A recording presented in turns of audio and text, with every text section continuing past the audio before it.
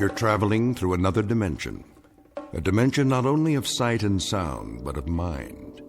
A journey into a wondrous land whose boundaries are those of imagination. Your next stop, the Twilight Zone.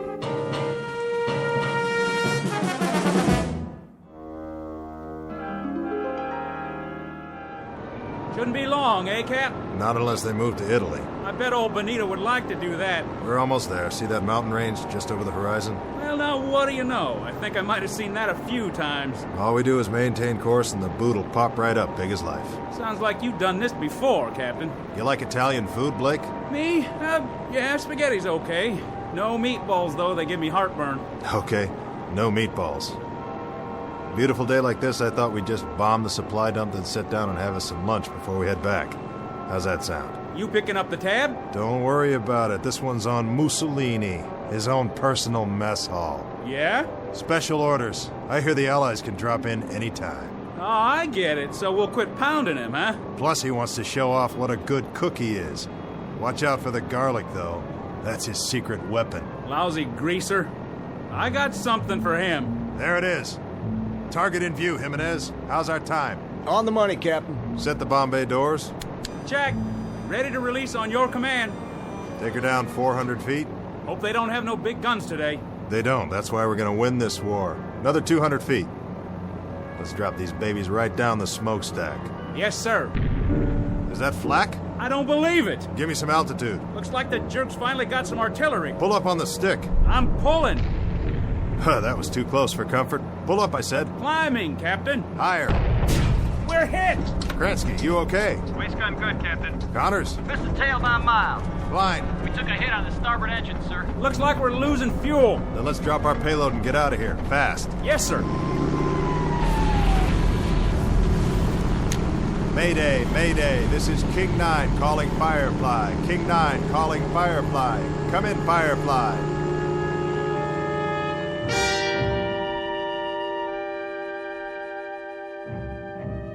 This is the war in Europe, 1943. The air spits out violence and destruction, and the sandy graveyard of North Africa swallows it up. Her name is King 9, a B-25 medium-range bomber, 12th Air Force, USAAF. On this hot, still morning, she took off to bomb the southern tip of Italy, manned by a crew who knew the risks when they signed on. Between them, they have several thousand hours of flight time, much of it in combat. They have followed these coordinates before, armed with a deadly payload for the enemy.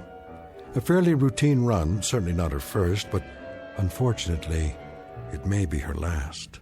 Because this time she's taken a hit that's forced her off course and into a region not listed on any map. She won't return to home base on this day or any other. But as Captain Robert Embry is about to find out, like a resilient human being, she dies hard. Especially in the Twilight Zone. And now, the Twilight Zone and our story, King 9 Will Not Return, starring Adam Baldwin with Stacy Keach as your narrator.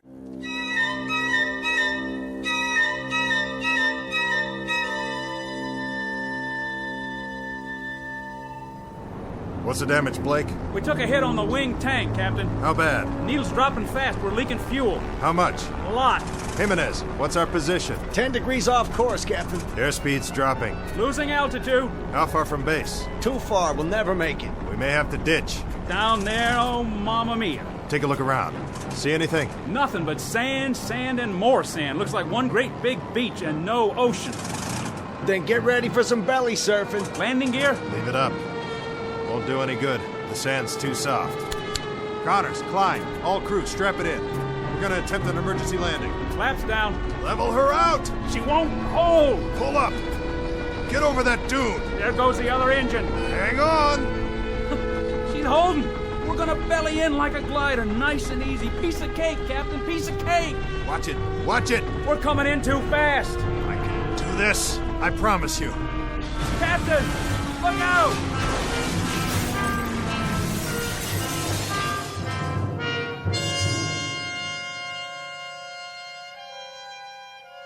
I remember now.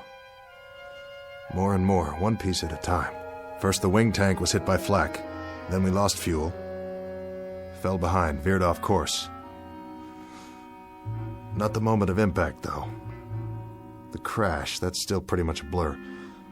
But I remember holding the wheel, trying to hold it. The way she bellied in and then yawed at the last second.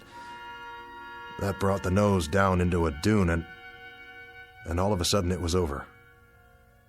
When I couldn't hold her straight, she yawed and skidded through the sand. That must have been the way it happened. It must have been... I honestly don't know how long I was out. It might have been minutes or hours. Hey, guys! Guys! We made it! Hey! Where are you? Where is everybody? We're alive, you hear me? We're still alive! The crew. What about the crew? Did they bail out? Did I order them to bail out? No. No, I didn't. I remember that much. We rode it in together. They stayed with me all the way down. Because I'm the captain. Yeah, that's right. Captain Robert Embry. That's who I am. Blake's my co-pilot. Jimenez the navigator. Kransky, radio op and waist gun. Connors, he was tail gunner. And Klein. Sure. Klein, he was the upper turret gun. Let's see. Who else? Think. Gotta think.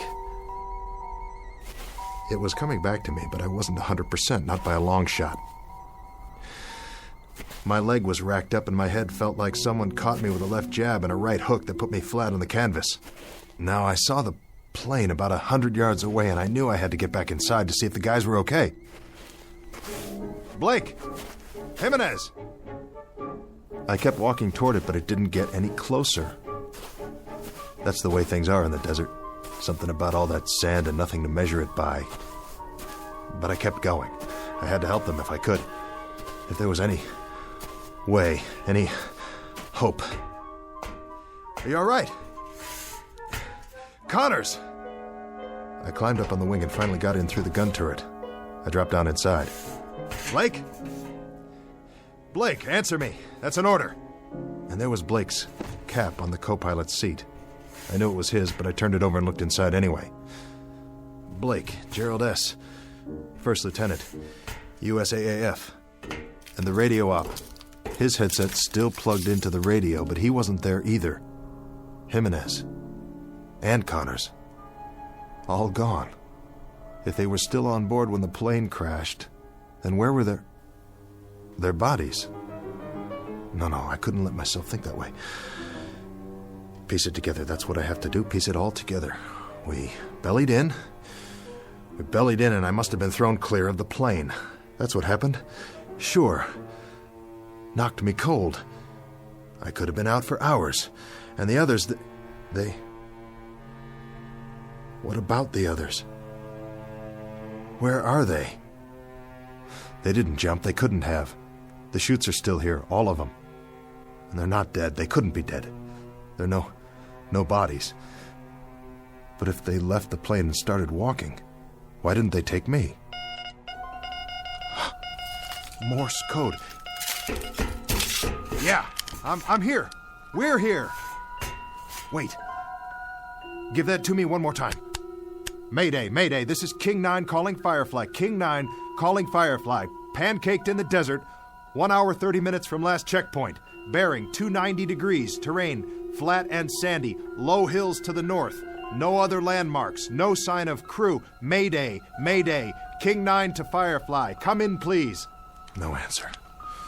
Nothing in the headphones, not a blasted thing. Easy now. Easy, don't panic. Go back to where this all started. The last thing I remember. I'm sitting in the cockpit. Right here. We're dipping.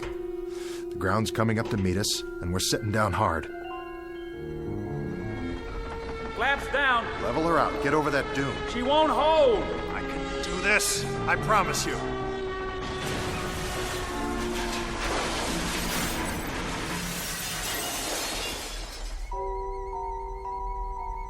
The crew. The whole crew was in the plane. And now they're gone, all of them. And I'm here with a king-size headache. So what? I got off easy. Nothing to worry about. But the main thing is not to forget. I'm responsible for this crew. I'm in charge. As far as it's within my power, I've got to keep them alive. I've got to keep them out of this. Every last man. I command this aircraft, and I'm responsible. I'm in charge. Nobody else. I'm responsible for all of them. Klein, Jimenez, Connors, Blake, Kransky, every last man. Who's out there? Blake? Is that you? Blake? Blake!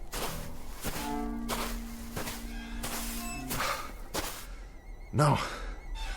It's not you, is it? Just a piece of the tail assembly. Well then, where are you, Blake? Guess you wouldn't leave any footprints. Not for long in this wind. What in the... What is this? Klein, William F., Tech Sergeant, USAAF. Klein? Sergeant Klein, you incredibly stupid jerk. You dropped your canteen. You dumb Bronx cowboy, you idiot. You're gonna need water out here. Don't you know that? Don't you know anything? I still got a nursemaid, you, huh? Is that it? This is some crew I got here. Some crew, all right. Run around dropping canteens full of water. You couldn't find your way off a golf course without a map. And I gotta stick around and wipe your noses and comb your hair and see that you wash behind your ears because you're the worst bunch of survivors I ever... Wait. That's the plane. Somebody's trying to start her up. But... who? Hey! Hold up! That's my plane! But... who's in the cockpit?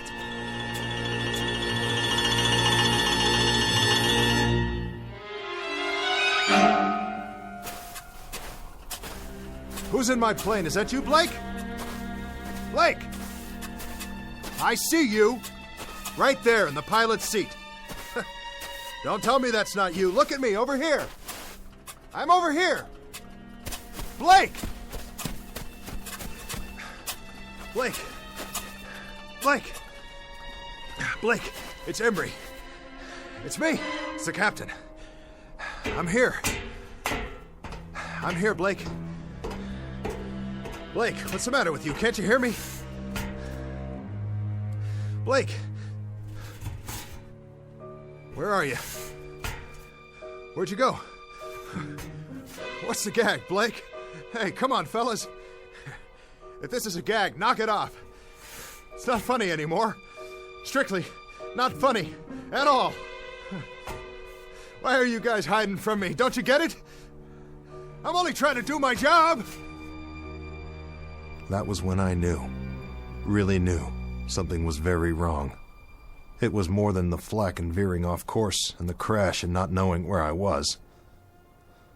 Oh, I was in the desert, all right. But where exactly, and where was my crew? Huh? If someone was playing mind games with me, the question is, who? And for what reason? Because wherever I was now, I wasn't just in the middle of a desert in North Africa. If I was the only one there after all, then the mind games had to be going on in my own head, and not anybody else's. The big question was, why? The first thing I had to do was pull myself together and find out if I really was alone. And if I was, what the devil had happened to the others. I had to find out, don't you see? Whether I survived or not, I had to know.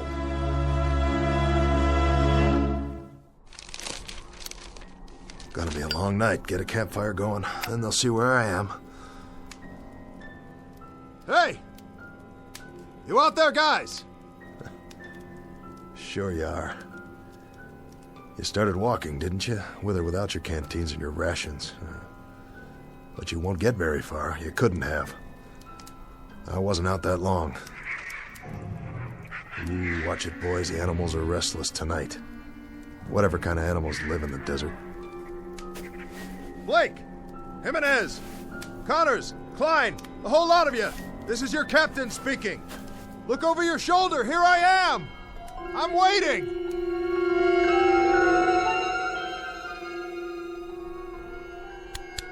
This is King 9. King 9 calling Firefly. Come in, Firefly.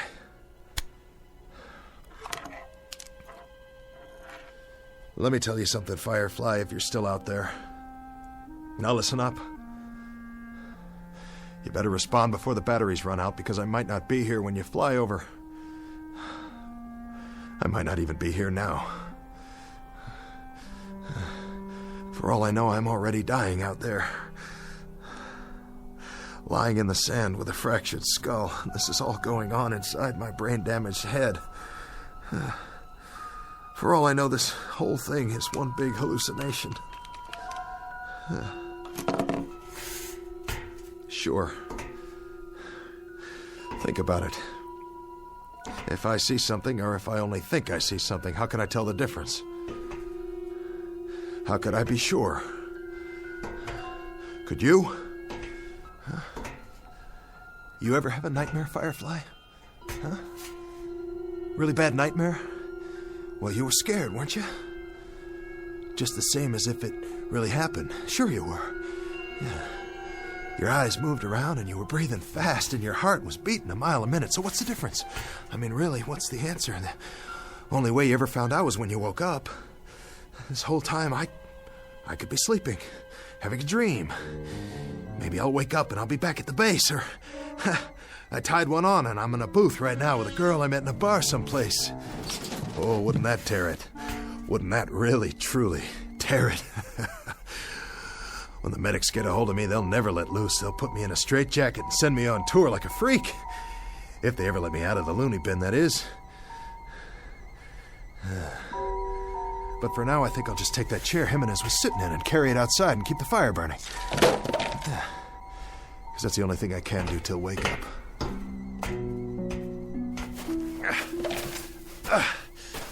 Hallucination, hell. I saw Blake. I saw my co-pilot sitting in that cockpit. That was no hallucination. I saw him. Nobody can tell me any different. Maybe I'm a little woozy, but I'm not that far gone yet. Concentrate. Gotta keep my head clear. Piece it together. I'm Robert Embry, captain. I fly a B-25 bomber. It's called King 9. It crash-landed in the desert. This desert right here. Because I ran out of fuel. Yes, I did. I did that. And now I gotta keep the fire going. So they'll see. And come back. You're responsible for the ship and the men. You, mister. Now you gotta pick up the dice and you gotta throw until you make a pass. That's the hand and you gotta make it. 6 the point. 6 crewmen. They're in your hands.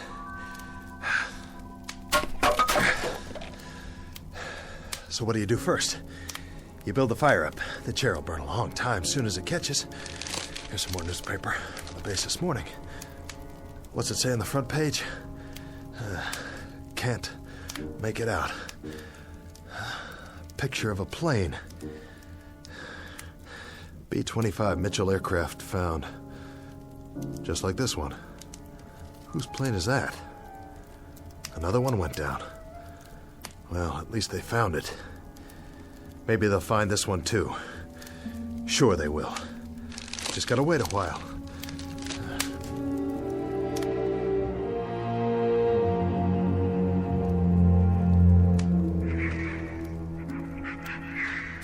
Embry, Robert, 24 years old.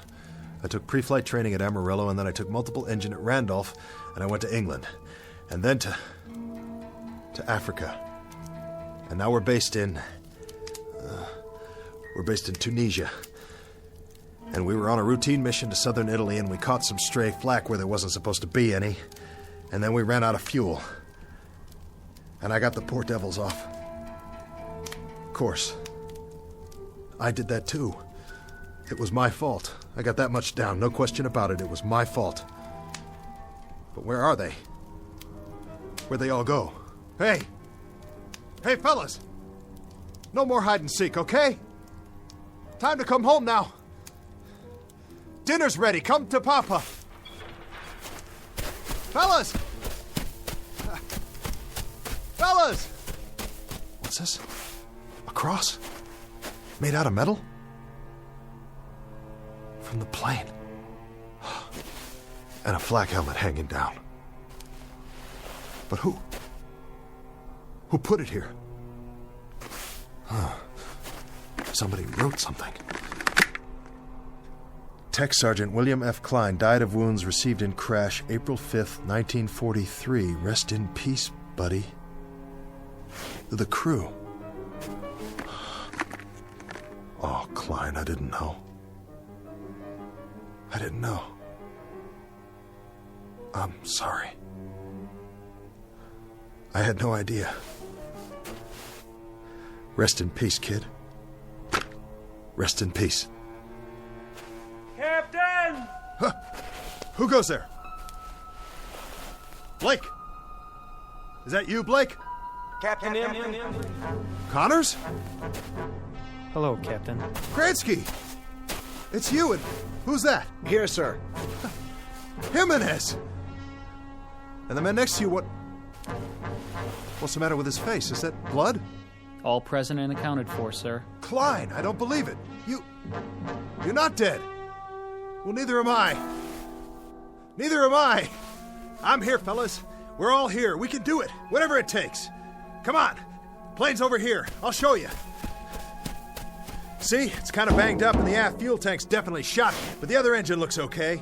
And some of the instrumentation's haywire. Of course, we'll have to get our wheels down. We'll have to raise the ship and get under there. Because we're not going to walk out of here, that's for sure. That's a definite. Can't walk out, so we're going to have to fly. But I'll get her up, boys. You can trust me. I'll get her back up. How does that... Hey! Hey, where'd you go? You hiding behind that sand dune again? What do you want to do that for, huh? Hey, guys. Where are you? Listen to me. We can do it. I can do it. You'll see. All we have to do is get this propeller out of the sand and free it up.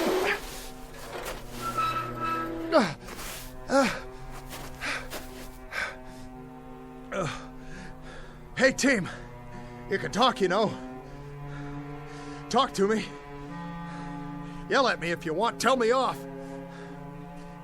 But say something. Where are you? Where are you? Where are you? It doesn't matter. You were never here. You were never here.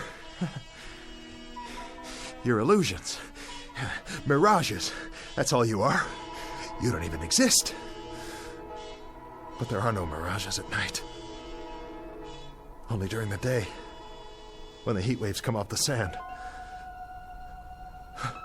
So either I'm dead, or out of my mind, or I'm off in limbo someplace. I'm unconscious, I'm sick, that's it. I'm cracked up in an army ward, or I'm down in the drink somewhere, drowning. Or I don't even exist any more than you do. There isn't a thing here, not a single thing that's real. Oh, God. Oh, God, you gotta tell me what's happening here. You gotta tell me. Please. You gotta give me a sign. What? What is that? Aircraft. I can see their lights. Yes! But they're moving too fast. I've never seen planes like that before. I've never even seen jets. I couldn't have, not yet. Jets. Jet aircraft. What do I know about jet aircraft? It's 1943. There's no such thing as jets yet, but I know about them. F-106s, F-105s, B-47s, B-52s, B-58s. I know all about them. I am Captain Robert Embry, United States Army Air Force. I'm the pilot of this bomber right here. We went to Italy this morning because it's World War II, and it's not over yet, and I'm right in the middle of it. Hey, crew! We've got to get out of here! We got to get out of here! We got to get out of here! Because if we stay here, I'll have to dig more graves and bury you all with my bare hands. Don't you worry, I'll take care of it because it's my responsibility. Yes. Yes. And I'll dig one more while I'm at it. One for your captain. One for me, too.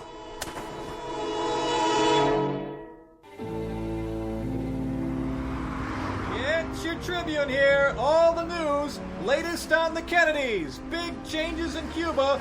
Mystery plane found in the desert. Read all about it. I'll take one. 10 cents. Get your latest news right here.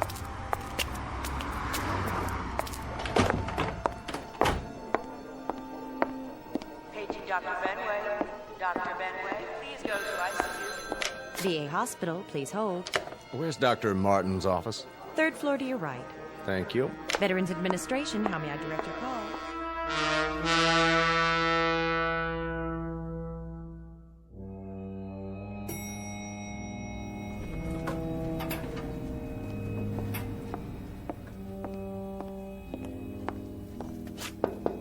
Come in. Dr. Martin. Yes? Stephen Markham. Oh, thanks for coming over on such short notice. Not a problem. Your patient, Embry, is that his name? Robert Embry, age 41. He was admitted a few hours ago. May I see his chart? It happened this morning. He went by a newsstand, looked at a paper, and went into shock. When the ambulance got there, he was almost catatonic. This newspaper? Yes, that's the one. And that's what set him off the front page? That's why I thought we should have a psychiatrist in on it. Odd. I thought so, too. So after he came around and told me the story, I spent the day digging into the fellow's background. I checked with the Pentagon in Washington. It's all confirmed. The information's in the file. He was a captain in the Air Force. Flew a B-25, Africa and Italy. 37 missions. Discharged in August 1943. Recurrent fevers. Any trouble since? Nothing. But if you look back at his original record, there is some suggestion of a psychological disturbance early on. He was discharged before they could find out much about it. It was all brought out in a Squadron MO's report just before his discharge. And this was his plane? That's the one. B-25 Mitchell bomber found. World War II bomber found intact in the desert. Lies 17 years in sand. Remains of crew not yet located. Hard to believe, isn't it? His plane and his crew, the King of Hearts. They took off for Italy on what was supposed to be a routine bombing mission. They'd done it many times before. But Embry never went on that last mission. He reported to sickbay that morning, and someone else flew the plane for him, his co-pilot, Blake. It never returned. And for 17 years, he's known that and carried it around with him buried deep in his gut. Not deep enough. When he saw the picture of his plane on the front page, he wasn't able to keep himself from letting out one scream, and then going into shock. The mind is a very delicate thing. Sometimes there's an infinitely fragile balance. We never know how fragile until something sets it off and tips the balance one way or the other. Something like this, completely out of left field. How's he doing? I was just going to check on him again. Why don't you come along?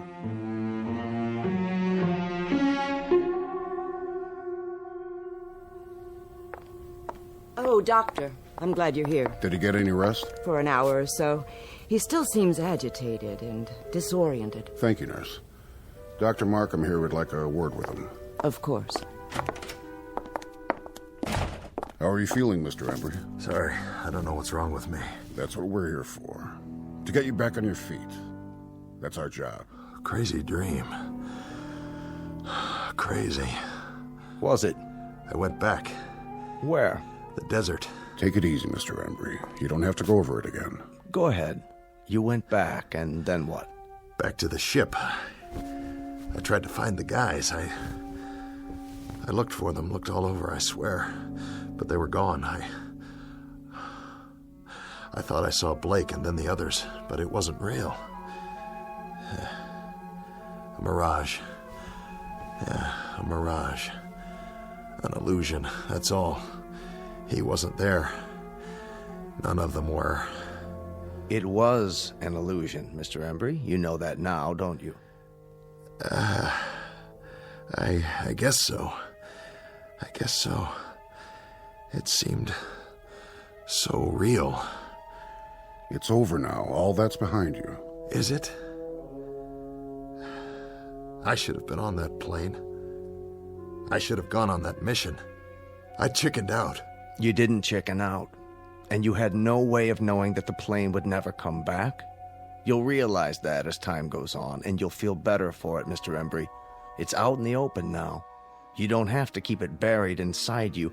That's what's been hurting all these years. How did you know? You've been carrying around one gigantic guilt complex for something that wasn't your fault. Buried. Yeah. Buried. I found Klein's grave. Did I tell you that? He was killed in the crash. Take it easy. But then I saw him. And I saw the others, too. I thought I did. I thought I did for a moment. The whole crew. I would have buried them, you know. The last thing I dreamed, I was digging graves for them in the sand so they could be buried just like he was. You need to get some sleep now. I'll ask the nurse to give you a sedative. As soon as you're ready, you can get back to your life, but there's no hurry about that. What you need right now is rest. Another crazy thing. Another part of the dream, whatever it was. I was standing in the desert, and I asked for a sign. And I looked up, and there were these planes overhead in the night sky. They were moving fast, and they made streaks, and I could tell by the sound. They were jets. Isn't that wild? It was 1943 in the African desert, and up above me were jet planes. F-105s and 106s. Just as if I'd gone back there today. Did I? Did I go back? To the plane? Is that possible? Well, of course it is. In your mind. That's how you went back, Mr. Embry. In your mind. The greatest time machine of all. Go to sleep, Captain Embry. You're entitled. You're going to be all right. Thank you, Doctor.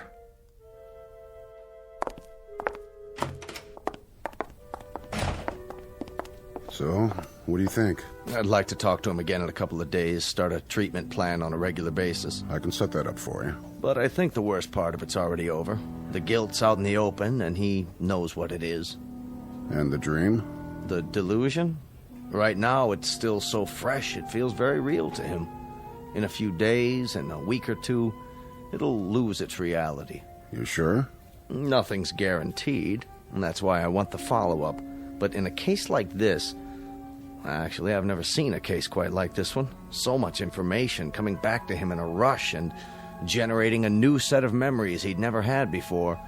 It's going to be one for the case books. Absolutely fascinating. He seems like a decent man. Yes, he does. And that's exactly what got him into this state. His fundamental decency. He has a conscience. If he weren't a good man, he wouldn't be vulnerable. And would have one less patient. I'd have a whole lot fewer. Is that Mr. Embry's room, Doctor? That's right. His clothes are in this bag. It was left in the examination room. You can give it to me, nurse. I'm going back in. Thank you, Doctor. What's that?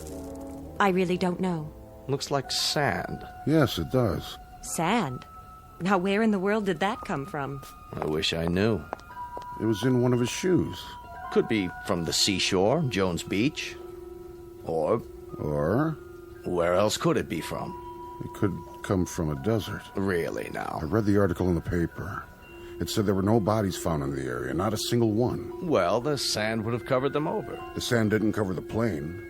It was sitting there, perfectly preserved. There would have been something left of the crew, too, their bones at least. Unless... Unless what? Unless someone dug graves and buried them.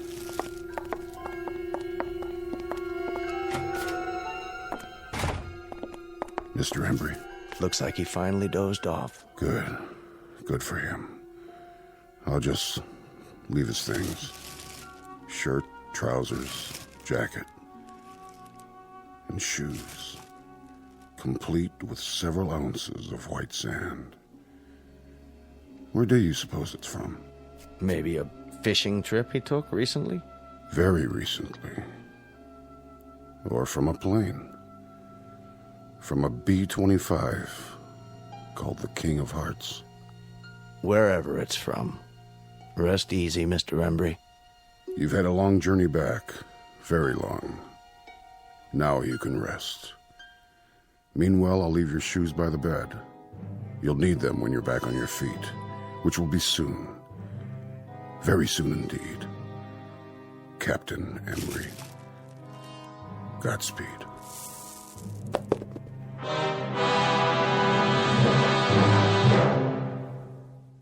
Portrait of an enigma buried in the sand.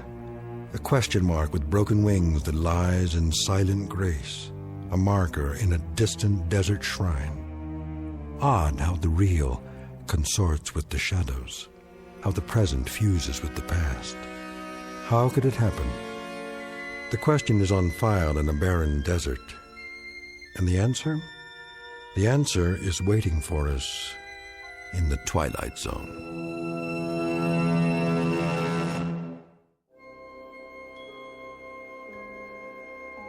Hi, this is Carl Amari, producer of the Twilight Zone radio dramas. I'd like to take a moment to tell you about our official website at twilightzoneradio.com, where you'll get the latest news and information on these Twilight Zone radio dramas. Plus, at twilightzoneradio.com, you can digitally download 3 free episodes or any of our episodes for only $1.95 each. In this age of ever-changing technology, we've decided to make these episodes instantly available to you by making the Twilight Zone radio dramas a digital download-only series. This means that this series will no longer be offered on CD. The CD collections at our website are now being offered while supplies last at buy one, get one free. So be sure to get your favorites before they're sold out. Be sure to visit us often, and I'll see you in the zone.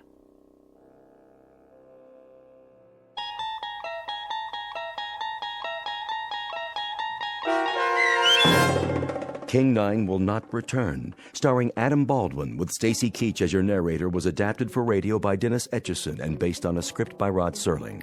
Heard in the cast were Rich Kominick, Christian Stolte, Craig Wickman, Doug James, Linda Ryder, Michelle Graff, Paul Patch, Carl Amari, Roger Walski, and Vince Amari. To learn more about the Twilight Zone radio dramas and to obtain audio cassettes and CDs of these programs, visit our website at twilightzoneradio.com. This copyrighted radio series is produced and directed by Carl Amari and Roger Wolski for Falcon Picture Group. Doug James speaking.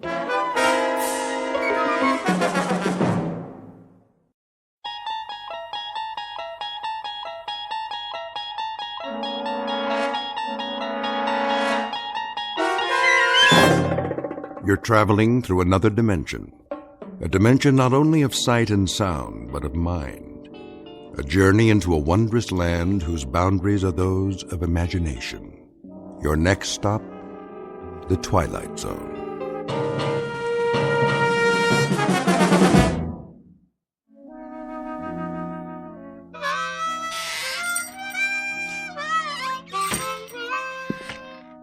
Oh, hi there, Pete. Didn't hear you come in. Why don't you join us? Set a spell. That's all right. I wouldn't want to interrupt you. Well, all right then. Where was I? General Pershing. Oh, yeah. So I said to Jack Pershing, General, I said, there ain't gonna be no artillery support. They're dug in too deep. When was this now? First World War, of course. The Great War, we called it. Yes, sir. So I says to General Pershing, Jack, what we gotta do is we gotta enfilade. Know what I mean? Do what? Enfilade 'em. That's what we're gonna do. Enfilade 'em to beat the band.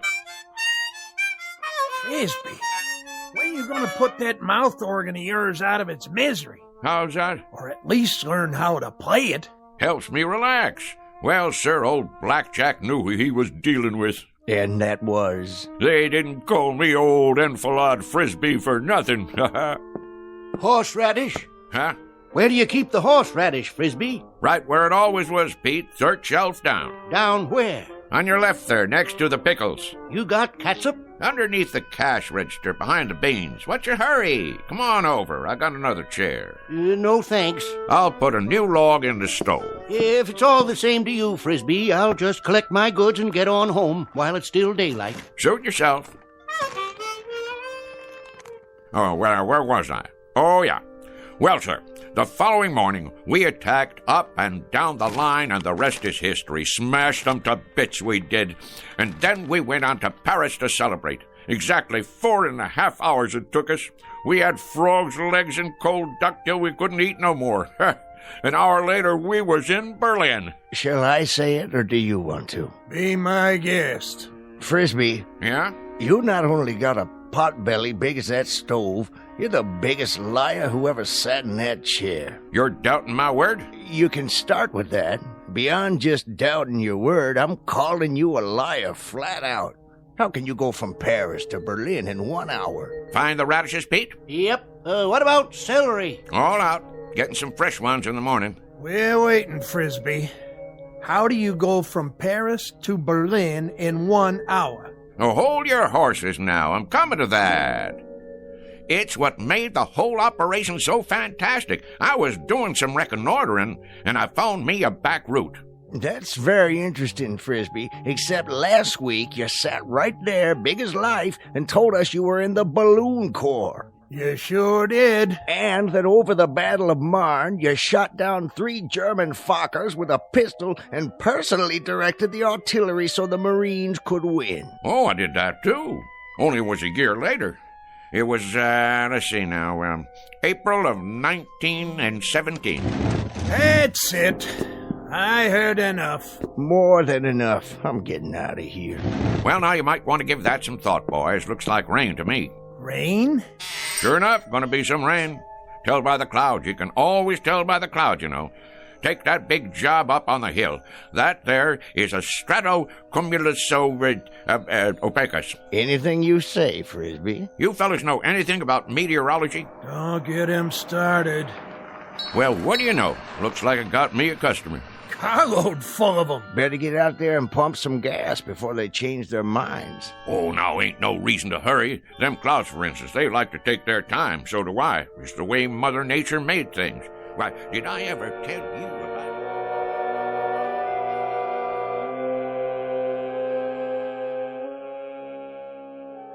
The slow-moving gentleman with the sizable mouth is Mr. Frisby, proprietor of Frisby's General Store, the local version of Gimbel's and Macy's. He has all of the drive of a broken camshaft and the aggressive vinegar of a corpse. As you've no doubt gathered by now, his stock in trade is the tall tale, the outrageous falsehood, the bending of truth up to and beyond the breaking point. What he doesn't know is that the visitors in the car out front are a very special breed, destined to change his life beyond anything even his fertile imagination could manufacture and embroider. The place is Pitchville Flats. The time is the present, or thereabouts. And Mr. Frisby is on the first leg of a rather fanciful journey into a place we call the Twilight Zone.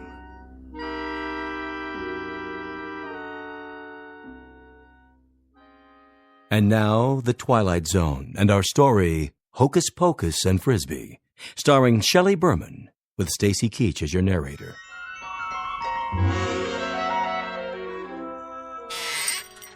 I believe I asked you boys a question. Oh, I'm sure you did. About meteorology. Well, I know plenty about that particular subject. University of Wichita it was. Got my doctorate in it. Did a treatise at the age of 13 that still used as standard text. Meteorology and You was the title. Talk was, it was the most scholarly treatise on the subject in the history of the field. My colleagues used to refer to me as Cumulus Frisby. Cumulus Frisby. Frisby's a meteorologist. I'm vice president of the United States. Well, what do you say, Mr. VP? Better get out there, Cumulus. I'm coming. All finished, Frisby. You want to add it up? You do it, Pete. There's a pencil and paper right on the counter there. I could do it in my head for you, but it's been kind of a long day. I'm a little pooped out. 1 bottle of catsup, horseradish. Ever tell you about the time I gave a demonstration, me against the computer machines? 13 of them lined up in an auditorium.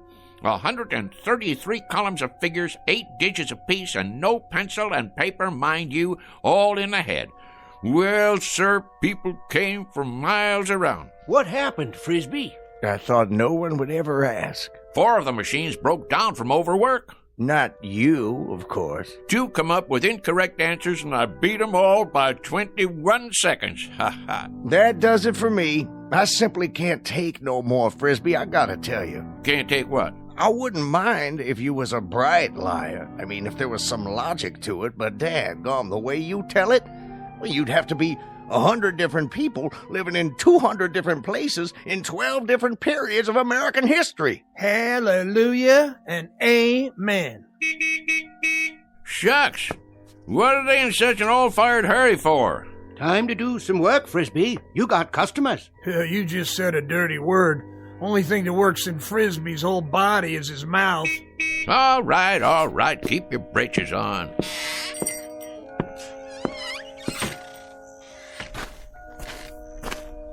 Howdy, gents. Hello. Want gas or something?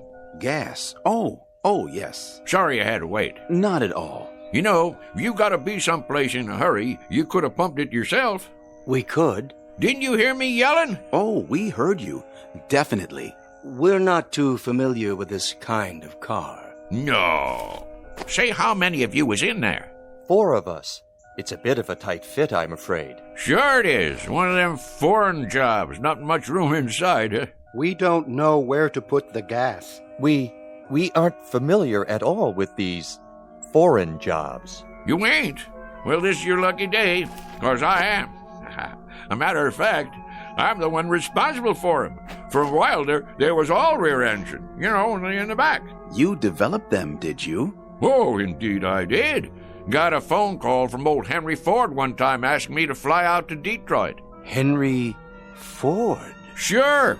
Well, I did that little thing, and next thing you know, in 48 hours, I went and designed the first rear-engine automobile.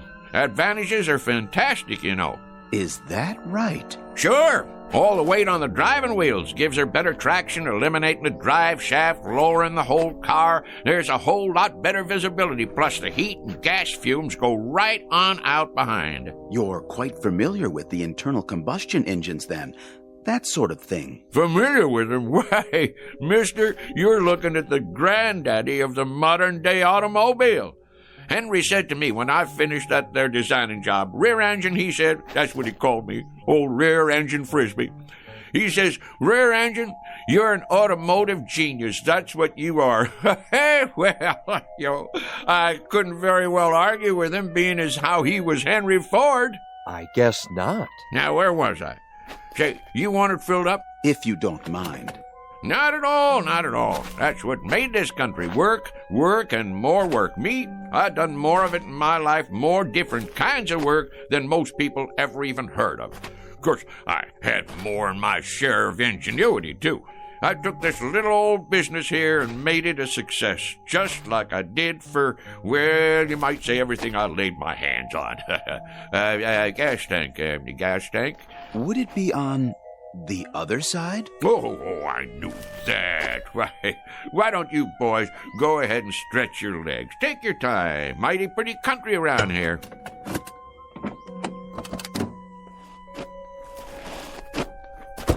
Yes, pretty. Of course, it wasn't very pretty when I moved in. First thing I did was plant all these trees, hundreds of them. I had to import them from my old friend Luther Burbank. You gotta give them just the right amount of water and a special kind of plant food I cooked up. This is the man. Without doubt. Frisby, is that it? Not a common name. He must be the one. Frisby. An incredible specimen. Done it all, knows everything, and everyone. All the greats. Then what we've heard is true. All of it? Absolutely. He studied at most of the major universities, holds a doctorate in at least 8 disciplines. A key man, obviously. Water and oil okay? I believe they are, but I'd feel better if you checked them. Might as well, as long as I'm out here. I'll just open the hood and let me see now. Where's the latch now? In the front, maybe. Front? Where? Oh, no, what am I thinking? In back? Of course, where the engine is. Engine. You're a big help, Mr. Frisby. You don't know how much we value your personal attention. Oh, that's okay, boys. Look here. Ain't that something? They got the dipstick and all hidden away so's nobody can go messing with them. But I can see from here that they're just fine. They're just fine. And yep, they're fine and dandy. Well, that ought to do it. How much do we owe you? Looks like $5 and a couple of cents. Make it 5 even. Did you bring a supply of local currency? Right here. Which one? Will this do? This here's $20. That what it is? Yes, of course. 20. I think I got some change. Change? In my pocket. Hold on now. Did we give you enough? Oh, sure, but you got 3 5s coming back. That's not necessary, Mr. Frisby. You keep it. Huh? For your trouble. We have no need of it. Well, that's mighty decent of you. You folks from around here? No, we're from quite a ways off. Well, if you're planning to drive a spell, I'd check in someplace first if I was you. And why is that? Those are dangerous-looking clouds. Dangerous? Yes, sir. We're going to have some rain shortly. You can tell when it's going to rain? Rain? Mister, I can tell when the humidity drops 0.5%. I can predict fog, smog, hail, sleet, snow, dew, and freezing 24 hours before it happens. Really? Well, I was working on a perpetual motion machine in Sioux City, Iowa, back in 1921, when I got a call from President Harding. He was begging me to fly to Washington, D.C. and help him set up their meteorology department. Is that a fact? Not only is it a fact, but I'm giving it to you oversimplified, kinda. 'Cause I'm too modest to say what they put on the medal they gave me after I got 'em on the right track. That's how come you have weather predictions on the news. Mr. Frisby, we were wondering if... Not yet. We'll see you later, Mr. Frisby. You will? You may rely on it. Well, that'd be real nice. Stop on back and we'll sit around and talk some more. But mind what I told you about the weather. Best check into a motel or something till she blows over. We'll do something like that. Thank you so much, Mr. Frisby. Into the car now, gentlemen. Well, you take care now. Oh, we will. We will.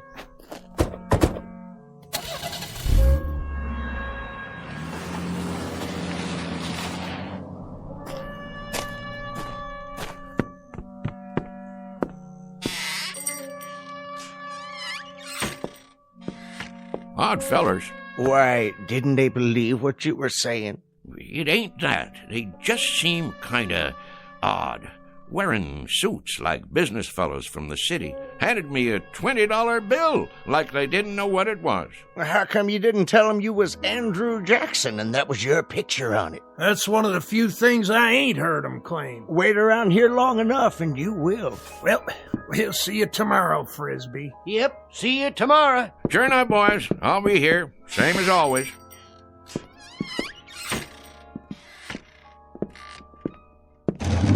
Let's see now, 5 o'clock. Sounds to me like a good time to close. Mr. Frisby? That's my name. Don't wear it out. Huh? Mr. Frisby. Who's there? If you walk outside and head east down the highway... Where are you?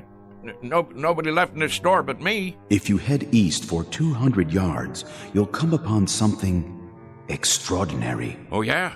Like what? An adventure, Mr. Frisby. New worlds to conquer. How's that? Worlds even you have never dreamed of. Say, where you hiding? In the back room? Or over by the dry goods? Don't trouble yourself. You won't see us. Well, where are you then? With you, Mr. Frisby. We are a part of you. And soon, very soon, you will be a part of us for all eternity. You are going to the stars, sir. To the stars.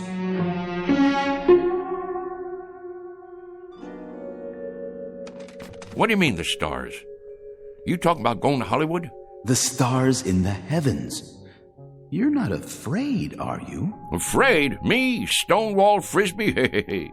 Do I, David Eisenhower said to me back when I got onto the very first landing craft on D-Day, Stoney, he says to me, Stoney, you lead the invasion. There'll be mines, German E-boats, Stuka dive bombers, and artillery up against you, but you can do it. Well, like I says, I guess if you really want me to. An exceptional record, Mr. Frisby, but our time grows short. Will you accept this last greatest adventure? You mean go walking outside? It's not far. Just beyond the first grove of trees. Afraid I can't take you up on that, seeing as how it's gonna rain. Then you are frightened. We had thought you'd be the one man willing to take almost any risk. That may be, but who, may I ask, is telling me all this? If you'll walk on down the road, as I suggested, you'll find out. Well, rain or no rain, I never was one to turn down a little excitement.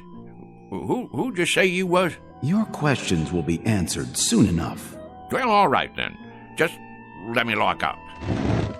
That won't be necessary. Why not? Because, Mr. Frisby, you won't be coming back.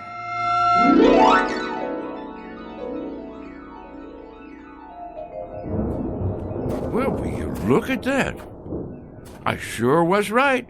Going to be a big old storm tonight. Hurry, Mr. Frisby. I'm coming. Don't get your long johns in a twist. Straight ahead. We're waiting for you. Where? Look to your right. I don't see... Wait a minute. What the heck? Oh, I get it. Some kind of movie prop, right? What you doing? Making one of them science fiction movies out here? Dang, if it don't look like one of them flying saucers. That's exactly what it is. You may come inside. Now, how am I going to do that? You got it made to look like there ain't no doors or windows. Very well. In the interests of time, I suppose we can give you a slight assist at this point. Hey! Hold on, Mr. Frisby. Whoa, Nellie! How'd you do that? Teleportation, Mr. Frisby, but I'm sure you know all about it. Well, what do you know? You got a nice setup in here. I'll give you that. What's underneath all that aluminum paint? Wood frame or drywall? I assure you, it's all quite authentic. Impressed? Me? Impressed? With this rinky-dink set? Why, shucks, it looks like a flea on a dog compared to the one I designed for the United States Space Agency. Oh, we didn't know they had flying saucers yet. Apollo, of course, and Viking. Well, mine was called a Buzzard. Biggest span you ever saw. And that was back in 51. Old Rocket Thrust Frisby, they called me. Please, Mr. Frisby, be good enough to follow me. Well, don't this take all? How do you do, Mr. Frisby? Welcome, Mr. Frisby. How do you... So this is part of that movie prop. That's it, ain't it? Some kind of Hollywood thing. Advertising a flying saucer picture, huh? In a word, Mr. Frisby, no. This is an actual spacecraft. Go on now. And we, my colleagues and I, have come here from another planet. We have indeed. All this way, across the interstellar darkness. To meet you. Well, in that case, I'm leaving. Correction, Mr. Frisby. You are staying. Wait, let me loose. I can't even wiggle my toes. I suggest you stop struggling against the force field and relax. After all, you're going to be here a while. A very long while in Earth terms. Why not make yourself comfortable while you prepare to meet the others? The others? That's right. The Intergalactic Council.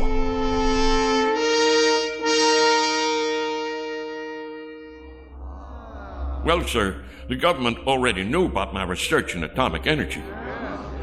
Matter of fact, I suggested it to them as far back as 1923. Spent a whole summer one time with Al Einstein, during which time I gave him the preliminary stuff about that relativity theory of his. Smart as paint, that fella. Smart as paint. He had bad hair, though. Should have put some Brill cream on it. A little dab will do you. Anyhow, when I got this here call from New Mexico, I had to hightail it over there and show him how to make the bomb.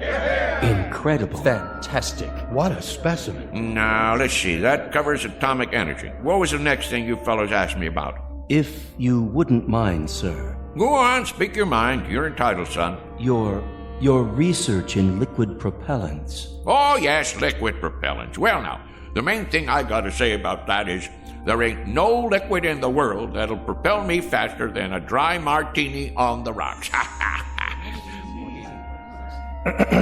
We were referring to liquid propellants as applied to space travel, Mr. Frisby. Oh, them liquid propellants. I get your drift. Yeah, I developed the first ones used by the Air Force in that old whack Corporal rocket, remember? Used to have a model of it out in front of Disneyland. Well, that thing sure could move, thanks to me. Made up a batch of liquid stuff in my cellar. Folks around town wanted me to run for Congress after that, being as how I got the country back into the space race. But if there's one thing I ain't, it's conceited. I figure it's a man's patriotic duty to invent liquid propellants if he has a mind to. And I had a mind to. Why, even as a boy, when I was attending Princeton University on a special scholarship, they used to call me Old Liquid Propellant Frisby. Next question. Forgive me, Mr. Frisby, but you mentioned Princeton University, did you not? Sure did, young fella. Nice place, too. Real homey.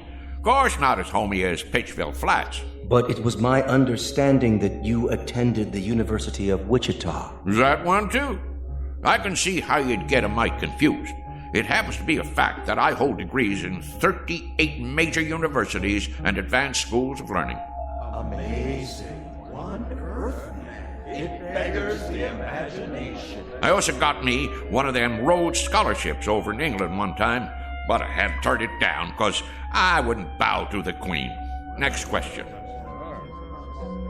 No more? In that case, well, I'll just get on home to dinner. I said it was getting late and I have to get home to dinner. Hey, you guys. About time I was leaving. I gather that you don't quite understand the situation, Mr. Frisby. How's that? You're not going home for dinner. You shall have dinner here. Here? Precisely. In exactly, 14 minutes by your measure of time, we'll be departing. Departing? From where to where? From here to our planet.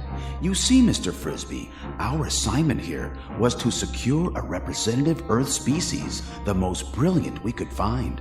There seems to be no question that your accomplishments are far and away more extensive than any other human beings. Mine? Now, wait a minute. Now, hold on there. You fellas got the wrong idea. Why, I'm just a plain old country boy, a bumpkin. I'm a bumpkin. That's what I am. Just a rube with a big mouth. Come now, Mr. Frisby. You do yourself a terrible injustice. We know all about you and your accomplishments. My accomplishments? Mister, the one accomplishment you fellas didn't pick up on is the fact that I am the gall-darndest liar that ever walked the pike. I spin the longest yarn west of the Rockies, and I'm not talking about exaggerating. I'm talking about lies. I mean lies. Mr. Frisby. Don't you get it? I'm a liar.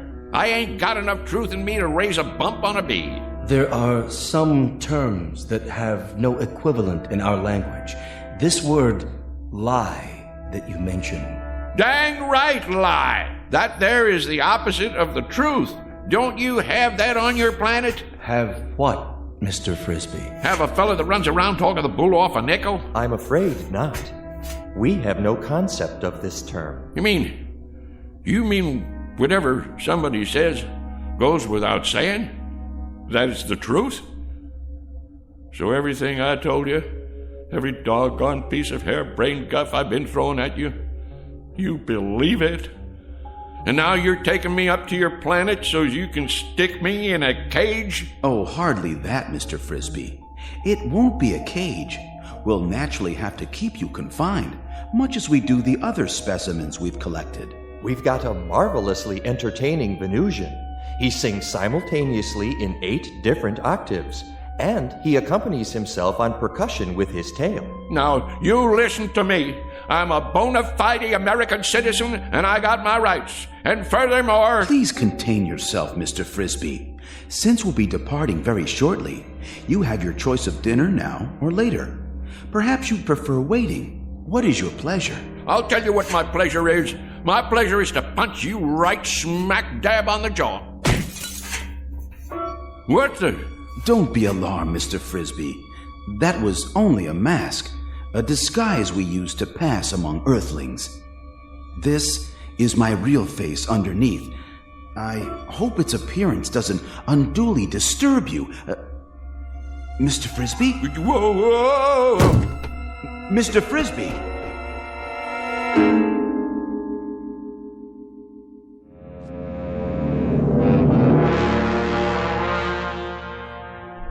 Oh, my aching back. Where am I? Feeling better, Mr. Frisby? Better than what? I thought I should tell you. We'll be departing in 5 minutes. You still on that kick? Listen to me. I ain't interested in departing anywhere except from you. I never been more than 50 miles outside of Pittsville in my life, and that's the one record I'm right proud of. Curious remark. It does not compute. You took a bump to the head. Lie still. I'd better scan you. Get that thing away from me. It's only a vibrometabolic scanner to detect organic damage. Stay back, I tell you. You're in perfect shape. No spikes in your brainwaves, none whatsoever. Remarkable, I must say, for someone with such active cranial matter. Man, the last time I saw something like you, I'd been 4 days on a corn jug. And even at that, what I thought I saw was a whole lot prettier than you. I'm sorry you find my features distasteful. On our planet, my appearance is considered quite satisfactory. But if you prefer, I could wear another one of those pseudo-faces. This place where you're from, do the girls look like that too? The females? Why do you ask? Because if they do, it's a downright wonder you ain't extinct. Please try to accept my true appearance, Mr. Frisby, much as we have become accustomed to yours. Some effort is required on both sides. Shall we, I believe the customary phrase is, shake on it? Don't point your finger at me. What you got there, a claw? A gesture of friendship, Mr. Frisby. Hands across the galaxy and all that. Well, okay, but don't you go pinching me. You're built hard as a crawfish, I'll say that. Oh, we are indeed, by your standards, which is quite fortunate for us, considering the gravitational pressures on our home planet. You have a match on you? Pardon? For my pipe. Hold on, I gotta light my overalls. What are you doing? Helps me relax. A pinch of Prince.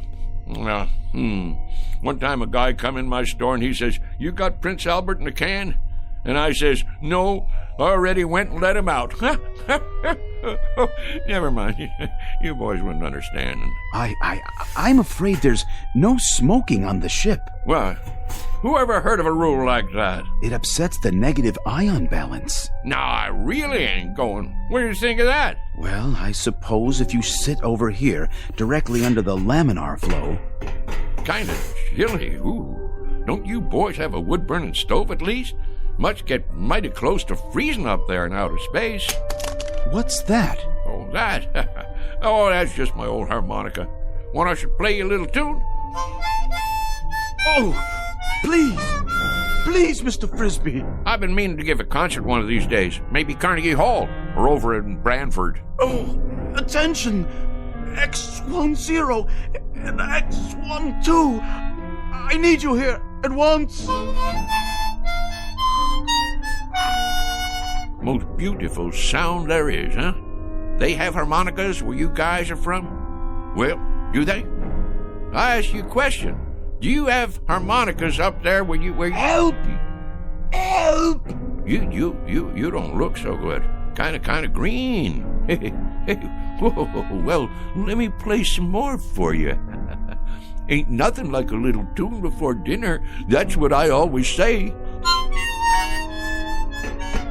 What's that horrible sound? It's that object. Got to get it away from him before it's too late. Back. It's dangerous. Stay away from it. Save yourselves.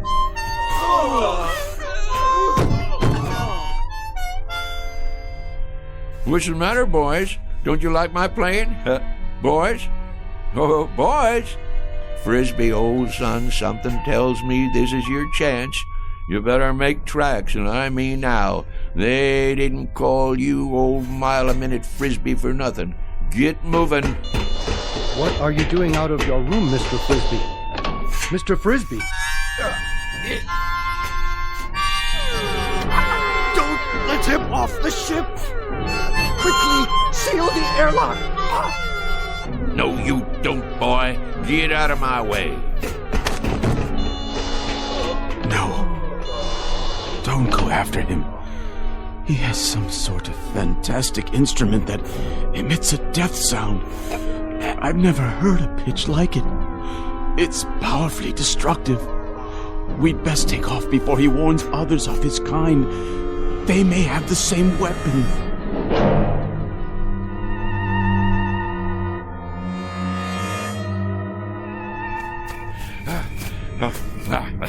Can't catch this old boy, can you? Go on, get out of here. Get on back where you come from. That's it. Scat.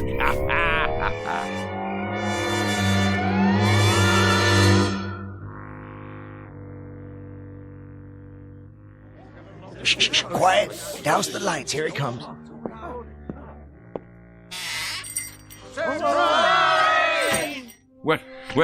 What's going on here?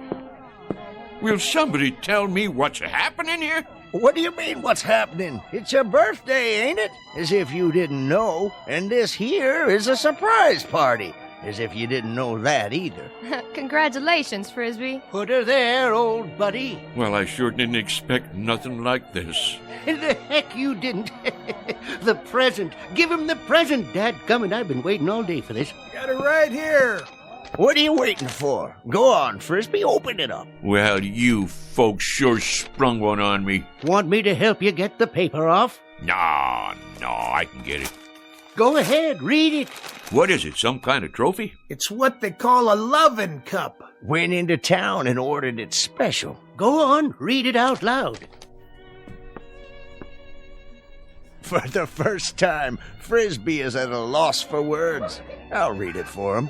World's greatest liar, Mr. Somerset Frisby, presented by his friends on the occasion of his 63rd birthday. Folks, all I can think to say is, mighty nice of you all. Mighty nice. Ain't you gonna make a speech? Yeah, Frisby. Tell us one of them real whoppers. Like where you been the last couple of hours? Was you inventing something? Or maybe you just took a quick trip to the moon? Well, you ain't far wrong, and that's a fact. I knowed it. I've been waiting for this all day. First off, you know who them fellas was in that car? Which car? That little foreign job come in here for gas, remember? The President of the United States and the Secret Service. Well, I'll tell you who them fellas was. They was from outer space. Oh, isn't he the living end? And somehow or other they picked me up in the air, right down there by the hollow, and I floated over to their flying saucer, and they took me inside, and then they was gonna kidnap me and take me to their planet. And you was gonna be their leader, Frisby? But it's true. They was just about to kidnap me. Wanted to make me their A1 prize specimen. Oh, the whole Galactic Council was watching. They even had a guy from Venus who could sing 8 different ways from sundown. And play the drum with his tail. Well, sir, you know how I stopped them? You talked them to death? No, not that. It weren't nothing, really. Just took out my mouth harp and blowed a little tune, something like this.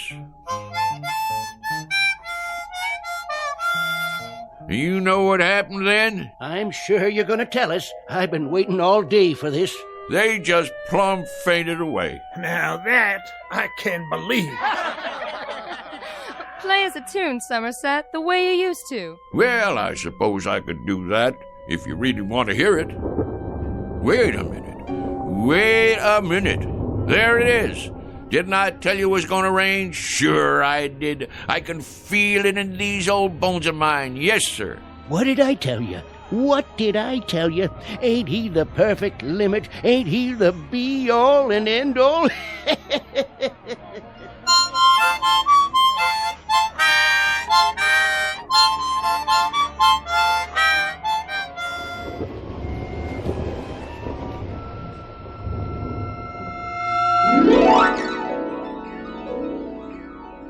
Mr. Somerset Frisby, you might have profited by reading an Aesop fable, the one about the boy who cried wolf. For now, consider this one more tall tale from the timberlands of the Twilight Zone.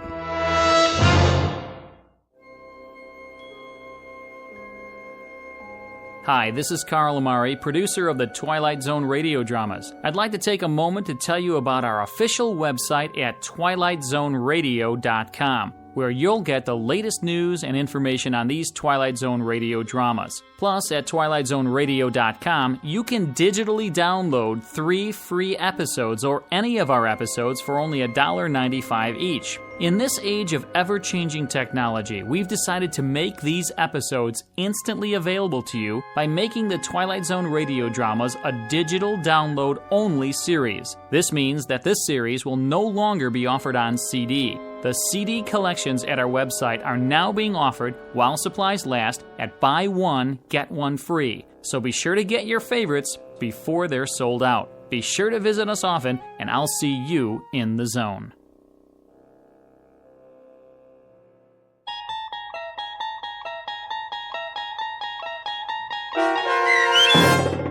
Hocus Pocus and Frisby, starring Shelley Berman, with Stacy Keach as your narrator, was written for the Twilight Zone by Rod Serling, from a story by Frederick Lewis Fox, and adapted for radio by Dennis Etchison. Heard in the cast were Mike Novak, Richard Hensel, Turk Muller, Sarah Marks, Jeff Lupetin, Christian Stolte, and Doug James. To learn more about the Twilight Zone radio dramas and to obtain audio cassettes and CDs of these programs, visit our website at twilightzoneradio.com. The producers of The Twilight Zone wish to thank CBS Enterprises, Carol Serling, Dennis Etchison, Dick Brescia Associates, Claire Simon Casting, Paul Patch, Terry Jennings, the American Forces Radio and Television Service, our sponsors, and our radio affiliates for helping make this series possible. This copyrighted radio series is produced and directed by Carl Amari and Roger Wolski for Falcon Picture Group. Doug James speaking.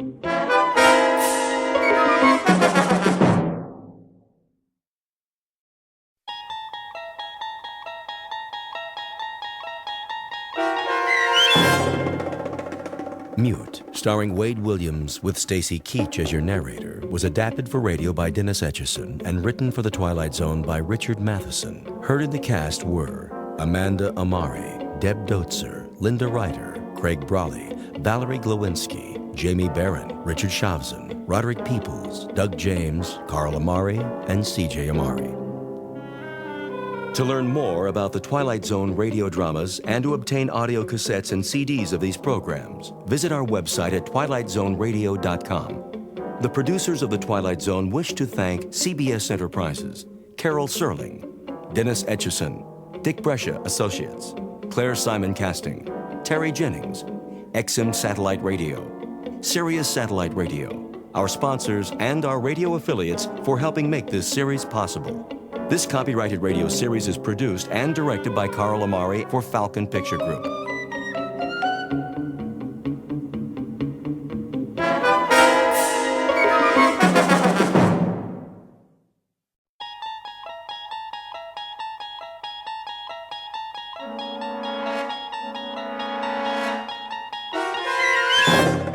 You unlock this door with the key of imagination. Beyond it is another dimension. A dimension of sound, a dimension of sight, a dimension of mind. You're moving into a land of both shadow and substance, of things and ideas. You've just crossed over into the Twilight Zone.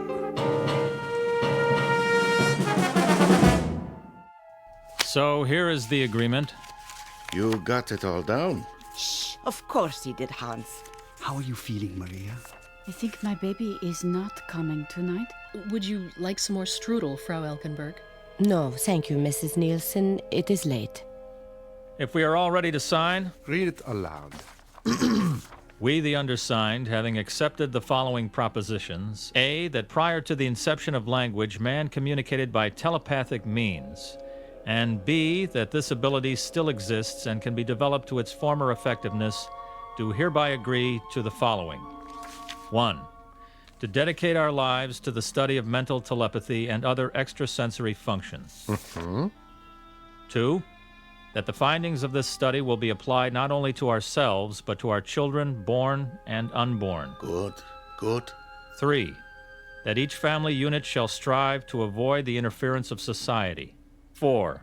That monthly correspondence shall be exchanged until such time as it is possible for all 4 units to establish a colony in which communication shall be exclusively mental. Comments? More than sufficient, I think. Most specific? Carl? It is what we agreed upon. That sounds very close to disapproval. No, I will sign. You're certain?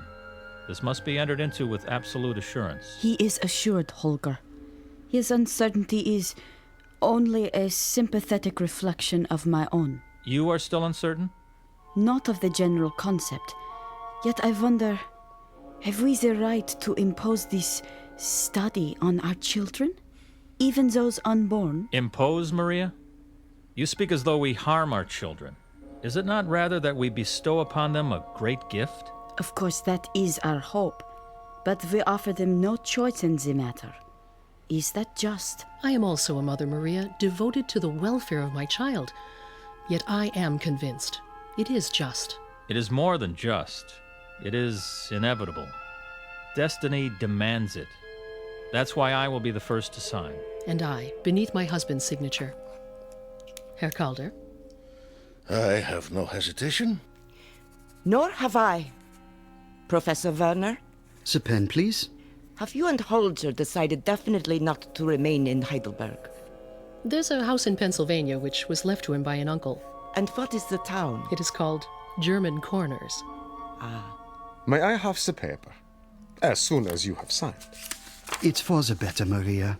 You'll see. Yes, all right. Thank you. And my signature? Thank you all. It is a nice town, is it? Oh, yes. Small, secluded. Ilse needs to be fed again. Surely not. She's asleep.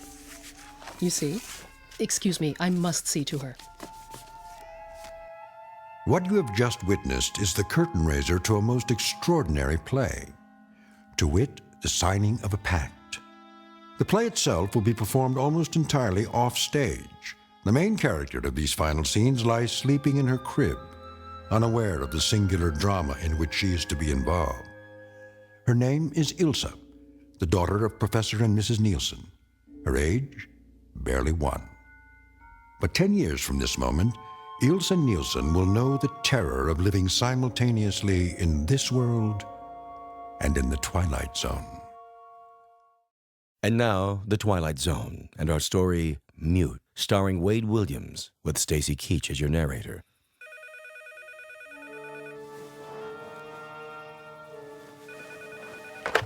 Sheriff? Yeah. This is Tom Poulter. The Nielsen house is burning. What? There's a fire at the Nielsen house, a big one. Hurry! Right away. Harry, what?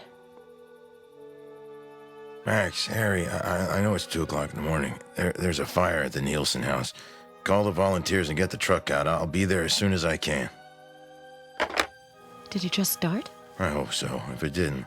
Oh, it's so far. I told them when they first came here it wasn't a good idea to live that far from town, but no, they wouldn't listen. We want privacy, they said. Well, that privacy may very well be the end of them. The girl. That lovely girl.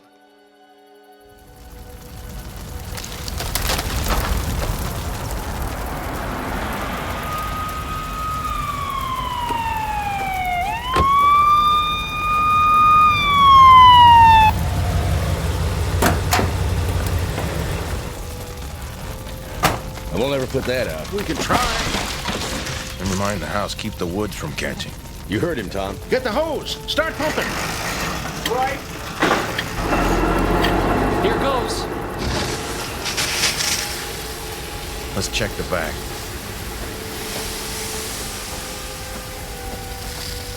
There's no way in.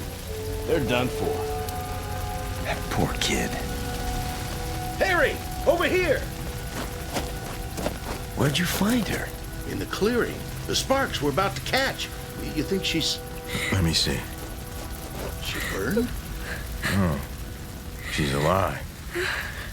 You all right? She's in shock, Harry. I'll put her in the car.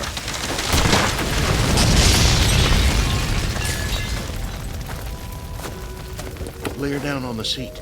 There's a blanket in the back. Here you go, little lady. Put this around you. It's gonna be all right now. Bad off. Can't talk, nor cry, nor nothing. She isn't burned, though. Tell me something, Tom. How could she get out of that house without being burned?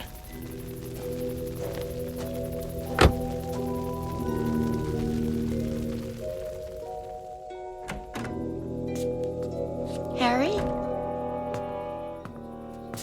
I brought the girl with me. Are you? I'm fine. Is she hurt? Not physically. I think she's in shock. We better put her to bed. Where are you going? We'll have to use Sally's... the other bedroom. Cora? All right, Harry.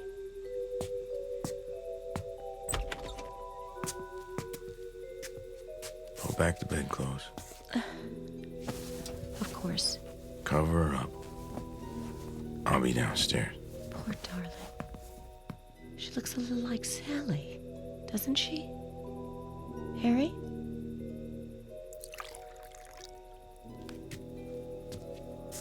You want something to eat? No, I gotta get right back. Thought I'd take a thermos of coffee for the boys. Are her parents? No way of knowing. We haven't been able to get into the house yet. It's burning too hard. But she... Tom Poulter found her outside. Outside?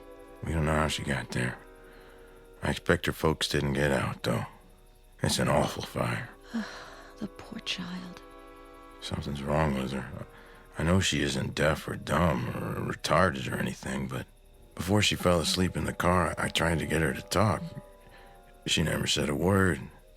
Not a word. Even in shock, the power of speech isn't completely gone. It's as if she doesn't know how to talk.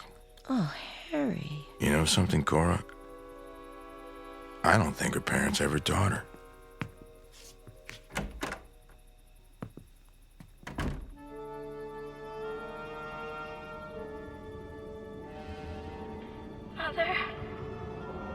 Mother, where are you, Mother? Ilsa, are you near me, Father? Ilsa, you must be brave now. Mother, where are you?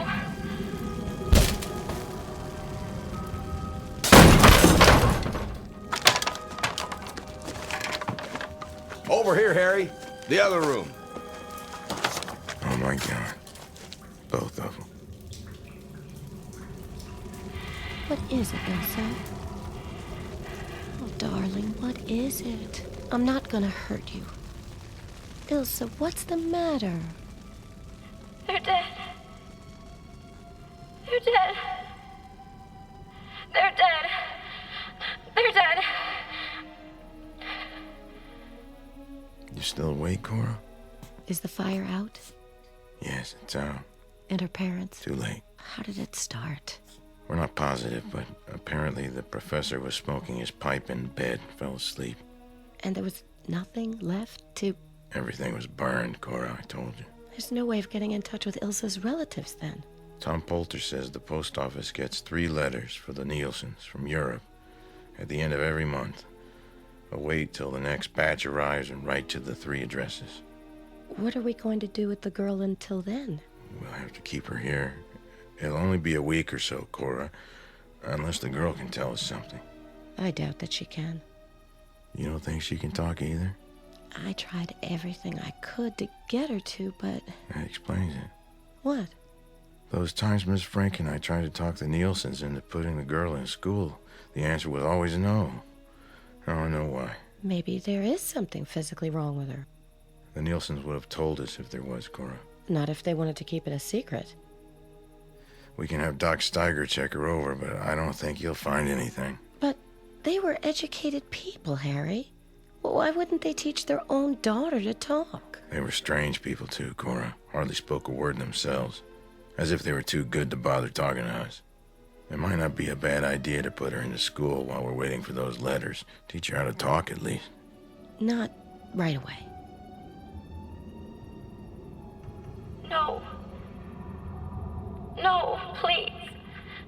Why not? She's got to learn sooner or later, doesn't she? She just lost her parents, Harry. I didn't mean tomorrow or the next day. I don't understand their words. It's a crime, though. A girl her age, not being educated, not even knowing how to talk. Make them stop. Her father, a professor, too, keeping his own child in ignorance. Well, something has to be done about it. Somebody's gonna have to undo what her parents did to her. She needs time, Harry. She's been through such an awful ordeal. She's only a child. A poor, pitiful, orphaned child. Mother. Father. People here. I can't understand what they're saying. They speak in loud noises. Not the way we do. Please. Make them stop. Well, at least she likes my cooking. Especially at breakfast. Of course she does. She's a growing child. Do you think she likes us? She's calm when you're around. In fact, she hardly ever leaves your side. The doctor says she's healthy. I don't understand it. If there was something organically wrong with her. Don't talk. Please. Don't make those sounds anymore. There's nothing wrong with her. He checked everything. There isn't a reason in the world why she shouldn't be able to talk. I'm sure she will, when she's ready. Then I'm afraid we got a problem on our hands. She can't just learn on her own.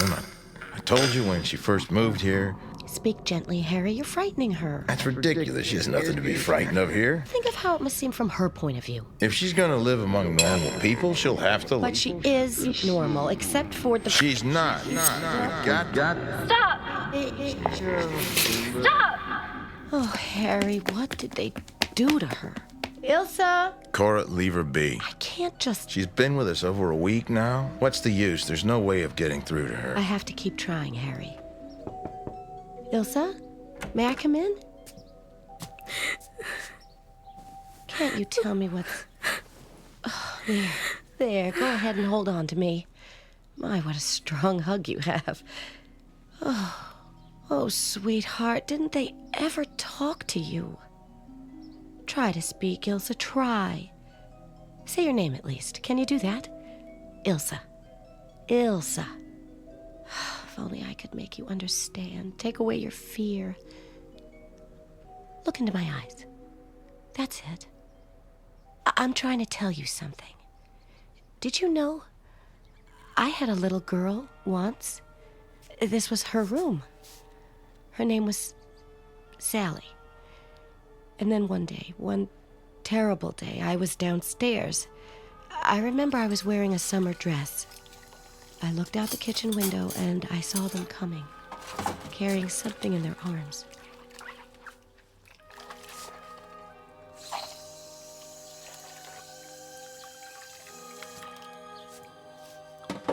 What? What? Is that you, Tom? And Max? What do you have there? I'm terribly sorry, Mrs. Wheeler. What is that in the blanket? Go on inside, Cora. Why are you bringing it in here? Where's Sally? She was swimming in the lake and... No, she wasn't. She's home, I tell you. Maybe you better sit down, ma'am. Sally? Sally? Sally? Oh! Sorry. I can't help but think of it sometimes. But now, you look so much like her. It's almost like you understand. Do you, Ilsa? Do you?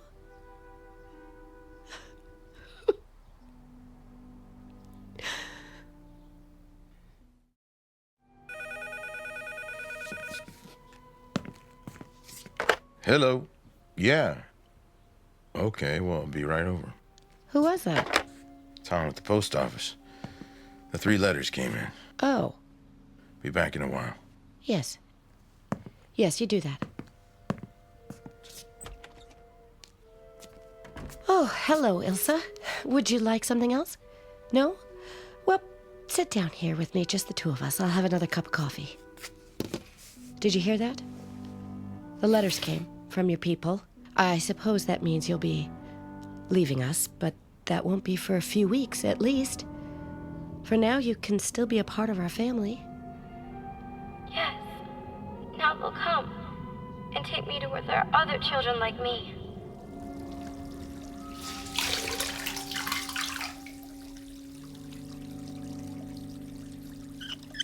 Perfect, Ilsa. You're just about the best helper a person could have. Harry? Everything all right? Oh, why wouldn't it be? Ilsa was just helping me dry the dishes. Do you have them? What? The letters. You said you were... Oh, we can't have the letters, Cora. It's against the law. Tom's got to send them back. All he could let me do is copy the return addresses. Oh. I'm going to... Oh, hello, Elsa. You like to stare, don't you? Go in the living room, Ilsa. I'll be with you in a minute. Get me some paper and envelopes, will you, please? I suppose you have to write them. What do you mean? Nothing. Would you like a cup of coffee? Thanks. What are you telling me? Oh, just about the fire at the Nielsen's dying. Asking them if they're related to the girl or know where any of her relatives are. What if... Hmm?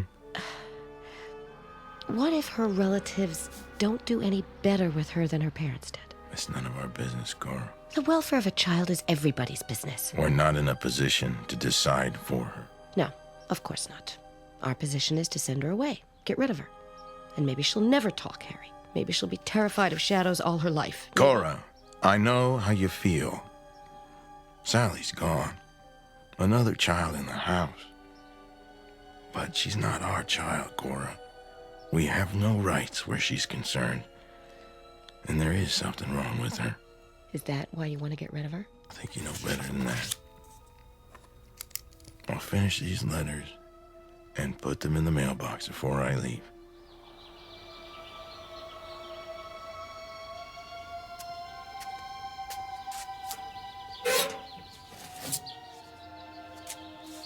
Hi there, Cora. Oh, hello, Eunice. How's the little girl these days? Fine, just fine. I was just checking for the mail.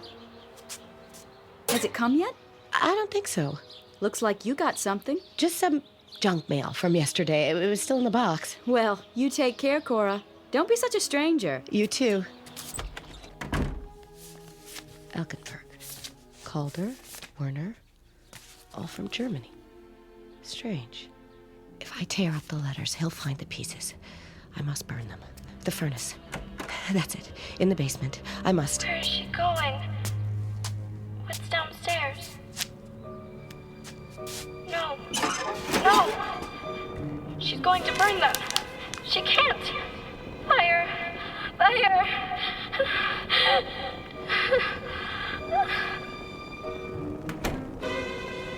Ilsa, is that you? Ilsa, come back! Ilsa! Ilsa! They'll never find me now. Never. Never. I'm here. My name is Ilsa Nielsen. Help me, please. Someone. I'm here. Here.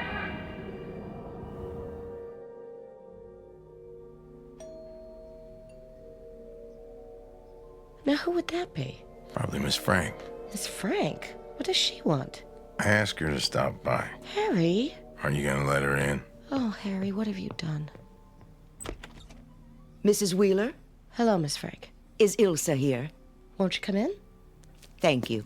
Good afternoon, Miss Frank. Sheriff? Glad you could come. I felt it was my duty. Please, sit down.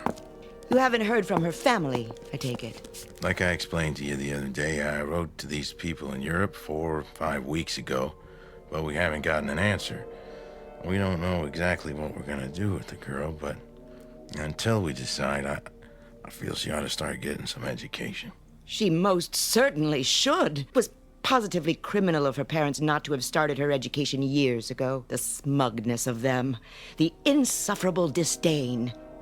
We do not wish our daughter in your school, just like that.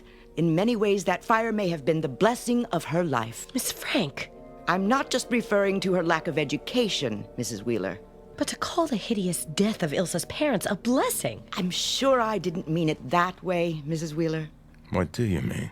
I'd rather not discuss it at this time, Sheriff, except to say that I believe I know why Ilsa doesn't speak. You know? And how very much she needs to be educated. Why doesn't she speak? I can't go into details right now. I shall at a later time, after I've had the opportunity to question her. Question? The first thing she must do, of course, is to learn to talk. If I may see her now. She's upstairs resting. I'll get her. Elsa?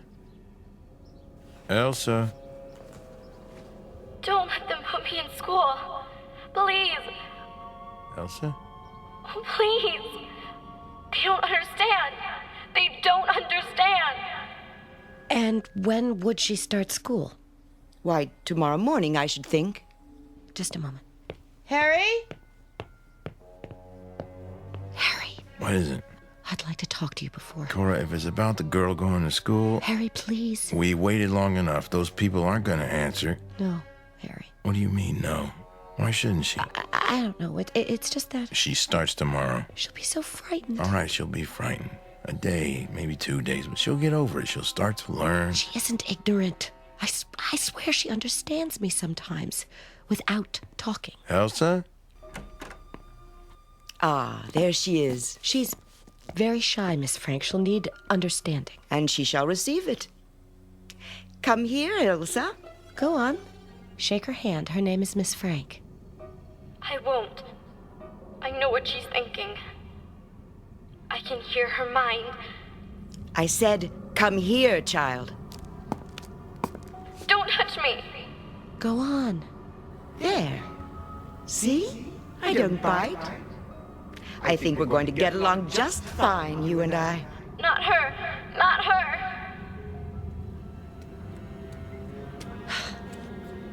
Don't be worried, sweetheart. They're only children, like yourself. Wait for me and I'll come get you after school. Here we are. It's the first classroom. Ready? It won't be so bad. You'll see. Miss Frank? Good morning, Mrs. Wheeler. We were just about to start. I do hope everything will be all right. Ilsa's very shy. She'll feel right at home in no time. Shouldn't I stay with her a little while? As long as you're here, she can't begin to adjust. Believe me, it's the only way. Yes, well, goodbye, dear. Don't leave me. We'll take good care of her. Remember, I'll meet you after school. Now, let's introduce you to everyone. Class, this is Ilsa Nielsen. We're going to have to be very patient with her because her parents never taught her how to speak. Not one word of English. We'll help her to learn, though. We'll work with her until she's just like everyone else. Now, Ilsa, can you say your name?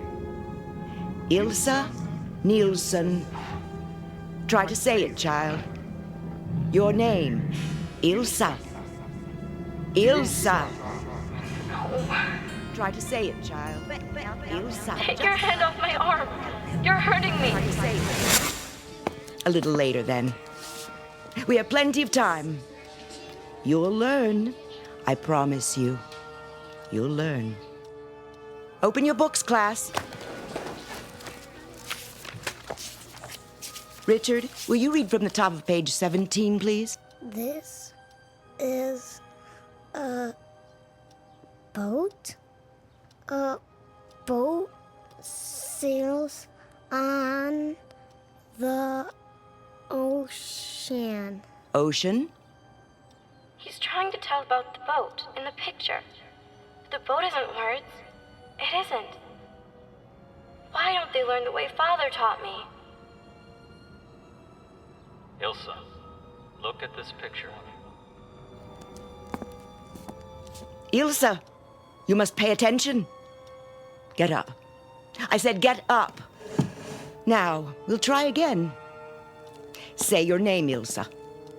Your name. Do you understand? Your name is Ilsa. Ilsa. Stop poking me! Tell her what her name is, class. On the count of 3. 1, 2, 3. Ilsa. Ilsa. Ilsa. Ilsa. Ilsa. That's all for today, children. Don't forget your homework. Wait. Ilsa, I want to talk to you. I want you to know that you're not fooling me. I know exactly what you are. I know because my father tried to make me into the same thing when I was your age. But I was able to overcome the sickness he forced on me. As I'm going to help you overcome it, Ilsa. It's true, isn't it? They were trying to make you into a medium. To distort your innocent mind so that you could communicate with the dead. What is she saying? You've been trained to be a medium. No!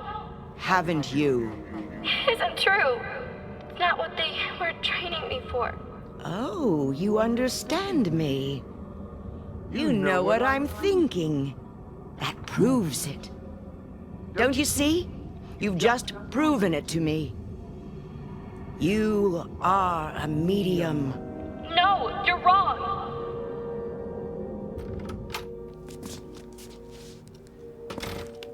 Ilsa? There you are. Mrs. Wheeler. Was it very bad, Ilsa? Not at all. She's coming along nicely. Oh, she's still a little timid, of course, but she's learning. Oh, I'm so glad. We'll see her in the morning then. Yes. Goodbye, Miss Frick. Goodbye. For now, see you tomorrow, Ilsa. And the next day. And the next day. And the next day. And the next day. And the next day. And the next day.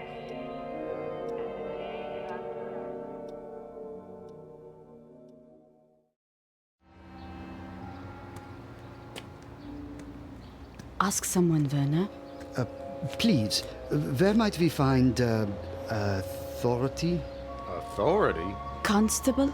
The... Sheriff? Yeah, the sheriff. Down one block on the other side. Can't miss it. Thank you. I feel so guilty, Carl. What could we do? We simply could not get away sooner. We have our own responsibility to the project. I know. But almost 6 months since we last heard from Holger and Fanny. If only they hadn't chosen such a far-removed location for their work. They are American, Carl. We could not have expected them to reside in Europe. Yeah. You still think something has happened? Why else would they fail to write? I hope you are wrong. That lovely child. Oh, such a talent. The progress with her has been phenomenal. It is as if she was born telepathic. I think that of all the children, she has the most potential. Perhaps they were forced to move like the Eltenbergs to avoid prying. Let us hope so.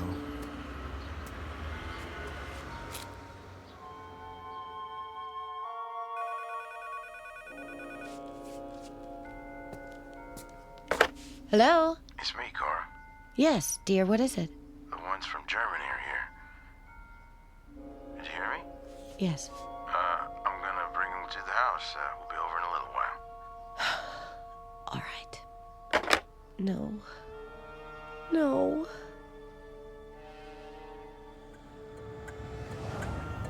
If only we'd heard from you, but there was never a word. Under the circumstances, you can understand why we felt at liberty to start adoption proceedings. We understand completely, Sheriff. As I said, we received no letters. I just don't understand it. Well, here we are.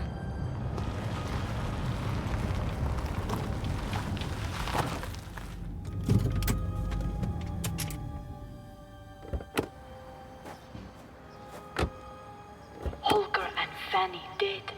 I still can't believe it. How horrible. More horrible, the thought of Ilsa exposed to people who do not understand. Oh, pray heaven we are in time to save her.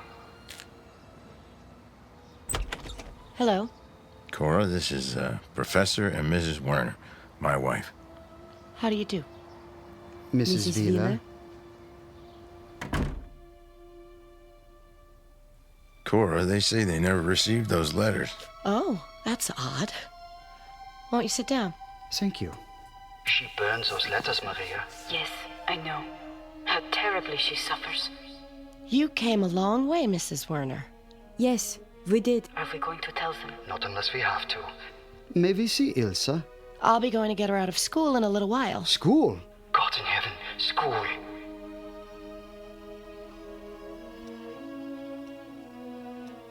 Ilsa Nielsen, stand. Come forward. Face the class. Shoulders back. What is your name? Your name. Class, we will do again what we've been doing for the past few weeks. On the count of 3, think of Ilsa's name. Don't say it aloud. Just think it.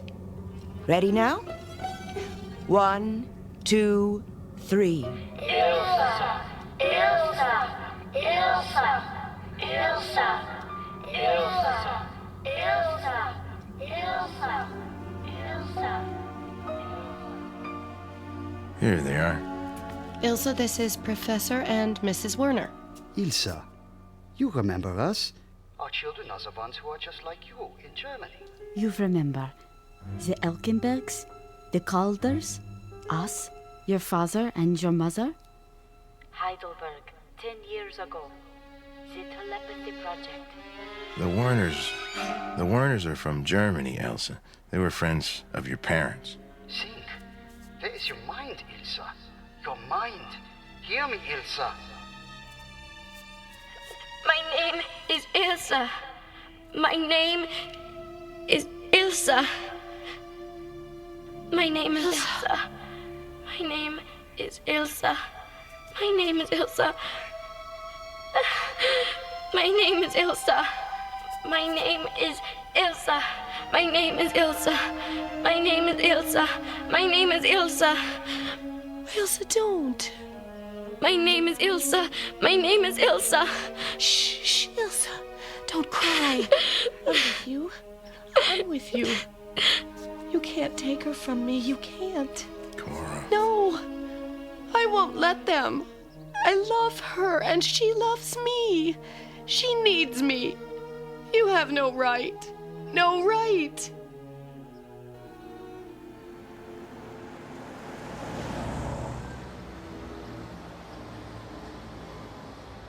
Look, I apologize for both my wife and myself. We thought... We understand. Naturally, you would think that we had come to take Ilsa back with us, but as I've said, we have no legal power to demand her, being no relation. Auf Wiedersehen, Sheriff. Goodbye. Your bus should be here in about 5-10 minutes. Good luck. And thanks again. I hope we did not make a mistake, letting them keep her here, even though we do have the legal right to take her. I don't think so, Carl. To take her to the other children now. The talent is gone. Even with work, it might not return. I suppose. All those years Holger and Fanny spent on her, wasted. Wasted, Carl? If they had not made her mind so receptive, how could they have directed her out of the burning house, even though they themselves were trapped? Ah, but the loss, it isn't right. There is no right or wrong in it, Carl. They all meant well. No one wanted to do anything but help her. But to lose everything? She has not lost everything. Why do you think I ask for you to let her stay here? Because she has gained something. Gained? We always knew that Holger and Fanny did not really care for her. Maria! Oh, they were not unkind. They gave her what affection they had in them to give. But the project always came first. You know that, Carl. To them, Elsa was less a daughter than an experiment in flesh. She is going to be all right. Now she is loved. And that is so much more important than telepathy. Isn't it, mein Professor? Ja, Liebchen. Much more important.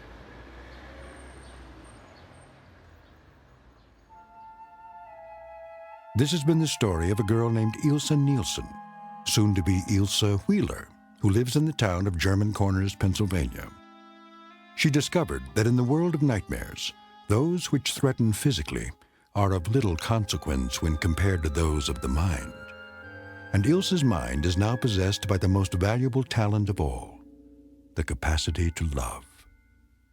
From now on, the consuming flames that haunted her dreams will be confined exclusively to the Twilight Zone. We'll return to the Twilight Zone in just a moment. You are about to enter another dimension, a dimension not only of sight and sound, but of mind, a journey into a wondrous land of imagination. Next stop, the Twilight Zone. Hi, this is Stacy Keach. I'd like to take a moment to tell you about our Twilight Zone website at twilightzoneradio.com. At twilightzoneradio.com, you'll find the latest information on these Twilight Zone radio dramas, including behind-the-scenes photographs, plus the newest product releases, trivia contests, ways to contact us, other Twilight Zone-related info and merchandise, plus links to other fascinating websites. So make your next stop twilightzoneradio.com. Visit twilightzoneradio.com to purchase these Twilight Zone radio dramas on cassette and CD, or call toll-free 1-866-989-ZONE. That's 1-866-989-9663.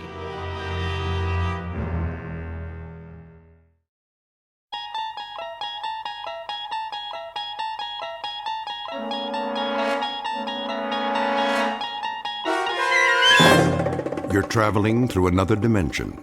A dimension not only of sight and sound, but of mind. A journey into a wondrous land whose boundaries are those of imagination. Your next stop, the Twilight Zone.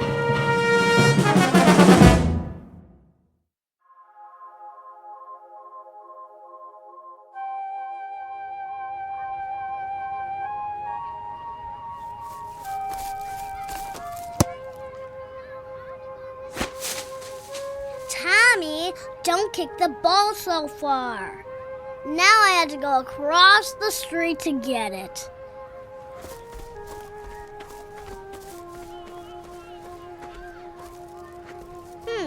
Where did it go? Is this your ball? Who said that? Me. Why are you in the bushes? Are you hiding? No, your ball went back here. I was just getting it for you. Here, I'll kick it to you.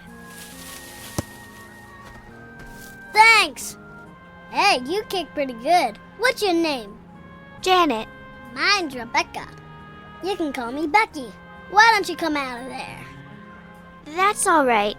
I'm okay here. Don't be silly. Come on out and play kickball with us. Oh, I would love to, but I'd better not. Come on! Do you really think I'm a good kicker? You can play on my team. Well, all right. Maybe I can. Maybe it'll be all right. Yeah, we'll be all right. Okay, I'm coming out now. You better hurry. Tommy doesn't like to wait. You're a monster! No, I'm not. Stay away from me! It's just my face. I'm really just like you. You're not! You're a monster! Get away from me! Wait! Come back! I kick really good. You said I do. Don't leave. I want to play kickball. I could help you win. You should see. Don't run away. Come back. You don't have to look at me while we play.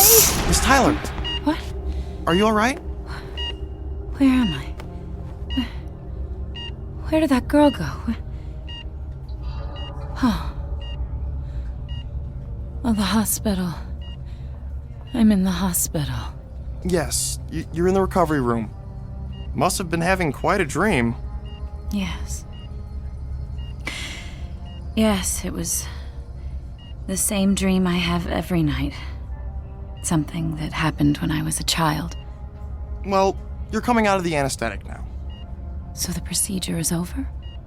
It sure is. Did the doctor say the treatment was successful? If it was, he didn't tell me. I'm afraid we humble orderlies aren't privy to important information, but all your vital signs are good. I'll be wheeling you out of recovery and over to your room soon. Do you know when the doctor will be taking the bandages off? I'm afraid I don't know that either.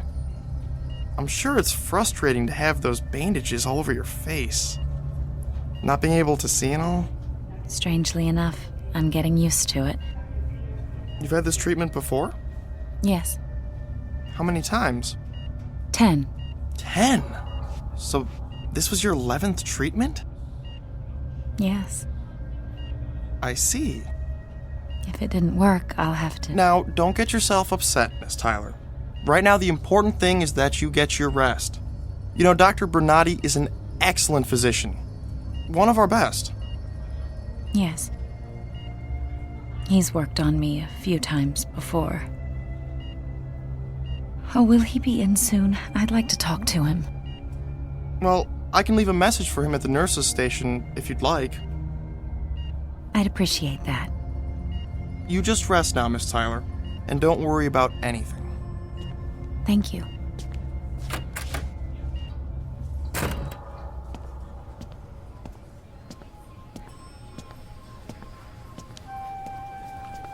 Hey, nurse, patient 307 wants to see Dr. Bernardi when he's available. She's anxious to find out if the doctor thinks her treatment was successful. It was her 11th. I know. No wonder she's chomping at the bit. You didn't get a look at her when she was admitted, did you? I sure did. I had to turn away. I'm afraid I've got an overactive gag reflex when it comes to those face cases. I know what you mean. I'll tell you something. If that were my face, I'd bury myself in a grave someplace. Some people want to live no matter what.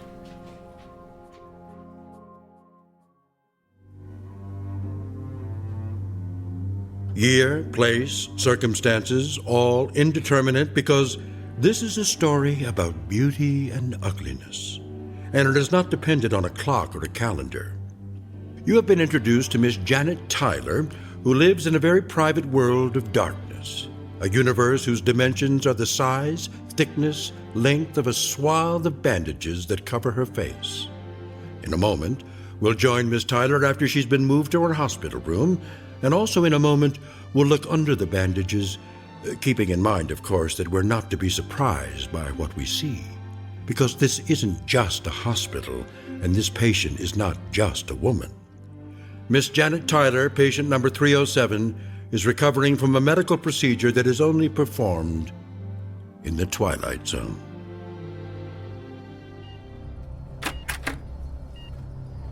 Nurse, is that you? Yes. Brought you your sleeping medicine, honey. Oh. Is it really night already? It's 9:30. What about the day? What about it? Well, was it a beautiful day? Was the sun out? Was it warm? Kind of warm. Clouds? Were there clouds in the sky? I suppose there were. I never was much for staring up at the sky all the time. I used to look at clouds a lot when I was little. We had a hill by our house, and I liked to go up there and lay alone in the tall grass and stare up at the clouds. Did you ever do that?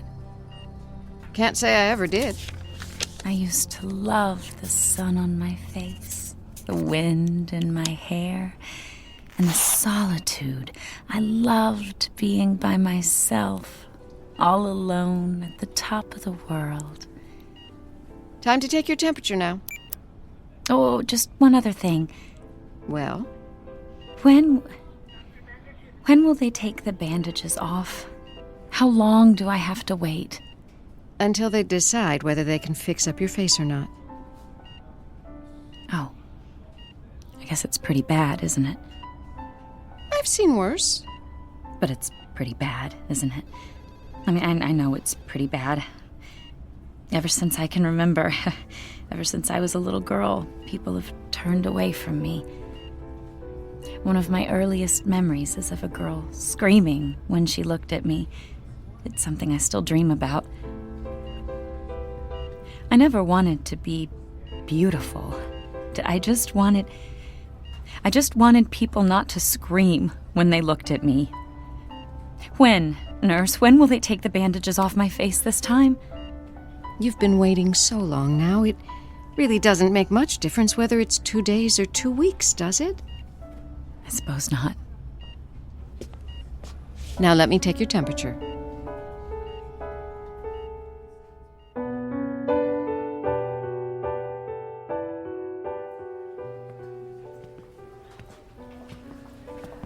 Good evening, nurse.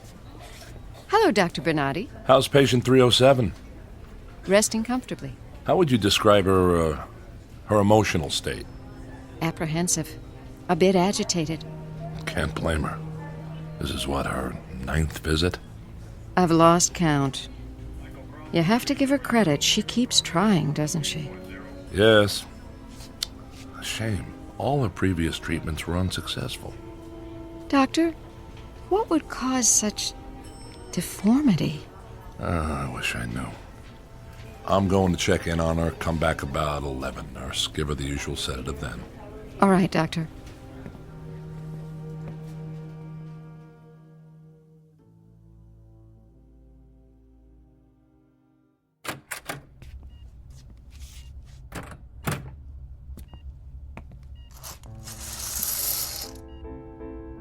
Warm this evening, Miss Tyler? Hello, Doctor. I thought it was warm. I couldn't be sure, though. I expect you're uncomfortable under all those bandages. Oh, I'm used to bandages on my face.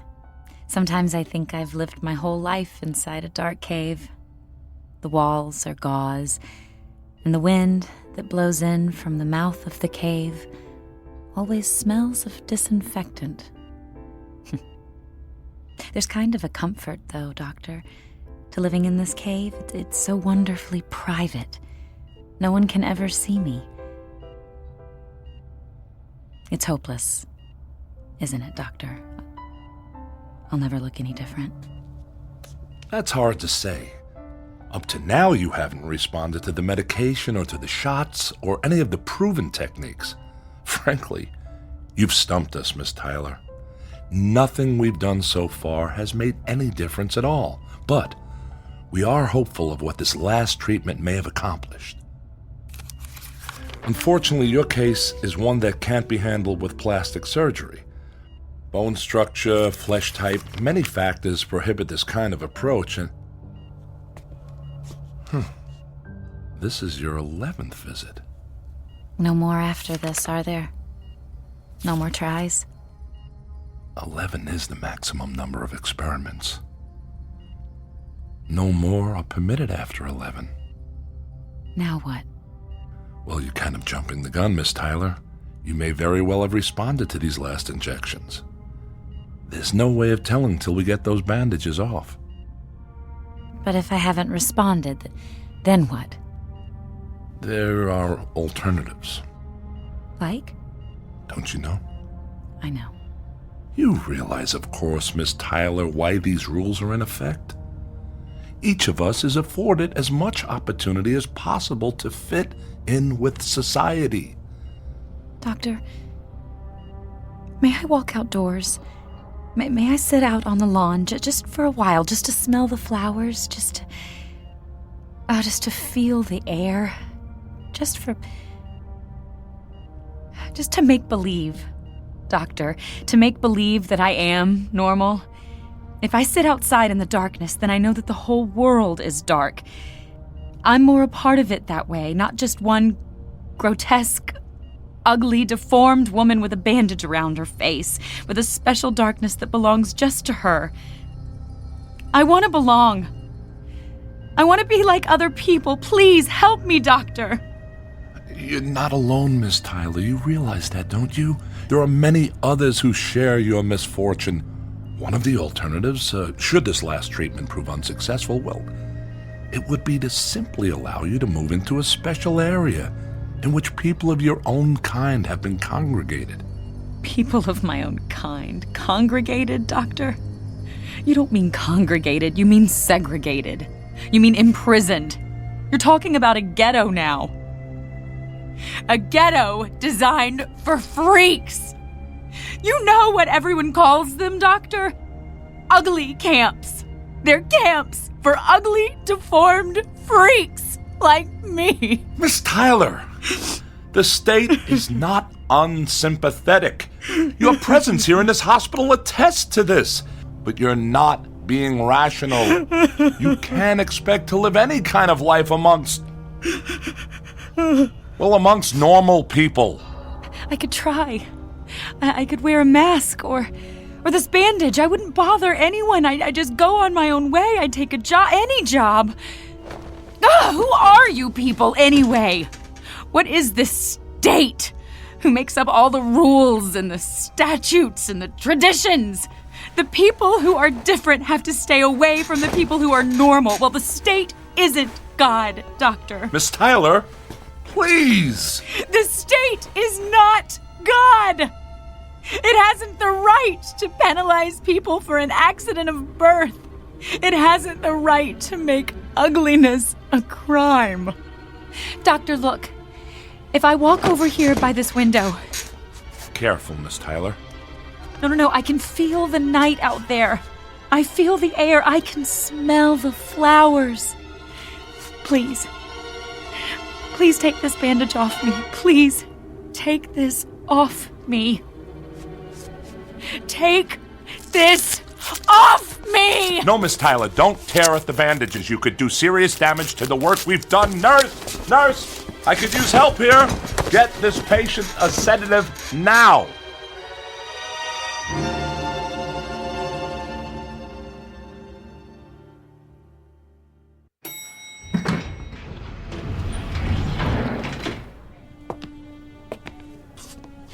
Excuse me, nurse? May I help you? Yes, we're looking for Dr. Bernardi. If you don't mind, Mr. Smith, I can speak for myself. Of course, Minister. My apologies. I believe Dr. Bernardi is with a patient. May I ask who wants to see him? Just tell him it's the Minister of Relocation. Of course, Minister. You can wait right over there. I'll just find the doctor for you. Thank you. Hey, who's that? He looks like he's from the state. It's the Minister of Relocation. Probably here to find out about patient 307, but who's that with him? He's so grotesque. Isn't it obvious? He's from one of those ugly camps. If patient 307 hasn't changed when they take off the bandages, he'll be here ready to cart her off to Gruesome Gulch.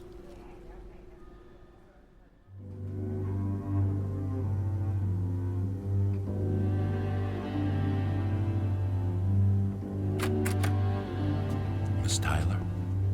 Oh, Doctor? What time is it? It's morning. I've lost track of time. Easy to do. Those bandages keep you from seeing the daylight. Plus, we've kept you mildly sedated since your outburst a couple of days ago. You slept much of the time. Oh, is today the day? Yes. When? You're scheduled for 12 noon. Miss Tyler. Yes?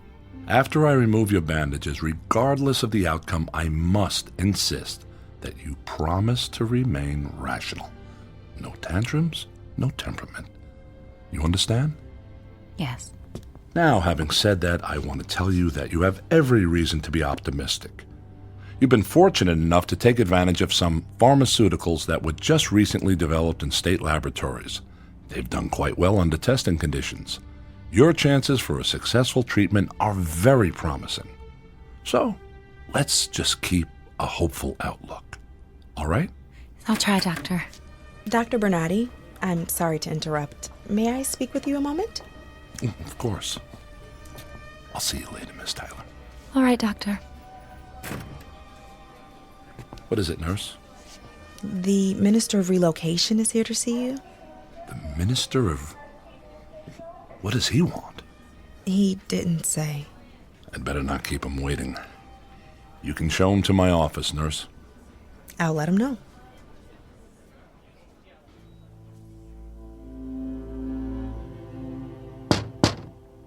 Come in. Dr. Bernardi? Yes, Minister. So sorry to keep you waiting. How can I help you? I understand you have a patient here. Patient 307, I believe? Yes. Janet Tyler is her name. I know her name, Doctor.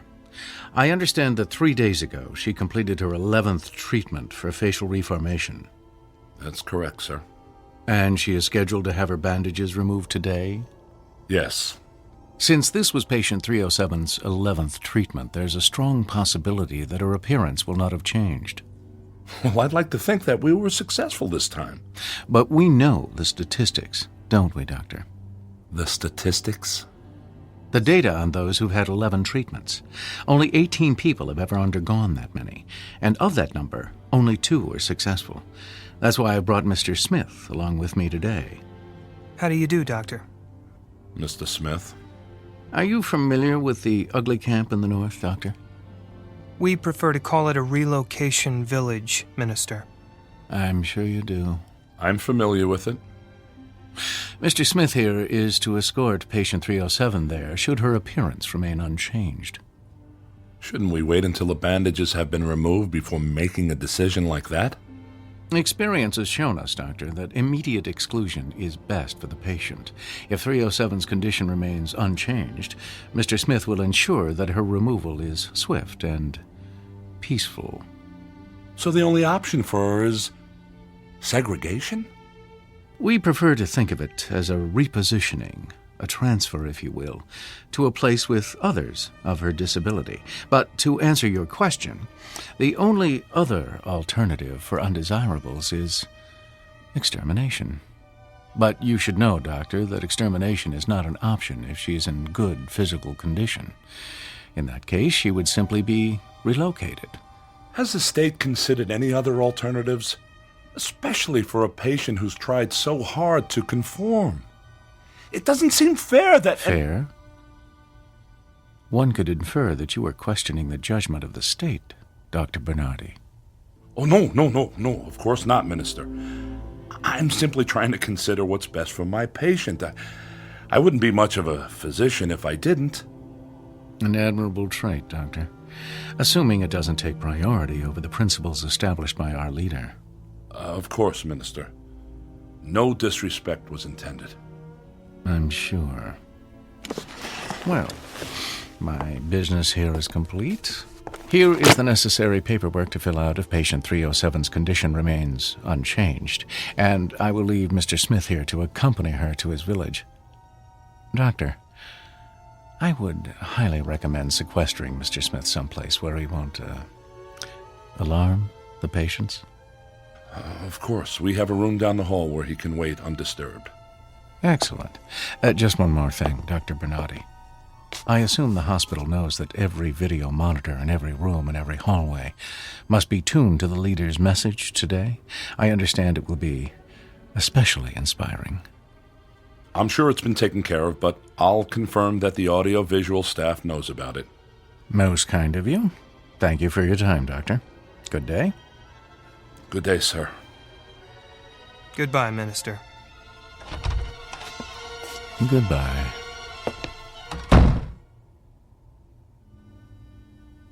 I'll show you to a room where you can wait, Mr. Smith. Thank you, Doctor.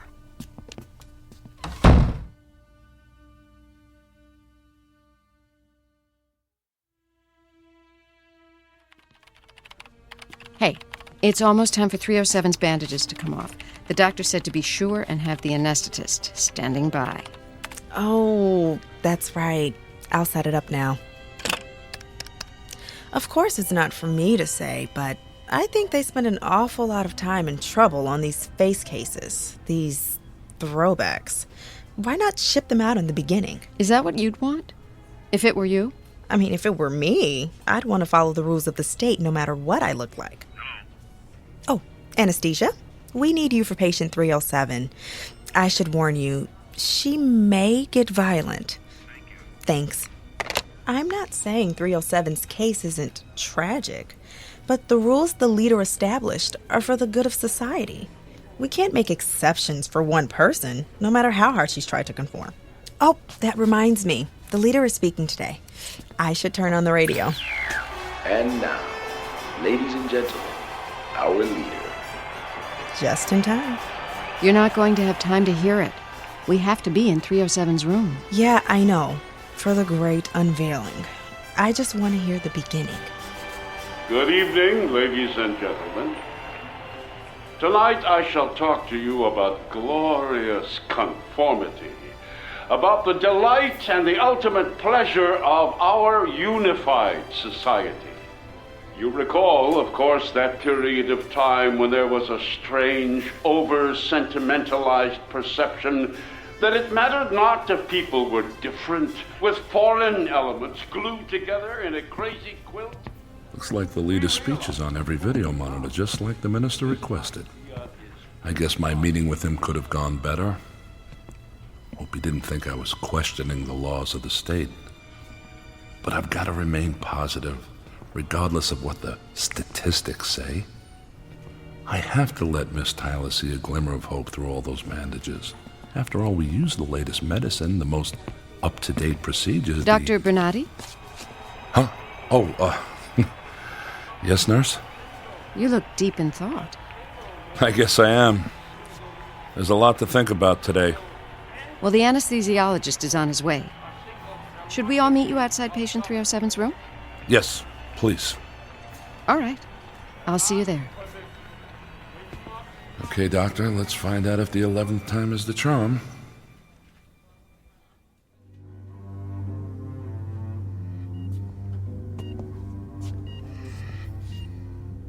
Hello, Miss Tyler. Hello, Doctor. There are others with you. It's time, isn't it? It's time. How are you feeling? Oh, I'm frightened. This is my last chance, Doctor. My last chance. I understand, but let's stay positive, all right? Now, I'll tell you precisely what I'm going to do. I'll start to unwind the bandage very gradually. See, the process has to be slow so that you can become accustomed to the light. As you know, the injections may have had an effect on your vision. Now, as I unwrap, I want you to keep your eyes open. And I want you to describe to me the different shadings of light as you perceive it as each layer of bandage comes off. All right. Now, if you make any sudden movements or start getting emotional on us, Miss Tyler, I'm going to have the nurses hold you down and have the anesthesiologist put you under sedation. Is that understood? I promise I won't. All right, then. Nurse, may I have the scissors? Here you are, Doctor. All right, Miss Tyler. I'm going to remove the first layer of bandages now. There. Do you see any light? Oh, just a little. It looks gray. All right, now. Just be very quiet. Now, Miss Tyler? Oh, much brighter. Very bright. A bit more now. How about now? Oh, it's bright. It's very bright. Good. Just a little more. I'm at the last layer now, Miss Tyler. Oh, I can just distinguish your outline, just vaguely, but I can see you.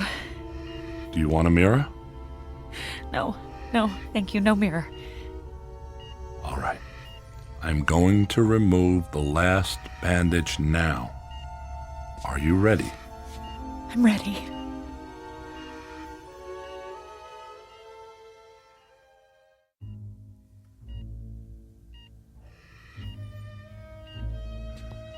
All right, Miss Tyler.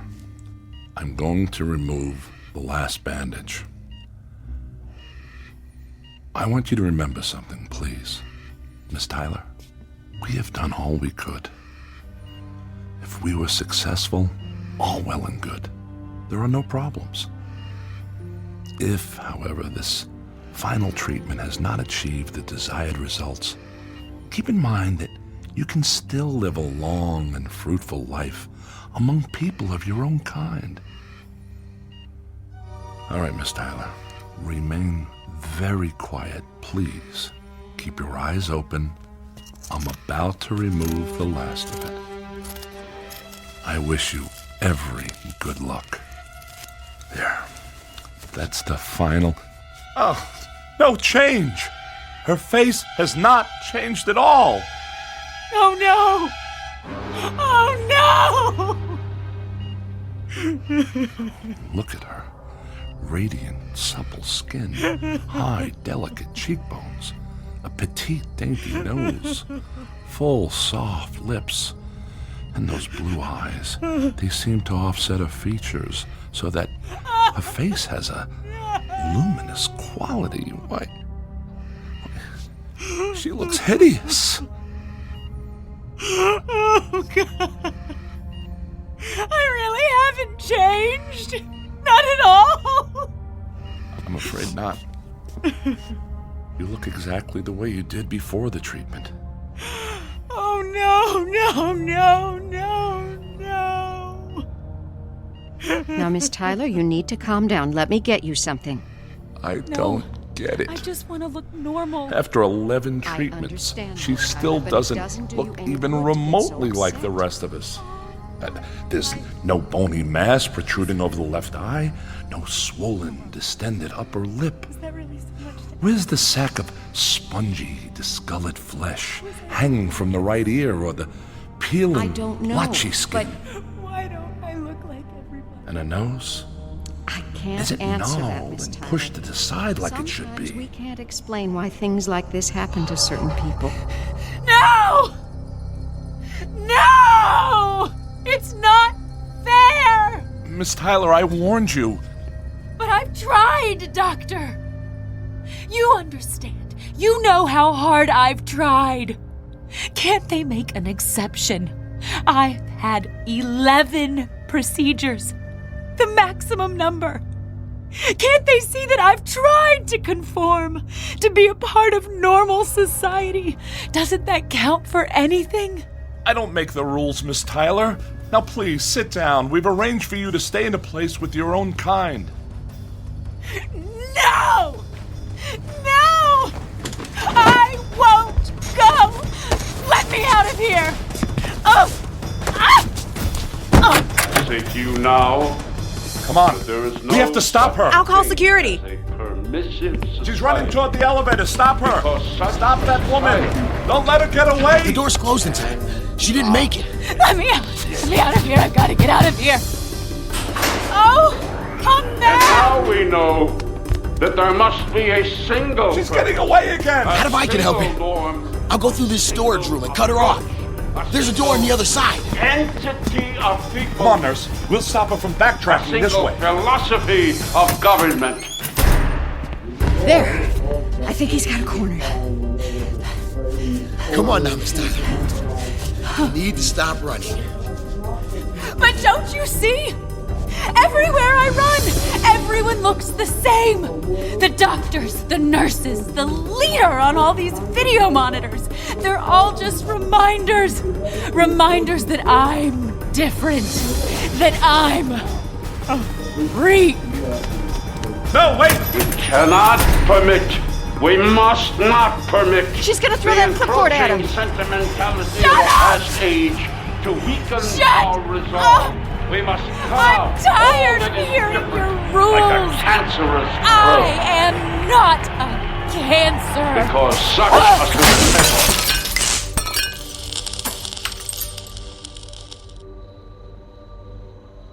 Is everybody okay? Yes. I'm fine. I'm fine. She's getting away again. Come on.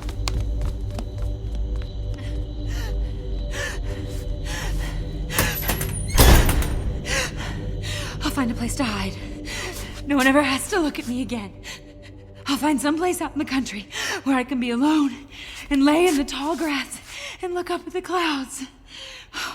But first I have to find a way out of here.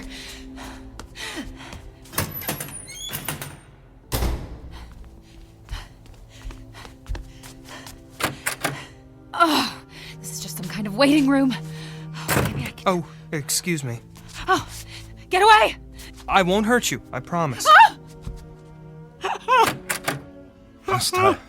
Miss Tyler, here you are. Now, don't be afraid. This is a representative of the group you're going to live with. Oddly enough, you've come right to him. He looks like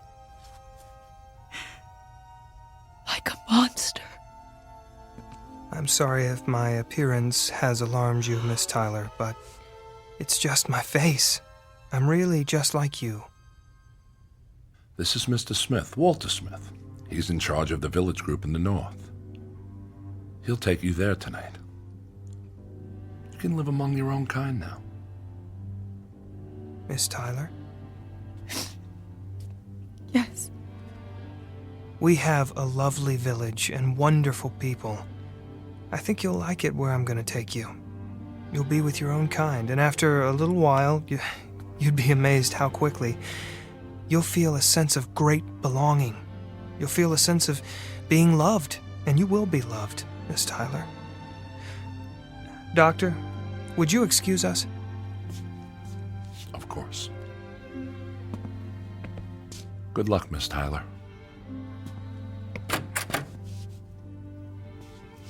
Miss Tyler? Yes. I'd like you to look at me. I can't. Please, Miss Tyler. I'm looking at you right now, without turning away. Won't you do me the same courtesy? All right. Thank you. Now, what do you see? I see clear brown eyes, smooth, tanned skin,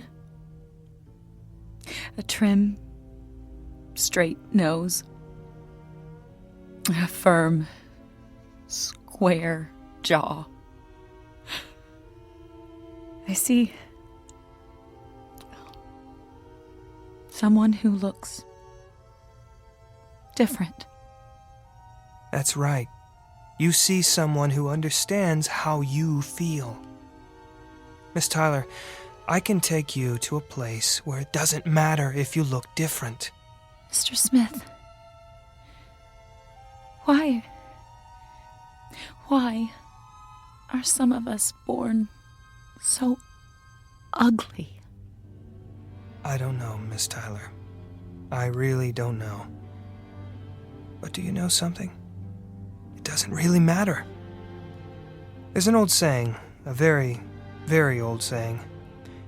Beauty is in the eye of the beholder.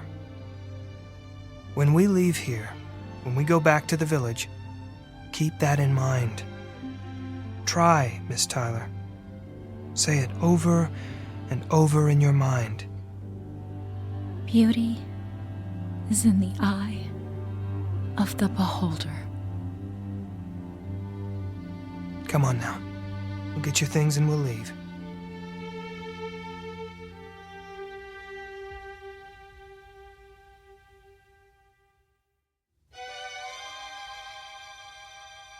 Now the questions that come to mind: where is this place and when is it? What kind of world where ugliness is the norm and beauty the deviation from that norm? You want an answer? The answer is it doesn't make any difference. Because the old saying happens to be true. Beauty is in the eye of the beholder. In this year or 100 years hence. On this planet, or wherever there is human life, perhaps out amongst the stars. Beauty is in the eye of the beholder. Lesson to be learned in the Twilight Zone.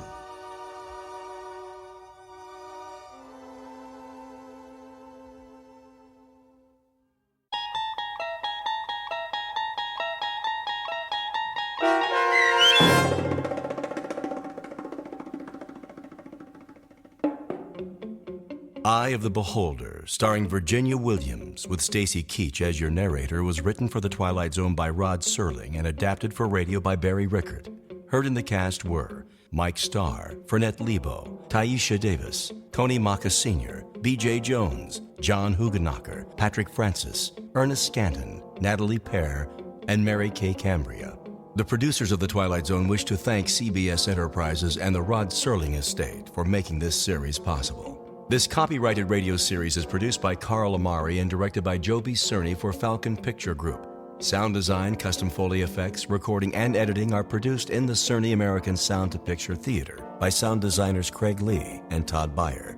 Music for The Twilight Zone is provided by CBS and American Music Company Incorporated, New York. To learn more about the Twilight Zone radio dramas and to download episodes, including 3 free episodes on our homepage, visit our official website at twilightzoneradio.com. Doug James speaking.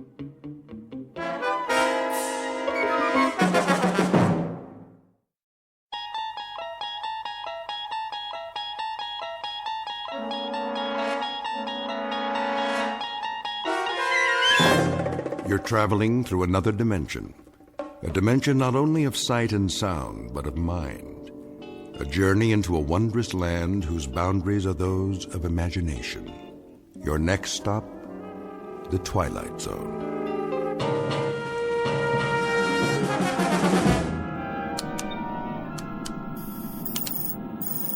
Boys. Oh, boys. Yeah, Ship. There's a planet up ahead. I think it's the one you've been looking for. I see it. Thanks, Marilyn. We'll take it from here. How's our course, Mr. Knopf? Bearing 0090, Commander. Gravitational field? 1.1, same mass as Earth. Almost. Good. We don't need to compensate. That'll save some power. All we have to do is slingshot in and follow the orbit for 1 revolution. This is the last planet on the list, right? Right. 1 more recon and it's back home. Commander. Yeah, Knopf. Think they're going to give us a parade? You mean up 5th Avenue with ticker tape? Don't hold your breath. Why not? We've been in space longer than any other mission, right?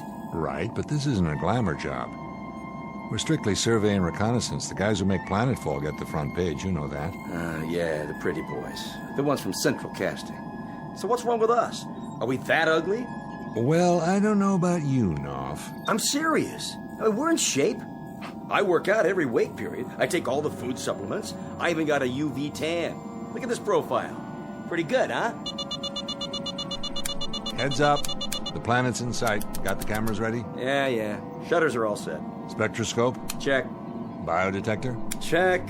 Digital storage bank? Check and double check. Let's do it and get out of here. You know, maybe I'll get a satellite interview this time. What do you think? Or a collector's hologram. An action figure, at least. Ready for flyby. That's your mark. It's not like I want more money or anything. I mean, I'm not greedy. Set coordinates. I just want what's coming to me. A little respect. On 1. On 1, got it. I mean, 6 months in deep sleep for every mission. 3, 2, 1. That's the same as staying in bed while everybody else is doing things. You know, going places, having a life, in other words. 1. Set. Okay. Oh, good Lord, there's a meteor belt. That's not in the database. Fire retro rockets. We're going too fast. They'll stall out. Manual override. Now? That's in order. If you say so. Manual firing of retro rockets is not recommended at this speed. Severe damage may result. I'll say that again, boys. Manual override is not. We'll have to ride this out. No sweat, Commander. Those meteors are the size of fleas. We missed the orbit. Scuttle the flyby and get us out of here.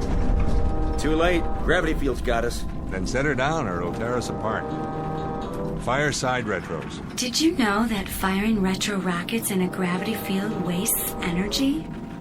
I really think you should wait to attain proper cruising speed. Boys, I'm not kidding about this. I'm feeling pretty shook up right now. Shut your mouth, computer. Retro's on. Turning. We have to set down now. Look for an open space. Looking, Commander, but we're losing altitude fast. Then go for the first clean landmass, you see. We're in a dive. Level her out. Tail gear down. I'm trying. Hard starboard. Harder. We're gonna burn out the bearings. 500. 400. 300. Turn. Turn! Landing at this angle is unsafe at any speed. Please apply your anti-vibration absorbers and abort your present course. I'm serious about this, boys. I really, really mean it. The fine for unsafe turns in planet space is just not cost-effective on this mission. Boys, can you hear me? The time is the space age, when interplanetary flights to collect scientific data are a matter of course. Except that in this instance, the data collectors made a miscalculation and flew too close to the planet in question. Below them is a barren landscape located millions of miles from Earth that unfortunately has little to recommend it for an extended stay. So the most pressing order of business is simply to repair the craft and head home. But as you might imagine, some things are easier said than done. The cast of characters in this little misadventure? You've just met them. William Fletcher, commander of the craft, his co-pilot Peter Knopf, and the voice of a computer with the unlikely name of Marilyn, whose job it is to make sure these flyboys get back home safe and sound. As to any other individuals who might inhabit this particular locale, well, you may never actually meet them face to face. But you can take it on faith that they're here just the same, as these two gentlemen will soon find out. Because we're about to partake of an unscheduled exploration into that gray shaded area in space and time known as the Twilight Zone.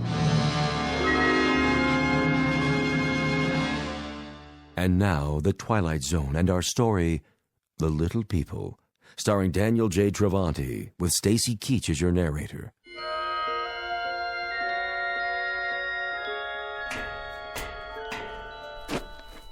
Well, Commander, did you get the engine compartment open? I did. How's it look? The ship's repairable, but I can't touch any of those gimbal bearings for a while, even with the gloves. It's like a furnace in there now. Needs to cool down first.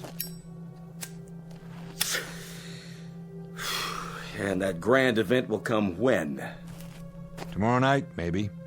Or the following morning. That's a swig from the old bottle, isn't it? You picked a nice place to sit down, Fletcher. Real nice. The floor of a canyon. You must be some kind of 8-ball artist, because you snookered us but good. I took us to the first landmass that came up on the screen. The way I remember it, there wasn't much of a choice. And for the record, Knopf, I didn't pepper the side of that vehicle with pin-sized meteor holes. I also didn't foul up those rocket boosters. You think I did? I didn't say that. We can chalk it up to Mother Nature if you like. Or gremlins. All right. Just strikes me as kind of a dumbhead place to set down. The bottom of a canyon.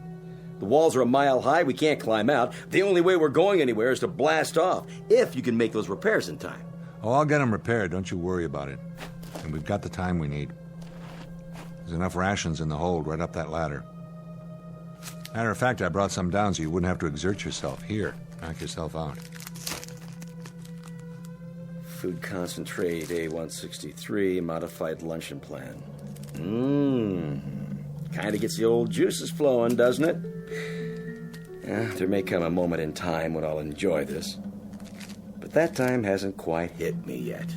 Wonder what we get for dinner. A pea-sized steak and a capsule of Tang? Better chow down now. If you don't, you won't have enough strength to do anything. Hold your socket wrenches for you mean? Look, if you don't want to get your little hands dirty... I'm eating it, all right? Oh, jeez, what is this stuff? Petrified wood? You know, there may come a moment in time when you'll lick a rock as if it were the drumstick of a Thanksgiving turkey. But for the time being, buddy, you'll eat what's prescribed to eat. And if you've got any deep-rooted complaints, enter them into the ship's ledger, for the record. But don't spray them all over me, because it's a waste of effort and a waste of food. Do you read me, Knopf? Yeah, loud and clear. Then dwell on it. And while you're dwelling on it, you might count a few blessings. We don't have any extra food and water, that's a fact. But we've landed in a place where there's oxygen and we can survive. We walked away from the landing without a single bone out of place. And all things considered, I'd say we happen to be a couple of extremely lucky people. Now, the standing order is as follows. You got tears to shed, save them for sleep time and shed them into your pillow. Just don't bother me with that. Now do you read me? Still loud and clear, Commander. But there are times when a man gets sick of being led around by the nose, and I mean sick to death. That's a big thing with you, isn't it, Nov? What is? Taking orders. Being on the receiving end of a command. That's hard for you to live with, isn't it? Oh, if I had my druthers, I might stick in a few changes. Like what? Say again? I mean beyond getting out of here. Let's assume that this is the end of the line. Try to use that imagination of yours. Say this happened to be it for us. What would you ask for to sweeten the pot? If you could have anything. A sirloin steak. A blonde? What? How about Mumbly-Peg? Or maybe 20 questions. Try me after dinner. I may feel up to charades by then. Just a point of interest is all. What are you interested in, Fletcher? I guess I'm interested in what makes you tick. Or maybe it's what makes you tick so loudly. What do you hunger for the most? Try this one on for size, Fletch. I'd like a whole lot of people at my elbow. What do you think of that? And the more the merrier. And the louder, the better. I'd like Yankee Stadium right alongside me. Anywhere I go, but I'd like them on my terms. That's what I'm getting at. What are your terms? I'd like to be the #1 straw boss. I'd like to be the one who gives the orders. I'll bet you would. That a crime? No. Hey. What's the matter? Shh. What's wrong with you? Did you hear that? Hear what? Something wrong with your ears? What? That sound. Sound? Fletch, I heard something. I definitely heard a sound. A sound like... A sound like what? Of people. Of voices. Right. I know what it was. You do? Sure. It was the crowd at Yankee Stadium cheering when you throw out the first ball of the season. What else could it be? Hold on, I think they want you to sing the national anthem while you're at it. You don't believe me? Sure, I believe you. Of course, this planet is uninhabited, which you'd know if you'd bother to look at the database. I'm telling the truth, Fletch. So am I. Now, why don't you take a walk around and see if you can find us some water while I get to work on the ship? I've got an energy panel to fix before the sun goes down. Or should I say both suns?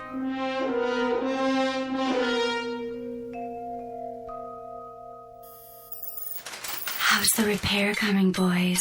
It's coming. And it's just me, Ship. Where's Peter? Lord only knows. Off communing with nature or something.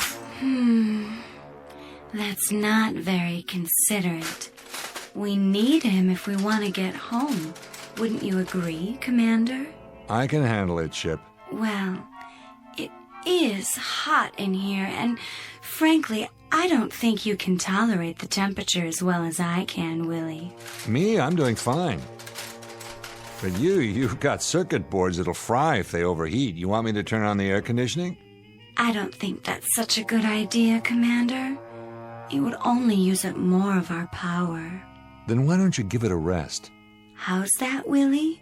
Shut yourself down so I can get my work done. Do my conversational skills displease you? No more than normal, but every word I say uses up 7 calories of my energy. Are you sure? I don't see that information in my databank. Take my word for it. Oh my. Then you've just wasted, let me see, 35? No. 102? No. 200? I can count, Ship. 28 more. I'd better switch to monitor mode before you collapse.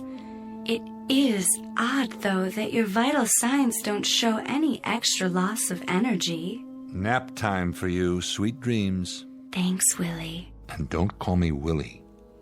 Nobody calls me that. Nobody human.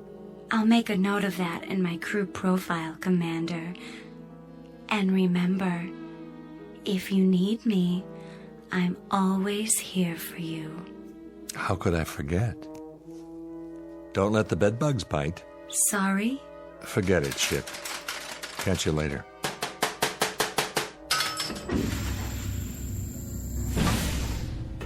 How's it going?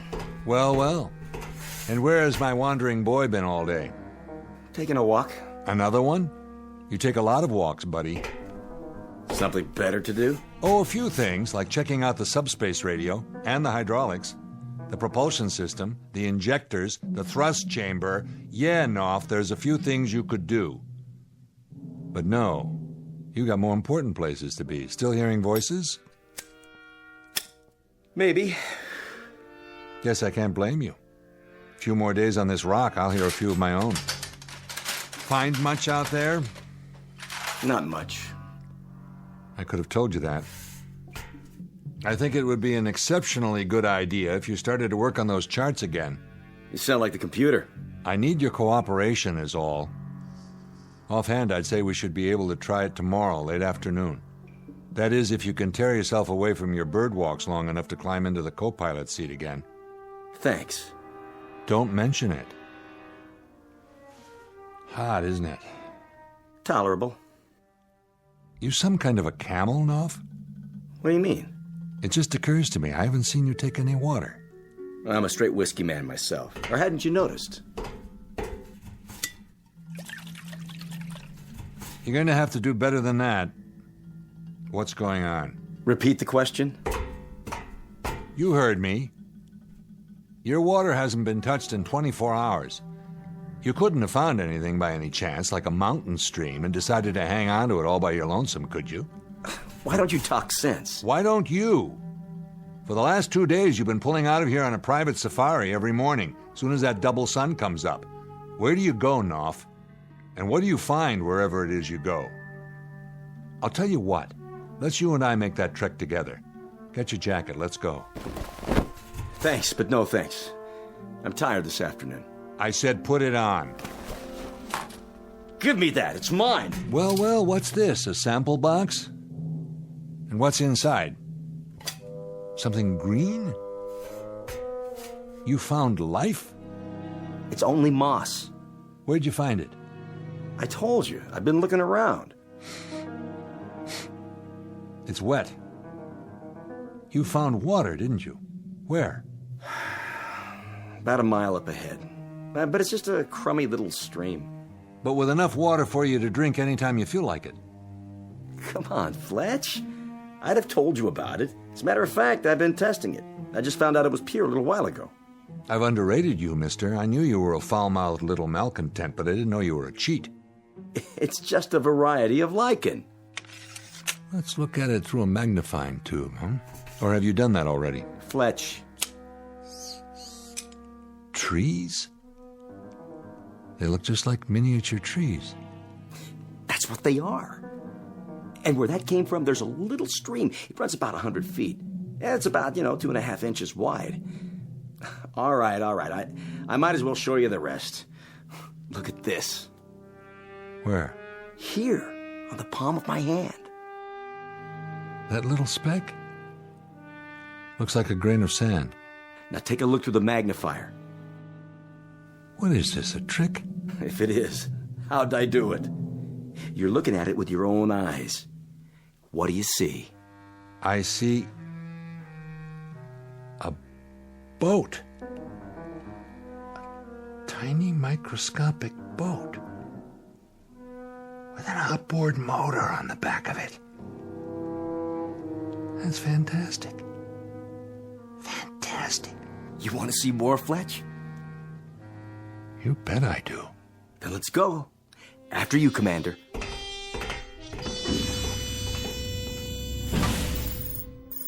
Good afternoon, boys.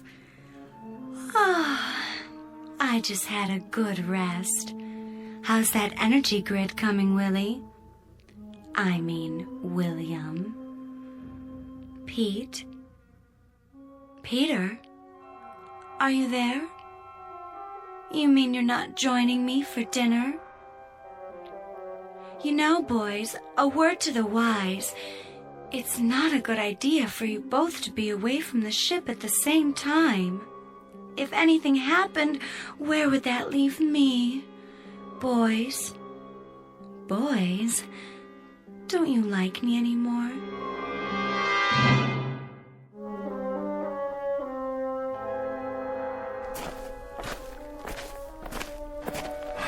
Now, where's this stream of yours? A little farther, just past the boulder. I don't see... Here. I still can't see... Look down, next to your boot. Yeah. Oh, yeah. How did you spot a thing like that, Knopf? It's just a green line between the rocks.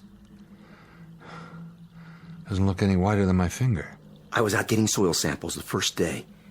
I wouldn't have noticed it either, but I sat down to rest, and all of a sudden I felt something wet under my hand. It really is a stream. My God. Yes? Just kidding. Fletch, get this. To us, this stream is just a tiny trickle. And that clump of little green weeds, see it there? Is only so much moss. But if you look close, I mean real close, you'll see a couple of other items that aren't par for the course. I'm not sure I... Here, use the magnifying tube. All right. Lean right in. If you showed me a picture of this, I'd think it was an optical illusion.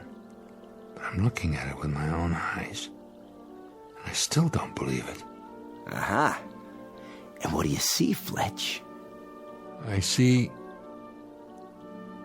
It looks like the shore of a lake. And little houses. With docks. Boat launches next to them. Now you know why I kept my mouth shut. No way you would have bought it, would you? Who lives in them? Lean down. Now follow that line with your eyes. You see those little specks on the ground? There and there. Yeah? Keep staring. Don't blink. The specks are moving. That's them. Welcome to the neighborhood. This is incredible. It means there's a whole race of people no bigger than ants. Yeah, so now you know. I wasn't just off on some nature walk while you were busy gluing together an engine. I was out here actually making contact. For the very first time. Do you realize what's happened? This is the first authentic contact with an extraterrestrial life form. If it's authenticated. First, you have to fix the ship and get back home so people will know all about it. I wish the ship could see this, analyze it. Their language, for one thing. The computer could decipher and translate. I don't know their language yet, and they don't know ours, but they do know mathematics. So that's the language I've used. Symbols, equations, number progressions. They're bright. I found that out right off. They learn fast. And cooperative, Fletcher. You'd be surprised at how cooperative they are. I made all my wants known to them. What kind of wants? Well, they've shown me where to find edible plants. Last night, I think I ate one of their forests. You know, they didn't seem to mind one little bit. What have you told them? What have they said to you? Mostly basic stuff, you know, where we're from, how we got here, what it's like on Earth, how advanced we are. I mean, they eat it up. And I've only scratched the surface, Fletch. I've only just begun. Begun what? What do you think? All my life, I've wanted to sit up in front of the wagon and hold the reins. What do you think I've got here now? They're scared, Fletcher, petrified. And so they do what they're told. Because this giant is like some avenging angel to them. I've graduated, Fletch, from a slob technician to a god. Knopf, if what you say is true, they're sentient beings. Flesh and blood, no matter what color it is or what size they are. You have to respect that. If they're intelligent, then in any way that matters, they're no different from us. Oh, sure they are. Because they've been created in my image. Cut it out, Knopf. Stop it. Leave me alone. You said it yourself. To them, that's the Mississippi River, the whole Atlantic Ocean, for all we know. You can't stop a god. We'll see about that. Oh. Nice one, Fletch. You got me good. A sucker punch.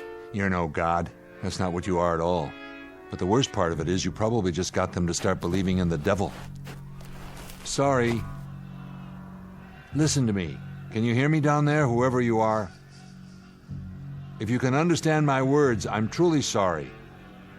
Please, Please forgive me. Forgive us. I only exist to serve you.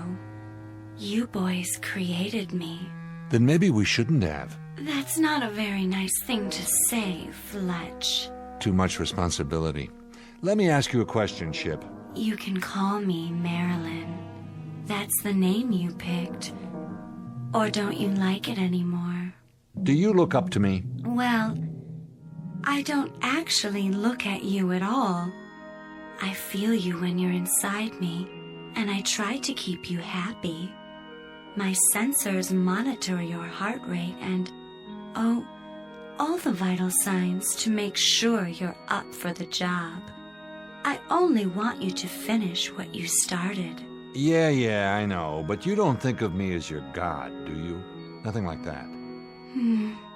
I don't think that word applies here, do you? It wouldn't have any meaning in this situation. Or am I missing something? You don't know how glad I am to hear you say that. The way I see it, we're partners. We work together for a common goal to blast off and stay up till our time together is over. After that, well, I wouldn't want you to worry about the future. All you have to do is take me home. I'll be there whenever you need me, day or night. If we're going to do this again, that's strictly up to you. I like your attitude. Thanks, boss. I like yours too. Ready to test. Set your tail levelers. Tail fins spread and in position. Then here we go. Contact.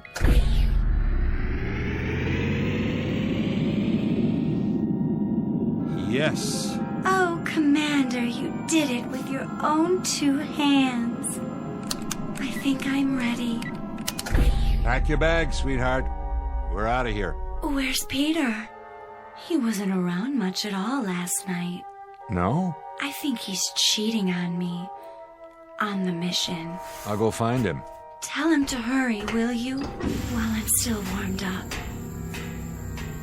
Knopf! Knopf! Hey, Knopf!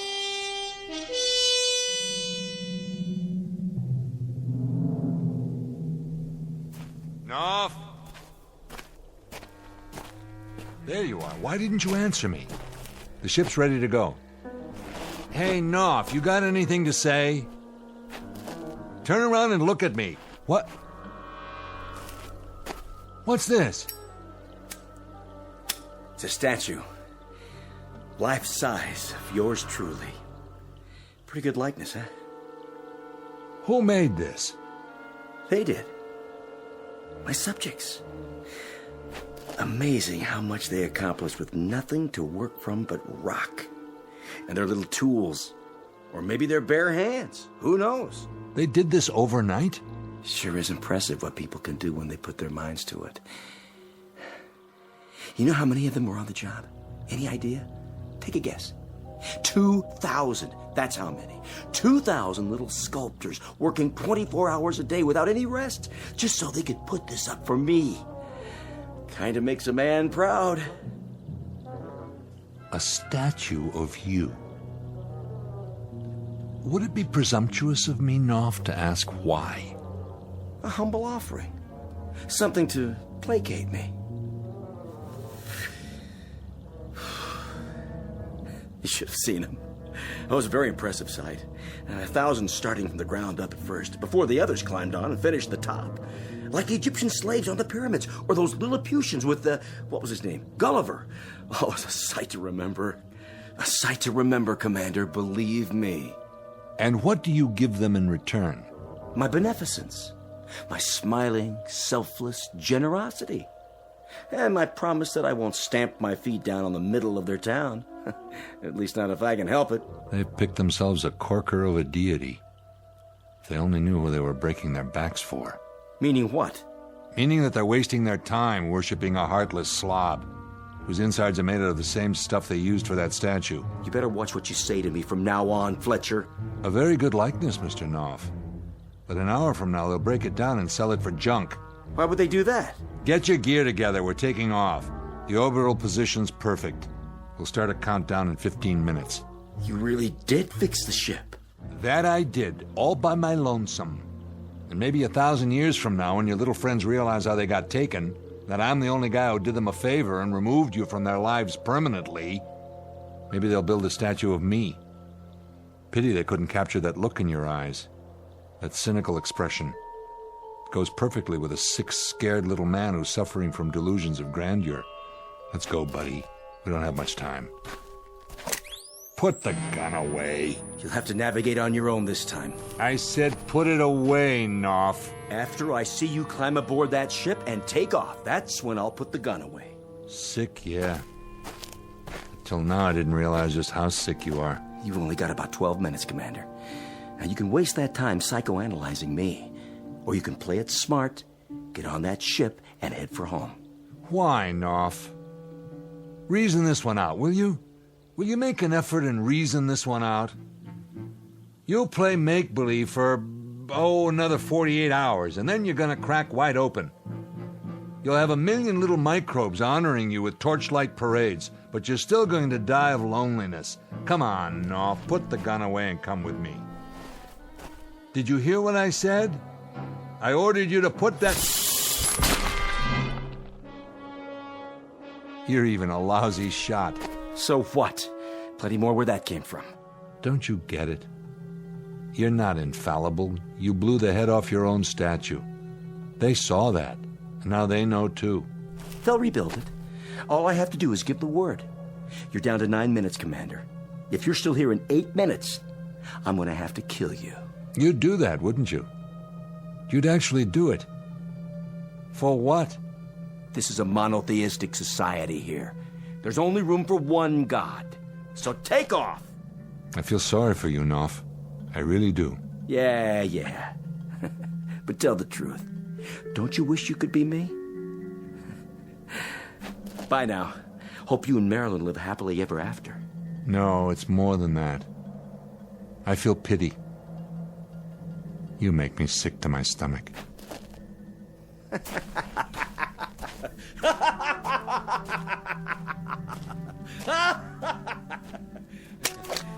Hello down there, my little friends. How you all doing today? Nice day for something, wouldn't you say? Well, I would. And I'm giving the orders around here. So listen up. Here's a proclamation for you. From on high. This is the beginning of a new age. The age of Peter Knopf. Oh, we've got lots of plans to make, little friends. Lots and lots of plans. Projects to figure out. Big projects. Much work. Oh, more work than you've ever done before. All for my greater good. All for my ever-loving greater glory. You see this right here? It used to be part of my statue. The right arm by the looks of it. Well, behold. What was that for? Ask and you shall receive. I'll tell you, it's a reminder, little friends, there's going to be discipline here. Discipline above all. There'll be times when I lower the old boom on you with my terrible wrath. Well, just to remind you not to get me mad, see? That's important. You must never get me mad. The devil did. Where's he now? Gone. I banished him from this place forever. Oh, man, didn't I, though? So let that be a lesson to you. Don't anger me, or I'll kill you off every hour on the hour. You hear me? Sacrifice you by the handful. I'll put you between my fingers, and I'll wipe you out. A whole couple of villages, just like that. So let's get to work. What do you say, team? Start building the statue up again, and this time, try to get the expression right. What's going on? Fletcher came back? What did he do? Change his mind? Wait a minute. That doesn't sound like Fletch. Some other ship. But from where? There aren't any other expeditions in this star system. Unless it's not from Earth. But if it's not from Earth, where's it from? All right, knock it off. Everybody keep quiet for just a minute. It's just a ship, that's all it is. They'll take one look around and they'll see that there's nothing here and they'll go away. So keep quiet, you understand? If you keep quiet, it'll leave. Shh. I'm gonna try to get a peek at him. Yeah. Over there, see? I was right. It's just a ship. But look at the size of it. It's like a mountain. I told you to stay in one place. Did you hear me? I told you. Hide. Got to hide. Go away. Go. You can't stay here. I told you to go away. Don't you understand? I'm the god here. I'm the god. No. No. Put me down.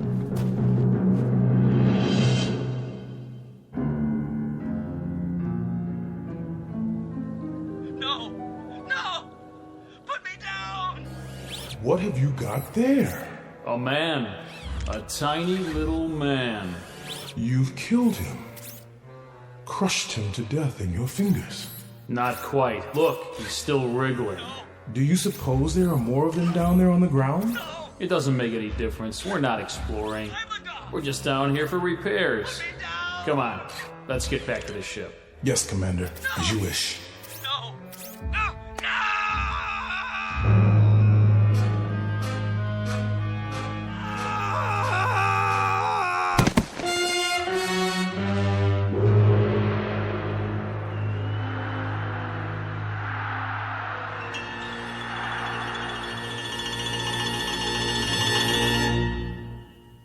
The case of navigator Peter North, the victim of an unfortunate delusion.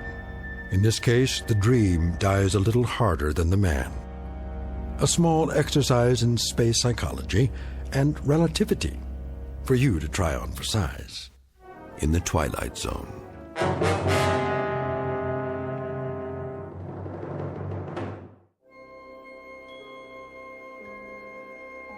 Hi, this is Carl Amari, producer of the Twilight Zone radio dramas. I'd like to take a moment to tell you about our official website at twilightzoneradio.com, where you'll get the latest news and information on these Twilight Zone radio dramas. Plus, at twilightzoneradio.com, you can digitally download 3 free episodes or any of our episodes for only $1.95 each. In this age of ever-changing technology, we've decided to make these episodes instantly available to you by making the Twilight Zone radio dramas a digital download-only series. This means that this series will no longer be offered on CD. The CD collections at our website are now being offered while supplies last at buy one, get one free. So be sure to get your favorites before they're sold out. Be sure to visit us often, and I'll see you in the zone.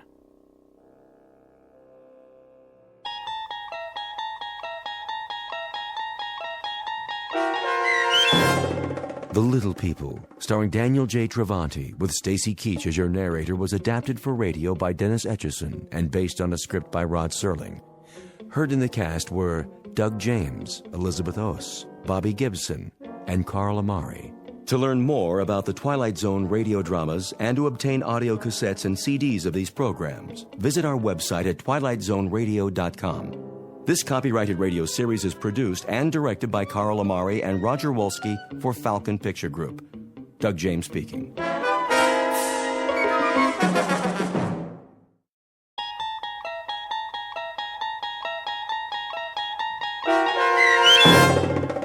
What's in the Box? Starring Mike Starr with Stacy Keach as your narrator, was adapted for radio by Dennis Etchison and based on a script by Martin Goldsmith. Heard in the cast were Meg Thalken, Jeff Lupetin, Christian Stolte, Franette Lebo, Doug James, Carl Amari, Paul Patch, and Roger Wolski. To learn more about the Twilight Zone radio dramas and to obtain audio cassettes and CDs of these programs, visit our website at twilightzoneradio.com. The producers of The Twilight Zone wish to thank CBS Enterprises, Carol Serling, Dennis Etchison, Dick Brescia Associates, Claire Simon Casting, Terry Jennings, XM Satellite Radio, Sirius Satellite Radio, our sponsors, and our radio affiliates for helping make this series possible. This copyrighted radio series is produced and directed by Carl Amari and Jason Mallow for Falcon Picture Group. Doug James speaking.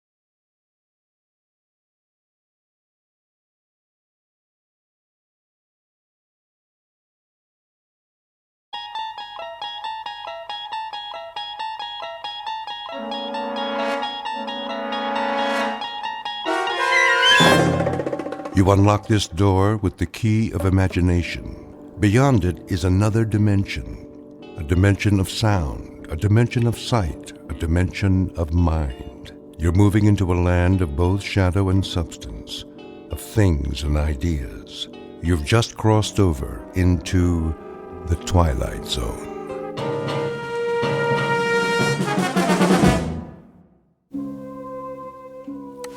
Okay, you know the drill. You talking to me, Copper?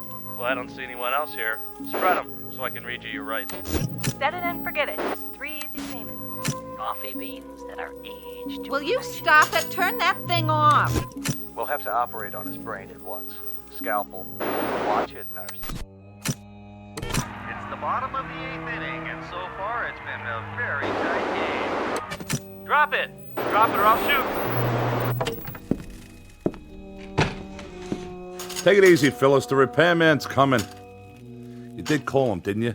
Of course I did. Now turn it down. I'm trying to cook dinner in here. I gotta keep it warmed up, don't I?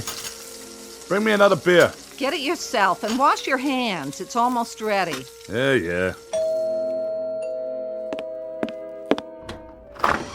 Acme TV repair. Come on in.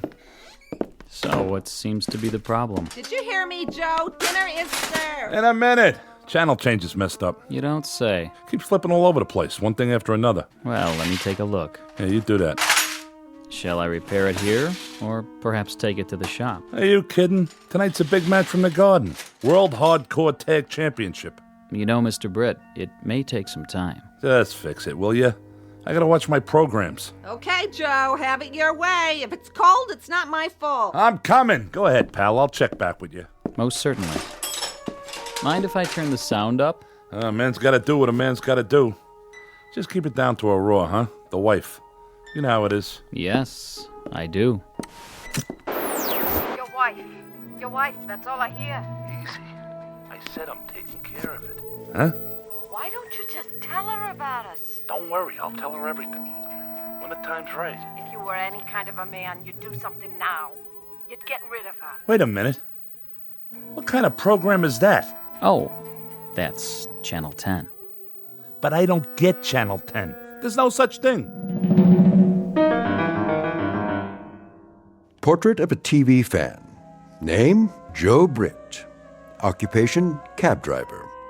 Married to one Phyllis Britt, long-suffering companion in a lower middle-class apartment. His one consolation is the time he spends in front of his television set, watching various sports, crime, courtroom, and medical shows, his nightly escape into a world of fantasy and high drama. But tonight, Mr. Britt is going to watch something not listed in his local newspaper, a special broadcast designed for the cabbie who's seen everything. Joe Britt doesn't know it yet, but his flag is down, his meter's running, and he's already in high gear, on his way to a call that will lead him off the pages of the map book and into the Twilight Zone. And now, the Twilight Zone and our story, What's in the Box, starring Mike Starr with Stacy Keach as your narrator. Great dinner. Glad you liked it. Scrumptious. Wasn't it? Absolutely mouth-watering. I thought so, too. Tastes like... Yeah, go ahead and say it. Like what, Joe? I got it. Fiberglass. Well, keep on being late. What do you expect? Not much from you. Yeah, the feeling's mutual. I'm telling you, I'm getting sick of it. Where'd you get this slop? The Lucky Dog pet store? You're getting sick of it. How do you think I feel? I don't get a man coming home to me at night. I get something left in the cab that's all used up. Nice, Phyllis. Real nice. Tell the whole world. We got company, remember? Oh, yeah. The TV repairman? Better hope he gets finished pretty soon, Joe, so you can watch your programs instead of having a conversation with your wife. We're having a conversation right now. Sure we are. It ain't my fault I'm pulling long hours. Yeah? Whose fault is it? The man in the moon? I already told you. Guy hails me when I'm heading into the garage. Had to haul him all the way up to Yonkers. Oh, give it a rest, Joe. I heard that one before. The other day it was Yonkers. Yesterday it was LaGuardia. You don't fool me one bit. Just tell me. Who's the girl? What girl? The one you've got on the side. You're crazy. Yeah, and you're a louse. You don't have nothing left by the time you get home. You gotta be giving it away someplace else. Yeah, I got so much extra energy. Where would I get it? Not from this food. You get what you pay for, Joe, and you're slipping way behind in your payments. Give me a break. I'll give you a break in your head is what I'll give you. If you're cheating on me, Joe, I swear. Can it, Phyllis? The guy out there's getting a free show. Free? How much are you paying him? $10 an hour? 20? And for what? So you can watch your stupid TV. I got a suggestion, Joe. Why don't you sleep on the couch tonight so you don't miss the late show? That's it. I'm going in the other room. Well, don't let me stop you. Take the whole 6-pack. As soon as he gets done, you better hurry up. It's getting late. The main event's coming up. Goat Boy and Old Crow versus Dude Love and Rob Van Dam. I know what's going on. You think I don't? You can't even look me in the eye anymore. You're so guilty. Phyllis, for the love of... Well, don't jump off any building on my account, Joe. One of these days, I'm going to even up the score. Make it a real tight ball game. What's that supposed to mean? Freddie Broom. You know, that good-looking butcher? He's always given me the once-over. I can feel his eyeballs rolling over me like ball bearings. You'd think I was the Queen of Sheba. What are you trying to do, start a fight? Well, I got no fight left in me. Once that joker gets fiddling with the TV, all I want to do is watch wrestling and flake out. I'm pooped. Yeah, I'll bet you are. You drove to Yonkers. For all I know, you even went twice. You shouldn't drive so much, Joe. You'll ruin your health. How's it coming, Mac? Well, Mr. Britt, you've got yourself a little problem here. Little problem? You've been at it an hour now. I could have built a whole new set by now. Is that so? Sure thing. I didn't just step off the ferry from Jersey. I know how you guys operate. Do you? First you kill a $20 hour. Then you say you gotta take it down to the shop. Another 20. Then you start switching tubes and charging me for the privilege. I get some poor sucker's old parts, and he gets mine. Nobody's the wiser, right? If you say so. And what was that phony station you brought in? Channel 10 my aching back. I don't know what you're referring to. You don't, huh? Probably put a videotape in just to confuse me. It's a racket, that's what it is. A penny ante Cosa Nostra. Well, the state of New York's got laws against that. So save yourself a headache. I ain't swinging for no big bills, period. In that case, the set's ready. What? You heard me. The set's ready. No charge for my services. Want a beer? On me. No, thanks. Have a pleasant evening. Same to you, pal. Same to you. Now, where's the remote? Hey, Phyllis! Come on in. We can get Channel 10. Your wife, that's all I hear. In a minute, Joe. Hold your horses, baby. What? That guy looks just like... Why don't you do something about her? I trusted you. I didn't hold anything back. I waited and waited. Wait a minute. You drove me all the way out to the park in your taxi, and now you won't even speak to me. What's the matter? I'm talking to you. What's the matter, Joe? How did they know? There wasn't no camera around. What do you want from me? Marry me. Marry you? What are you, crazy? If you don't, I'll tell her everything. Like what? I'm a bigamist? Look, baby, we're talking about two different things. Love is flowers and wine with dinner. Marriage is a floor mop and 2 pounds of hamburger. I'm serious, Joe. So, how's the picture? The picture? Look at you, you slob. You spilled your beer. It'll dry out. It's a good thing your mother gave us this rug. I hate it anyway. Even beer stains is an improvement. Take it easy. You say we can see Channel 10, so where is it? I turned it off. Well, turn it on again. Maybe later. Later, I've got the stove to clean. Turn it off, Phyllis. Quit clowning. Give me that thing. What are you, nuts or something? Never mind. You yelled to come in and look at Channel 10, and then when I drop everything... What's the matter? Is the set still on the blink? Yeah, I mean, no. Well, there must be something screwy. You know there's no Channel 10 around here. Did you try the other channels? Let me see that remote again. Get your hands off that! Listen, Phyllis. You by any chance trying to pull a fast one? I don't know what you mean. That guy. Who was he? What guy? Don't give me that. The guy, the repair guy. Oh, him? How do I know? I never saw him before. No? You're the one who called him. I told you to call a repairman. I didn't say which one. You picked him out. Oh, you're suspicious. Well, Casanova, you can relax. When I even up the score, it'll be with that butcher, Freddie Broom. He's got the most expressive hands. Oh, I've watched him cut meat. You should see what he can do to tenderize it. He sends me right to Yonkers. Yeah, sure, that must be it. He did something to the TV. They can do all kinds of cockamamie things with electronics. You're acting like a lunatic. Okay, who was he? Before I crack you one in the mouth. Like I told you, I don't know. The regular repair guy, he's on vacation. So you were yelling to get the set fixed tonight so you can see every drop of blood on Goat Boy's forehead. Excuse me, I mean forehead. All right, knock it off. You don't have to read my horoscope. Where did you get this, Fink? Let go of me. From the phone book. Where else? What's wrong, Joe? He didn't fix it right? No, he fixed it. He fixed it perfect. You should have seen this Channel 10. Nah, never mind. I'd like to. Turn it on. No. It's nothing. Honest. Go finish your cleaning up. I'm sorry I yelled at you. See, I guess the traffic got to me. Yeah, that's it. Well, something sure did. You keep this up, Joe, you better see a psychiatrist. Take my word for it. I guess I'll stick to wrestling. Something civilized. They're circling each other, looking for an opening. With a tag team gold on the line, this is going to be a real slobber knocker. This is more like it. Now the collar and elbow hookup into a quick go behind. Whoa, Nelly! Dude loves going for this patented sleeper hold. Oh, but wait a minute. Goat Boy fouls him with a billy goat kick. Whoa, where's the referee? Oh, that one must have hurt. Now, you're not going to believe this, folks. He's trying to chew Dude Love's ear off. Come on, ref.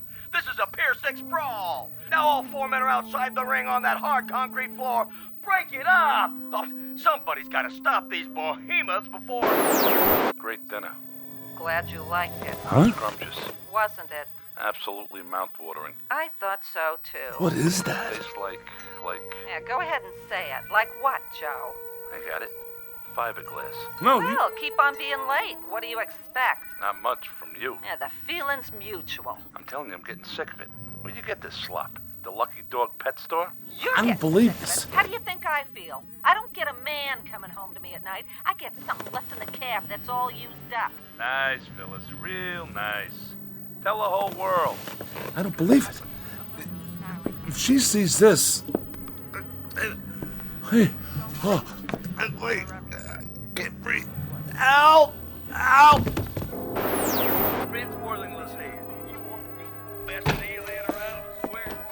Joe, I'm all finished. Let's watch something together for once. Even your wrestling, for a while at least. Joe?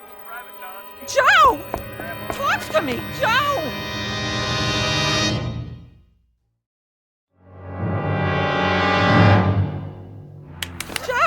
Joe, wake up. Are you all right? What happened? I don't know. Here, get up on the couch. I must have fainted or something. Are you okay? Yeah, sure. What happened? Maybe something I ate. Yeah, that's it. It tasted kind of funny. Well, why wouldn't it? I had to heat it up 3 times. Twice would have been enough. Now listen to me, Joe. Huh? It may be your heart. Oh, come on. I'm serious. All that overtime, it's not good for you. You ain't kidding. You'd better go to bed while I call the doctor. No. There's nothing wrong with me. Sure, Joe. You just keeled over for no reason. It's the television. What? There's something screwy with the TV. Are we on that again? Phyllis, I got something to ask you. I'm listening. Here, put your feet up. You want some hot chocolate? This is important. Are you sure you never saw that repair guy before? I'm going to call the doctor. Come here, sit down. I told you I got something important to talk about. All right, what is it? Phyllis, what would you say if I told you that I saw myself? Oh, Joe, please. I'm serious. Wearing my regular clothes, just like I look right now. I'd say you looked in the mirror. I do that all the time, and I don't like what I see either, but it's nothing to faint about. Like Frank Sinatra said, that's life. Nobody's getting any younger. But what are we going to do about it? The moving finger writes and haven't written a... I said, listen, I'm talking here. Phyllis, I saw myself on TV. Really? Was it that candid camera? I hope you were smiling. You always had a real nice smile. No, it wasn't the candid camera. What would you say if I told you I saw you on TV, too? When? Just now. I'd say you're cracked, Joe. I haven't been out of the apartment all day. And somebody's spying on us. If you really think that, you must be losing your marbles. Why would anyone want to spy on us? It's not like we ever do anything anymore. Nothing to write home about. Enough! Okay, forget it. Either you really are a bird brain or you're in on it. Ain't there something you want to tell me, Phyllis? Look me in the eye. I'm giving you a chance to come clean. Joey, you know better than that. Never mind that Joey stuff. I'm on to you. You're trying to trap me. You set me up, didn't you? Joe, you're scaring me. Well, you'll have to get up mighty early in the morning to get the drop on Joe Britt. You must be sick. You're not yourself. Now, you listen to me. You go into the kitchen and you look up that repair guy in the phone book. Tell him to get back here on the double. Understand? Sure, Joe, sure. Take it easy. You'll get your blood pressure in an uproar. Because if he don't, I swear I'll go down to his shop, wherever it is, and drag him here. Who do you two think you're dealing with? I ain't nobody's sucker. Oh, okay, I'll call him. See, I'm going. In the meantime, why don't you go to bed? Calm down. Take a load off. Now, fellas!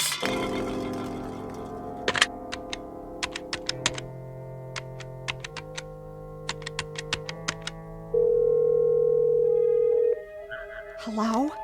This is Mrs. Britt. Yes, I think you'd better get over here right away. Calm down, she says.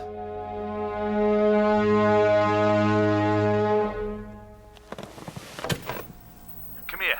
What do you see now, huh, Joe? What do you see? I'm on to you. You're nuts. We'll see about that. Ha! Missed me. I'll kill you.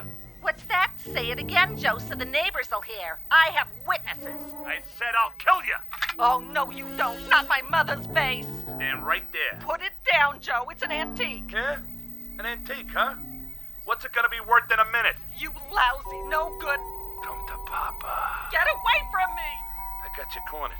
No place to go now. I don't like that look in your eye. Unless it's out that window. Joe, put it down. Not the vase. Don't you try to run or I'll smash it, I swear. No! Get away from the window. Let go of me! No! Phyllis! Phyllis, honey! Oh. Phyllis. Phyllis! Yeah? What's the matter now, Joe? Joe? What's the matter? Can't you hear? Can't you see? Look! Look at what? The TV! What about it? On the screen! There's nothing on the screen. See for yourself. But I saw it, I tell you. You and me right here in this room. What are you talking about? Channel 10 again? I told you, Joe, we don't get Channel 10. It's a trick. It's gotta be. Somebody's playing a trick on me. Why? Why?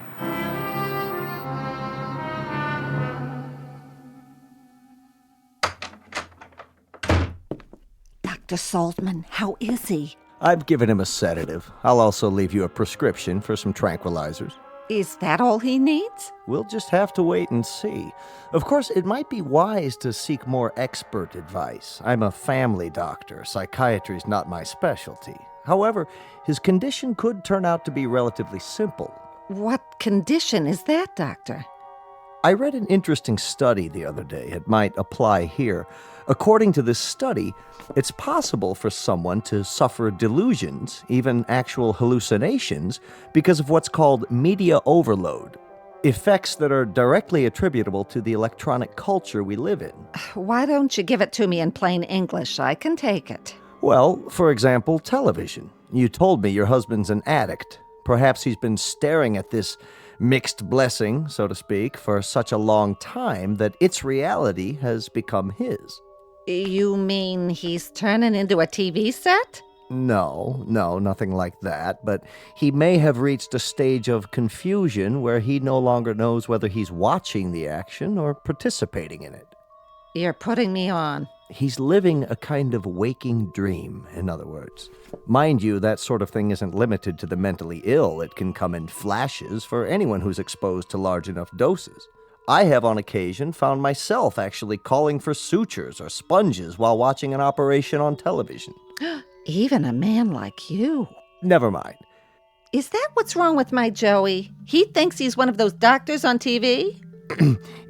In your husband's case, I gather he believes that he has, in some sense, already murdered you.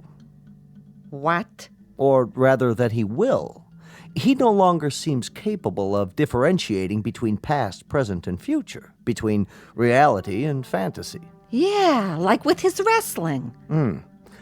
In any event, we don't want this situation to develop further. I should say not. I'd like you to bring him to my office first thing in the morning. I'll order a thorough checkup, reflexes, blood work, and so forth. Sure, if you say so. Meanwhile, see that he gets some rest. I will. Thank you, Doctor, from the bottom of my heart. Glad to be of help. I'll let myself out. Oh, Dr. Saltman. Yes?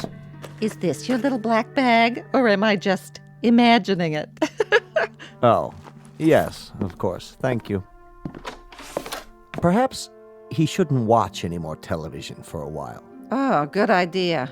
Think of it this way, Mrs. Britt. If you gaze into the abyss long enough, the abyss may begin to gaze into you. Isn't that the truth? Good night, and sleep well. Can you beat that? I wonder if I stare into the Frigidaire long enough, I'll turn into cold cuts. Wouldn't that be something, though? We'll get back to our movie in a minute. Fitzworthington's here. You say you want dependable transportation? You need a second car so the little woman can get out of town on the weekend? Wouldn't that be something? Well, tell you what I'm gonna do. We'll get back to the news in a minute. You see this little baby right here? I'm gonna give it to you for nothing down. That's right, nothing, zero, not a penny. Walk in and drive it off with just your good name, a smile on your face, and the number where your little wifey can be reached while she's out of town. Come in your birthday suit. What do I care? How's that for a bargain? Oh, what's the use? That guy's on every channel. I might as well turn in. Phyllis? Hold your horses, Joe. Phyllis! I said keep your pants on. I'm just turning out the lights. Phyllis, where are you?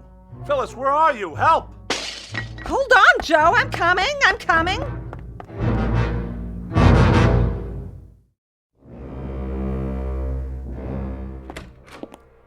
What was that noise? I heard a crash.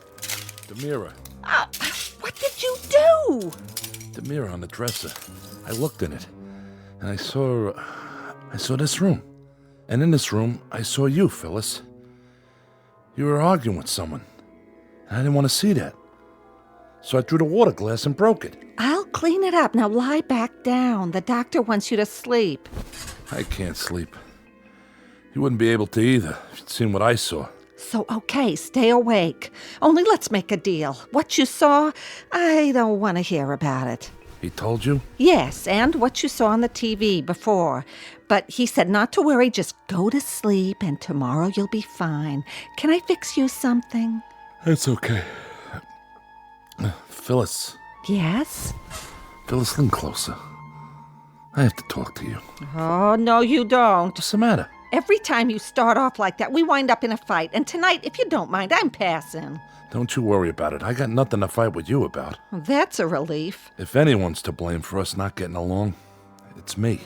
Well, what do you know? The doctor shot some sense into you. Do you think so? Now, go to sleep. You're not well, Joe. You can't be. If you were right in the noodle, you'd never be talking like this in the first place. No, I mean it. I really mean it. Oh, Joe. You know, Phyllis, driving a cab is pretty lonely work. You're all by yourself for hours and hours. And in between times, people are yelling at you to slow down, hurry up, take Madison Avenue, don't take Madison Avenue, turn right, left, stop, go. And on top of all of that, they think I'm cheating them. Would you believe it? No, they don't. Who says that? So when someone finally comes along and smiles at you, calls you mister, well, maybe you go all to pieces and think the moon and the stars are your own private property, at least for the night. It feels like spring. And you act like a first-class donkey, kicking up your heels like you were 17 or 18. See what I'm saying? No. There ain't no point in drawing you a picture. I guess you get the message. Maybe you better spell it out for me. Well, seeing you dead like that, after you fell out the window, or at least I thought you fell out the window, because it was on the TV and all, it was an awful shock.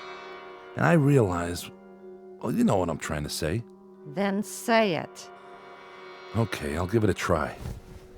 It took a shock like that to make me realize it's you, and not some... Sounds like you're trying to confess something. I just mean, it's you I love. You're the one. I'm touched. Okay, I'm just trying to be honest. I'm really touched. How's that, better? You don't have to get nasty. Me? Nasty? What am I supposed to get, dewy and gooey? Please, Phyllis. Am I supposed to fall all over myself when my husband of 27 years tells me he's finally decided he loves me? You don't know what love is. That's not the point I was making. What is the point, then? After charming the pants off the entire borough of Manhattan, he pins the blue ribbon on me? Which means I win one used-up nitwit. Easy credit, no money down. All mine to keep and feed and pamper and obey till death do us part. The only point you've got is the one on top of your head. Take it easy, Phyllis. I'll take it easy, all right. I'd take a butcher knife to you right now if you weren't so pathetic, lying there in bed out of your ever-loving mind. Who's out of his mind? You are if you think I'm gonna take your crap lying down. Well, at least you take something lying down. Yonkers, huh? Tell me another one. No wonder you're so short on the money every week. You've been blowing it on some cheap floozy. Cheap? Not everybody's cheap. Some people are expensive. You admit it. I didn't admit nothing. That's where our money's been going. You get out of here before I... You bet I will. This is one time I'll be glad to obey. To think of the years I gave you. Well, never mind that now. What are you doing? What does it look like? I'm packing my bags and moving on. You can't do that. Oh, you just watch me, Buster. I'm gonna drag you into court, Mr. Britt. You and your fancy woman, whoever she is. This is the thanks I get for trying to turn over a new leaf. So long, Joe. Thanks for the memories. I don't know what I ever saw in her. Will somebody please tell me? That woman wouldn't know sympathy if it jumped up and bit her on the behind. Get out of here before I throw you out. Order in the court. Phyllis? Your Honor, the prosecution objects to these interruptions by the defense. What's going on in there? May we have a sidebar, Your Honor? For what purpose? Who's in my living room? Approach the bench, but I warn you both, if this is a delaying tactic. Ugh, that TV again. I should have known. Your Honor, the defense is merely trying to establish the sequence of events. Or, should I say, to respond to the fantasy presented by the prosecution. Throw me out. I'd like to see him try. Now what are you doing? I'm taking my crystal glasses. They were a wedding gift, remember? But why? But no. You don't have to do that. Why, he says. Stay away from me, Joe. I'm warning you. The mood I'm in right now, you're lucky I don't tear you limb from limb, you dirty, rotten cheat. Order. This court will stand in recess. What did you have to turn the TV on for? On? It's been off for 15 minutes. Look for yourself. Channel 10. What do you want to do, drive me nuts? That'd be a short trip. We don't get Channel 10. Get it through your thick skull. You didn't see anything on the tube? No, I didn't, and neither did you. You've been faking it the whole time. Phyllis! I'll Phyllis you. It is is the ruling of this court that Dr. Saltman's testimony be entered into evidence. He testified that, in his expert opinion, the accused was sane at the time of the crime, so the charge of murder 1 with special circumstances will stand. How can you stand there watching this? To what? You flapping your gums? That's not me! Who's not you? Joseph Britt, the jury has found you guilty. It is the judgment of this court that you be taken to the state prison where you'll be put to death in the... Oh, no. Turn it off! Off! The set's already off. Anything you see, it's in your mind, Joe. It must be your lousy conscience. Take a good look. Turn it off! What's the matter, Joe? There's nothing on Channel 10, is there? If you see something, go ahead. I don't mind. Why should I? I never meant anything to you anyway. We'll both watch it together. Why not? I need a good laugh. Get out of my way! Oh, I'm so frightened. You just scare me to death with your big muscles. Way, I said! My, how rough you are. Tell me what you see, Joe. It must be very upsetting. Lord is my shepherd, I shall not want. No, I'm innocent, I tell you. That's what they all say. He maketh me to lie down in green pastures. You ain't getting me in that room. Don't fight it, Joe. Lo, though I walk through the valley of the shadow of death. All I know is I ain't sitting down. There's no use struggling. In all my years, I haven't seen a strap break yet. No! No! There. Now let's see this TV work. No more Channel 10 or anything else. Was it Lady Wrestlers, Joe? Or a burlesque show with fan dancers from Yonkers? Shut up! You shut up or I'll kill you! I swear I'll kill you! Come here. What do you see now, huh, Joe? What do you see? I'm on to you. You're nuts. We'll see about that. Ha! Missed me. I'll kill you. What's that? Say it again, Joe, so the neighbors will hear. I have witnesses. I said I'll kill you. Oh, no, you don't. Not my mother's vase. Stand right there. Put it down, Joe. It's an antique. Yeah? An antique, huh? What's it gonna be worth in a minute? You lousy, no good. Come to Papa. Get away from me. I got you cornered. No place to go now. I don't like that look in your eye. Unless it's out that window. Joe, put it down. Not the vase. Don't you try to run or I'll smash it, I swear. No. Get away from the window. Let go of me.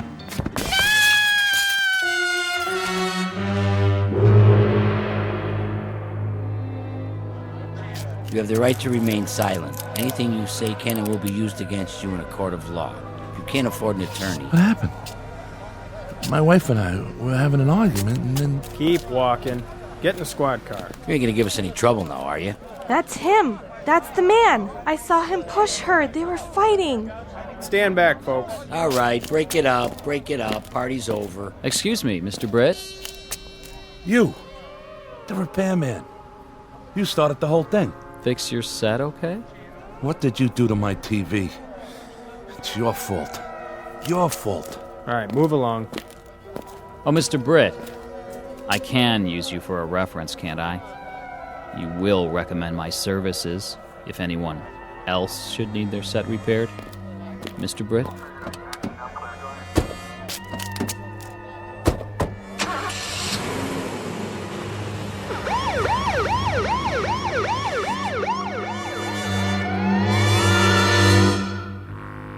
Joe Britt, cab driver.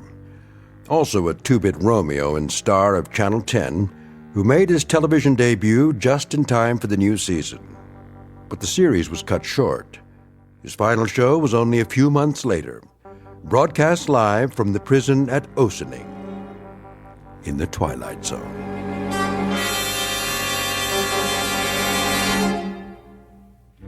More from the Twilight Zone after this. Hello, I'm Stacy Keach. I hope you're enjoying this edition of the Twilight Zone radio dramas. To learn more about this series, be sure to log on to our official website at twilightzoneradio.com.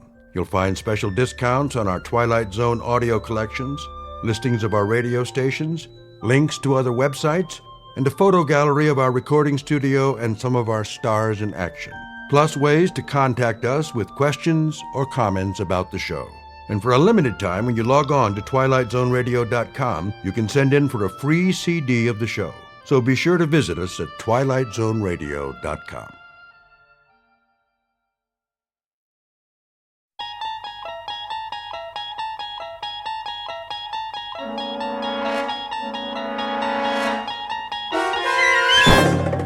There is a fifth dimension beyond that which is known to man.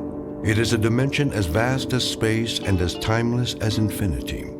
It is the middle ground between light and shadow, and it lies between the pit of man's fears and the summit of his knowledge. This is the dimension of imagination. It is an area which we call the Twilight Zone.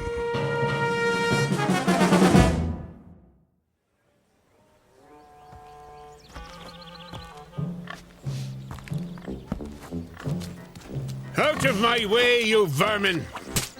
What are pigs doing out on the street anyway? It's not sanitary. You should be in a sty or a sandwich. Good morning, friend Woodrow. What's so good about it? Oh, that's the spirit. Keep your chin up. What'll it be this morning? Daily Courier. Daily Courier. That'll be 2 cents, Mr. Mulligan? 2 cents? 2 cents. Same as always. Seems more expensive. Thank you very much, sir. Now, let's take a look. Government surplus. Can you believe it? Believe what, Mr. Mulligan? Government only earns $1.5 million more than it spends. First thing you know, they'll owe money. Then everything will collapse. Inventory predicts every 100th man will own a horseless carriage someday. Oh, that's all we need. I already know what the newspaper says, Mr. Mulligan. You don't have to read it back to me. You read it? Of course. My copy? Not your copy, Mr. Mulligan. My copy. I wouldn't dream of tampering with your Daily Courier. I can assure you no human hands have touched that newspaper. Well, except for the printers, of course. I should think not. At least some people still have standards. Not like Mr. Beaumont, the butcher. You know how much he's charging for steak? Well, why don't you tell me, like you do every morning round about this time? 17 cents a pound! What do they think we are? Millionaires? I don't know. 17 cents seems a fair price to me. I really don't know what you have to complain about, Mr. Mulligan. Things aren't so bad. Hello? You were saying? The only customers you've had in your store this morning are me and this here pig. Thank you for the overpriced newspaper, Mr. Swanson. Always a pleasure, Mr. Mulligan. Get out of my way! Out of my way!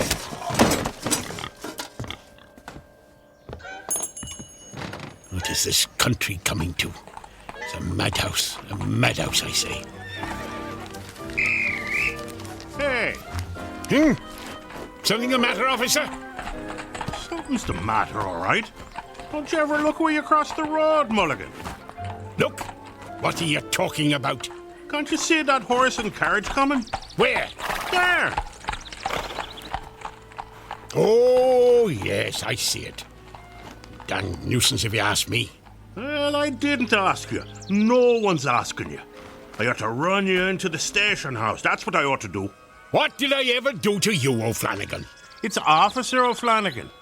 And why don't we start with causing a public nuisance by standing in the middle of the street waiting to frighten the horses?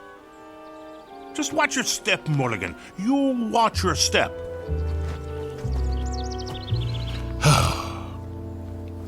Just watch your step, Mulligan. Some time to live in, this is. Steak at 17 cents a pound. Hats, $1.95. And that lady in the advertisement for Nelson's buggy whips. Shameful. You can see her ankle. Her whole ankle. Hey! Better move, mister! Whoa! Hey, get off the street! You're gonna get run over! You wanna get yourself killed? You crazy fool! Don't you know the speed limit's 8 miles an hour? Remember what I said about watching your step, Mulligan? Or you just might fall in a horse trough.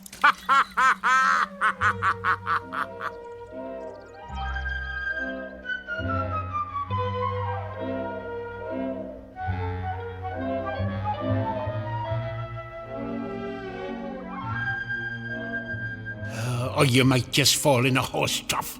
Well, howdy, ha ha ha. Look at me. I'm a working man, an honest man, a prideful man. And here I am working as a janitor for some crank of a professor and drying out my soaking pants in a wringer. Where's the dignity? Whole world's going to the dogs. That's where it's going. Nothing but trouble everywhere you look. Chickens and pigs walking in the streets like people.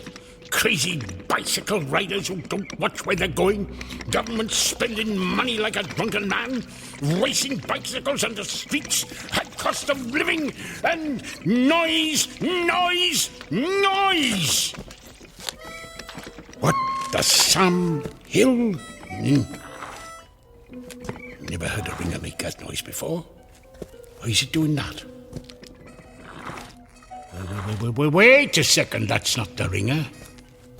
Something in my pants pocket. What is that? Oh, it's me harmonica. Oh, that's just swell. Just my luck. Ruined.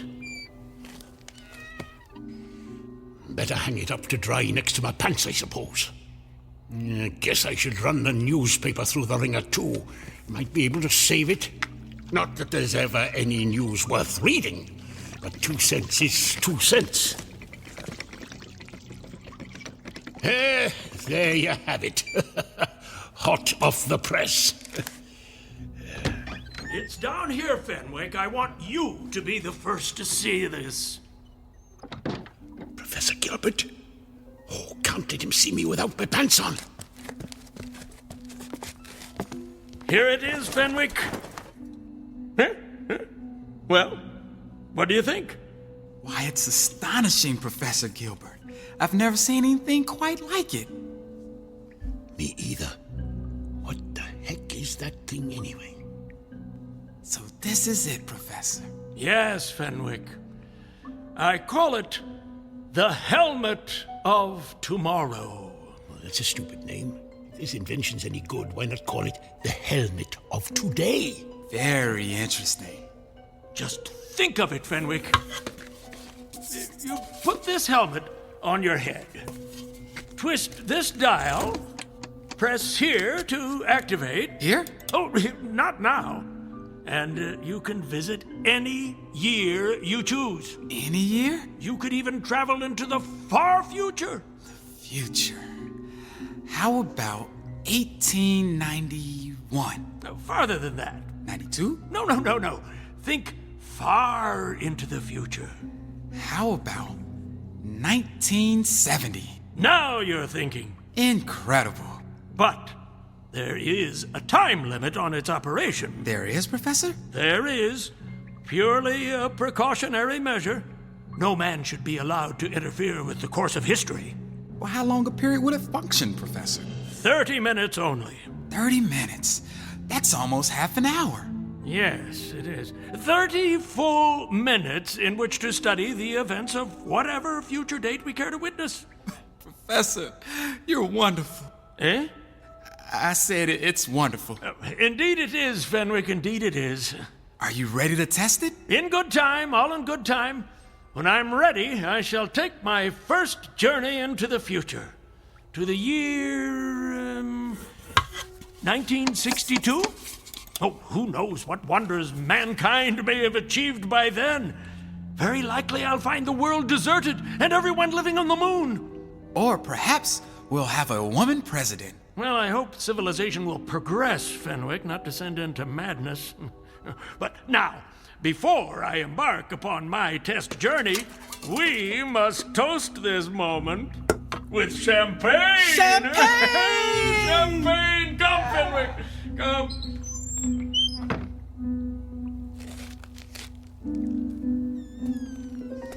A time helmet. Now that makes sense. A device that gives you a chance to find a time where there's a little peace and quiet. Oh, let's take a look at this thing. How did the professor set the date? this dial thingamajig here.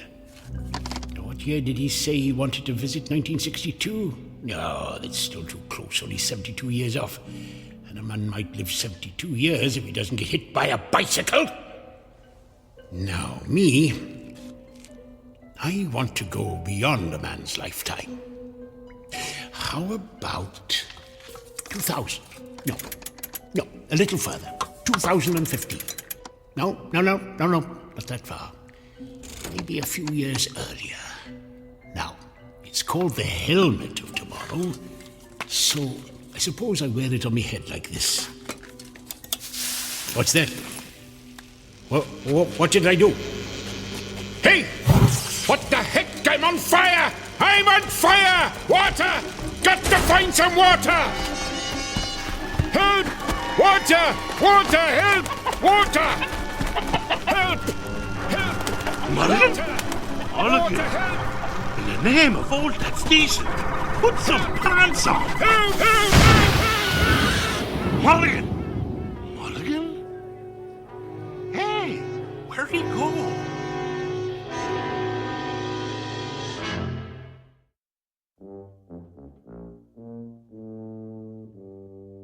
This is our hero, Mr. Woodrow Mulligan, a disgruntled citizen of a small town called Harmony, New York, circa 1890, complete with the high cost of living, bicycles that exceed the speed limit, and horses pulling carriages with reckless abandon, not to mention an oink-oink here and a cluck-cluck there.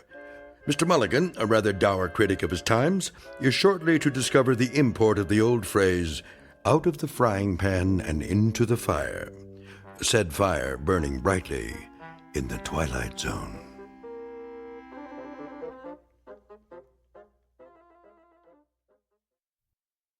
And now, The Twilight Zone and our story, Once Upon a Time, starring John Rhys Davies, with Stacy Keach as your narrator.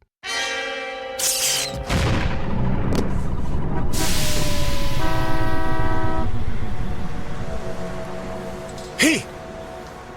Where am I? This doesn't look anything like Harmony.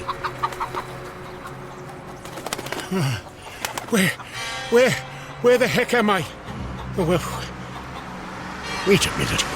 It must have worked. I'm in the future. Shoo, you dumb bird. Now, what time is it? It's 10 o'clock. 10 o'clock. I've got half an hour to take a look around. Oh, what's he doing? Better move, mister. Get off the street. You're gonna get run over. You want to get yourself killed? Oh, missed my turn. I better make a hand signal. Watch out! Hey! The time helmet! Let go of that! That's right! Hey! Give it back! You've got it hooked on your arm! Oh, I was trying to turn right. Oh, can't get this thing off my hand. Oh, there, got it. There it goes. Oh, it's rolling down the street right in front of that kid. Awesome! A new helmet. You there, boy! That's mine! Give that to me! Finders keepers. It's mine now. Come back! No way, you freak! This is crazy. How are you supposed to catch the little brats if you put them on a board with wheels on the bottom? I've got to catch him. Hey, kid! Come back! Flanagan to headquarters. Hey, Clancy, the emergency at the drugstore was a false alarm. There's not a thing going on here. Just quiet as Hey, hold on there. Call you back, Clancy. I got some lunatic in his underwear chasing after a kid on a skateboard. I'm in pursuit. Stop, police! For God's sake, put some pants on. Flanagan? Oh, no, Pocus. No good. The boy's getting away. There's no way I can... A bicycle! Now we're talking. Hey, that's my bike. Sorry, lady, I just need to borrow it. Thanks. Somebody stop that jerk. He stole my bike. Wish everyone was living on the moon. Streets are more crowded than ever, and he's still too far ahead. I'd take a shortcut through this thing. What is a car wash, anyway? Hey, I get getting all wet. What the blazes is this thing I'm in?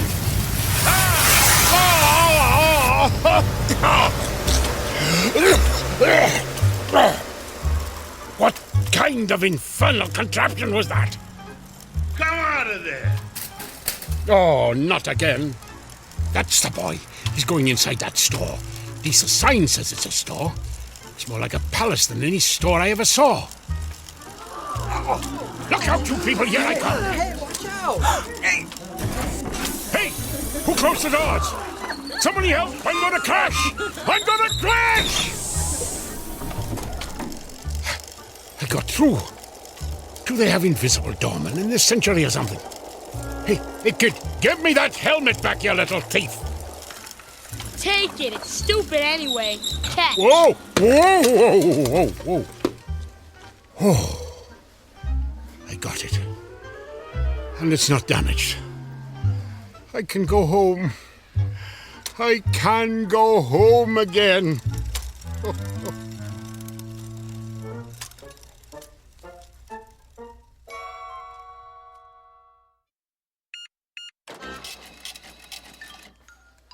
$6 for a pound of steak? Madam, do I look to you like a millionaire? Look out! Look out!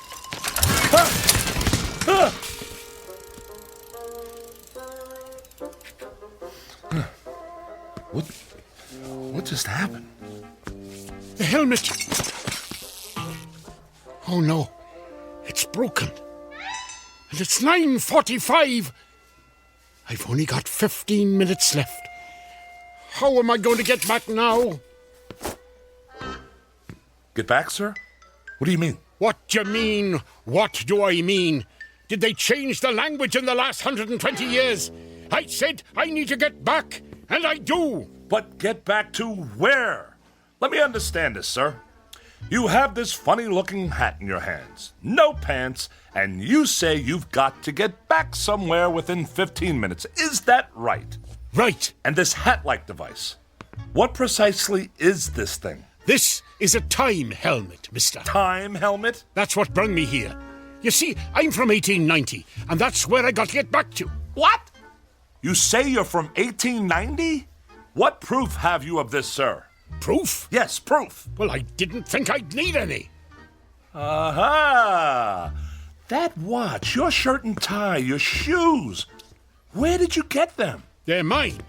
Where are your trousers? Hanging up to dry in 1890. Is it possible?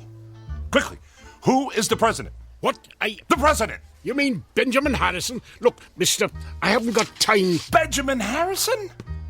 And before him? Grover Cleveland, of course, but what's that got to do with... I believe you. By George, I believe you. You are from 1890. That is no news to me, mister. Tell me how to get back to 1890. That'll be news. And this is the device, huh? How does it work? Well, you have to... Look. I don't know how it works. I'm only the janitor. Janitor, eh? Then how does it happen that you came to be in possession of this technological wonder? Why do you talk like that? Never mind. Now, permit me to examine your time helmet. Yes. Yes. Primitive but functional, yes. Fascinating. Remarkable for its time, really. Or for any time. Ooh, that's curious. What's curious? These look a little like the components you'd find in a digital television. I don't know what that means, mister, but if you think you can fix it, you better hurry. Time limit on it, huh? 30 minutes. And there's only 14 of them left. I wasted 15 of them chasing a boy who took my helmet. And the 16th? Talking to you. Let me see now. What's going on here? What's the meaning of this? This doesn't look good. Which of you crashed a bike in my store? Who are you, sir? I'm the manager. Would one of you like to explain what's going on here before I call security? An accident, sir. Accident? Merely a minor incident, no harm done. Apart from bicycle tracks on this expensive piece of steak. But none of that matters now. We are confronted with matters of far greater importance. Why are you talking like that? That's what I said. Look at this place. This is a shambles. And who's this man in his... Well, he hasn't got any... I took them off after I fell in a horse trough. A what? It's, slang for, oh, never mind. Come along, sir. Mulligan. Woodrow Mulligan. Where do you think you're going? Out of my way. Oh, no, you don't. Miss Blodgett, call security. I said get out of our way. Come on, Mr. Mulligan. We're getting out of here. Hey, where you going? Excuse me, miss. But have you seen a man dressed like something out of a silent movie, only without any pants? Oh, that policeman, he's after me. Why? Some kind of generational grudge. Don't ask me. Get behind me. What? I said stand behind me. Excuse me, sir. Have you seen... I haven't seen anyone, officer. I didn't say anything yet. I haven't seen anyone because, I'm blind. Oh, I'm sorry. My mistake. Hey, if you're blind, where's your... No dogs allowed in the store. Uh-huh. Well, just watch it, that's all. Are you blind? Oh, not me, that guy. There they are. Where? The one you want is standing behind that fat man. Run!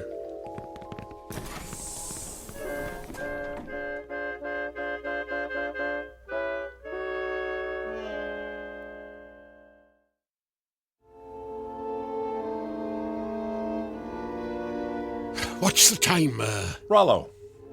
My name is Rollo, and the time is, almost 9:50. Sorry, madam. I guess you still need pants in the 21st century, huh? Not in Europe, I believe, but in this country it's still considered polite. Lend me a coat, will you, Rollo? Oh, of course, here. Excellent! The home entertainment department. We should find the replacement parts we need here. Keep watch, this'll only take a moment. It'll have to. Take a look out.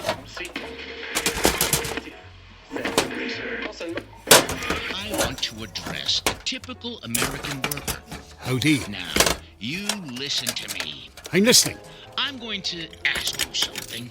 Yes? Do you think it's right that your hard-earned money winds up in the pockets of those people who are quite capable of working but prefer to be a drain on our society? Heck no. But those dummies in Washington say it should. I say, wise up. Hold on a second. Hey, Rollo. This fella says I should wise up. That's probably good advice. Who said that? This fella here in the window. That's TV. Who's TV? TV? Television? Oh, you wouldn't believe me if I told you. Trust me, you're not missing anything. Can you fix it? The television? The time helmet! I'm certainly going to try, sir. Try? Oh, this is useless. Give me the helmet. No, wait! Where are you going? I don't have a lot of time to take in the sights, but I'm pretty sure I saw a repair shop around here. Over there.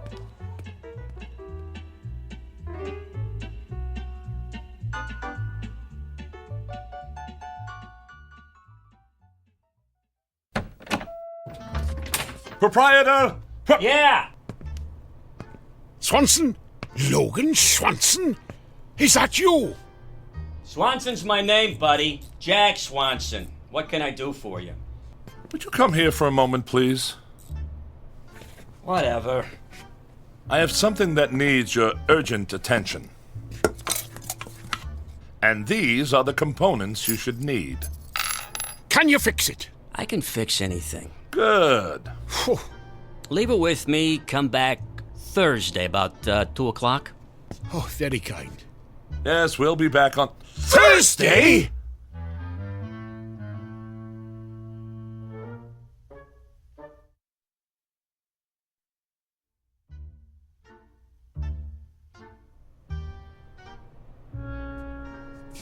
You don't understand. This man must get back to 1890. 1890? That's right. You're in the wrong block, pal. This is only 1600. No.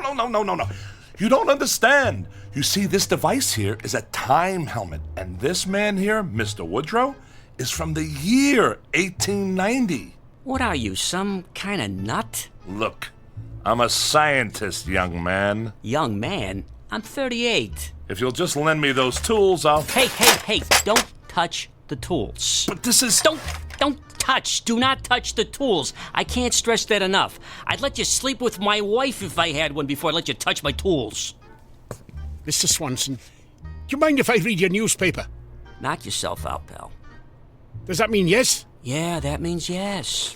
We barely have 10 minutes to get this man back to his, time continuum. Now, if you'll let me demonstrate, it's a straightforward but delicate operation. All we want is this soldered to that... Don't touch! Do not touch the tools, will you? Can you see that sign? I can see it, yes. It says we do not accept checks. Yeah, well, I'm going to replace it with another sign that says, Don't touch the tools. Right. Excuse me. What? Who is this? That's the president. This is the president? Uh-huh. Of America? That's right. I have been away for a long time. Can we return to the subject at hand? You don't seem to understand, sir. What I'm trying to say is... Sorry, are you deaf? This is the last time I'm going to say it politely. Don't touch my tools, if you don't mind. Allow me to show this to you. Don't touch the tools! What in the world is this contraption?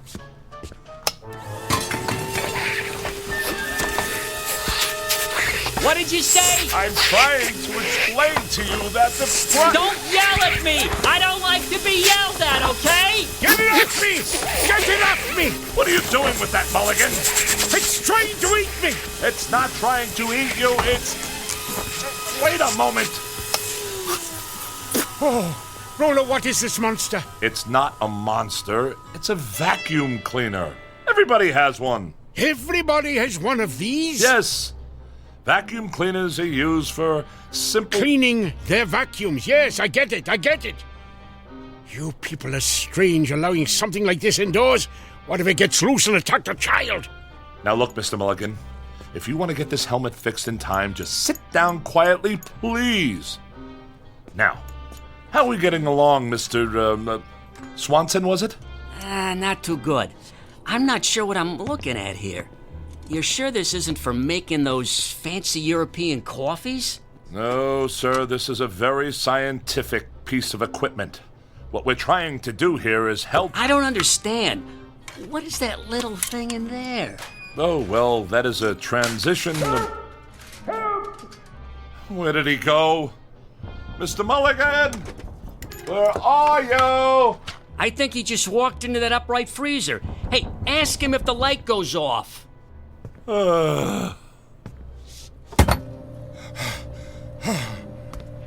What on earth were you doing in there? Don't you know how dangerous that is? I thought it was another room. It's not another room. Just stay away from everything. Sit down if you must, but everything else is out of bounds. Now, sir, where were we? Beats me. Yes, and I wanted to draw your attention to this node over here. Don't touch my tools if you don't mind. You see, I'm merely trying to point out to you that in order to facilitate... Don't point with my tools, please! Would you allow me to please make this clear to you? All we have is... Don't you understand? I assure you I do understand. This happens to be mine. Oh, just a moment. What now? Now, where's he going? Stay here. Stay here? I work here. Why would I be anywhere else? Just keep working. The clock's ticking. Yeah, it's ticking, because I fixed it.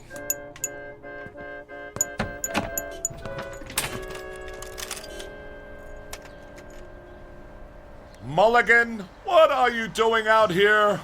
I thought you said time was of the essence. It is. But I don't want to go back to 1890 without any pants, so I thought I'd take a look at 21st century fashions. Have you seen these prices? Is this what you pay these days? I have to pay slightly more. It seems that the Hefty gentlemen must be continually punished by our judgmental society. Now, come on, back inside before someone sees you. Well, is it ready? Pretty much, I think. A couple of small, minor adjustments, and you'll be all set. Good. Finally, I can go home. And not a minute too soon. No offense. None taken, I assure you. In fact, I would go so far as to say that I envy you your trip, sir. You sure he's the one from 1890? Well? Because you sound like Masterpiece Theater here. Keep working. Yes, 1890 is a wonderful period, Mr. Mulligan. I never used to think so till now. A time of simple, practical values. No traffic snarls, no income tax, no terrorists, no computer viruses.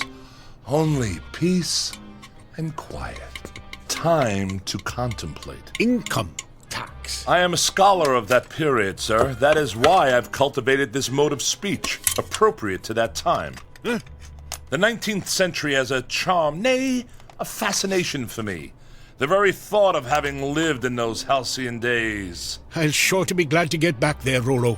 If I ever do. How much time is there left? We've got less than 5 minutes. 5 minutes will be more than adequate. Tell me about your town, Mr. Mulligan. Where, for instance, might a scientist find employment? You are a scientist? Yes. Are there any in your town? Well, the only one I know is Professor Gilbert. I work for him. Oh. There you go, guys, all fixed. It works? Sure. Why not? Good. Well, what'll we do now? Pay me. I was talking to Mr. Mulligan. I know. That's why I said it. I didn't want you to forget. Pay the man, Mr. Mulligan. Pay the man.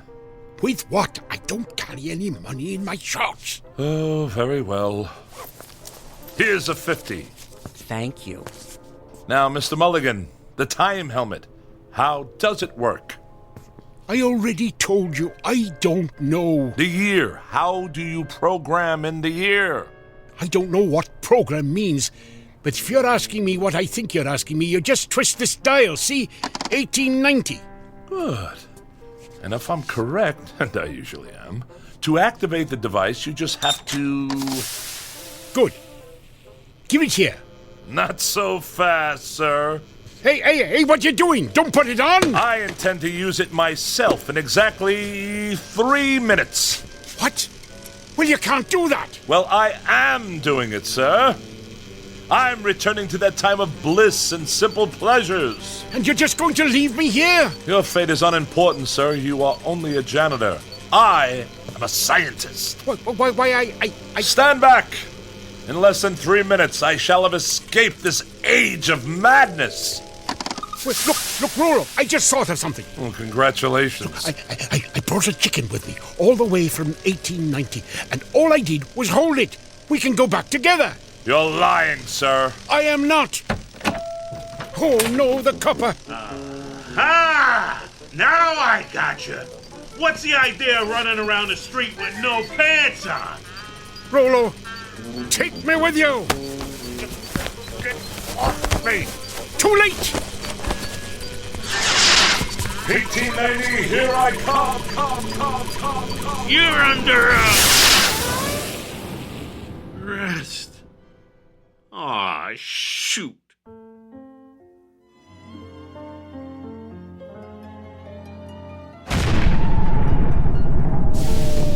Mulligan?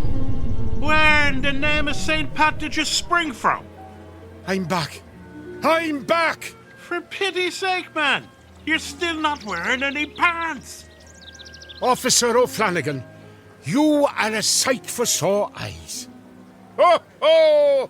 Ho, ho! 1890. Charming.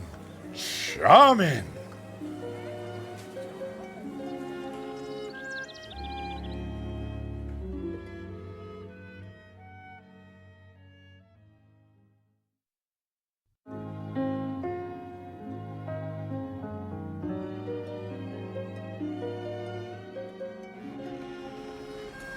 Good morning, Fred and Rollo.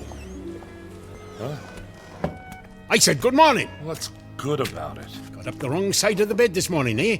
Every side is the wrong side. I didn't sleep a wink last night. No. No, my mattress feels as if it's stuffed with rocks. And I've had indigestion ever since I've arrived here. This food is terrible. Well, not today, it's not. Today I got us some steak for dinner. 17 cents a pound, can you believe it? How can they sell it so cheap? I don't know and I don't care. Well, suit yourself. But I like 1890. It suits me. Look at this laboratory. It's ancient. It hasn't any equipment at all. Listen, I can even get a tune out of my harmonica now. Stop that! Darn noise. I don't know why I ever came to work here. I don't know why I ever wanted to live here, this barbaric, primitive wilderness. What an utter fool I was to think I'd be happy living in 1890. Of all the dull, miserable, impossible periods of time, this one takes the prize. No sanitation, no facilities, no spring mattresses, air foam pillows, or electric blankets. Oh, sheesh. This guy is worse than my mother-in-law. No comforts, no frozen canapes, no microwave meals, no swimsuit edition of Sports Illustrated. You know what, Rollo? I think you'd be happier some other place. Or maybe some other time. What are you blabbering about? 2000, 2001, 2002, 2003. There you go. Now, here, try this on for size. Ow! There you go. A perfect fit. Oh, no. You can't send me back. You don't belong here, Rollo. Any more than I belonged in your time. I'll just press here to switch the helmet on. Get this blasted thing off my head! Goodbye, Rollo. I hope you'll find the peace and quiet you're looking for. I know I will. Now...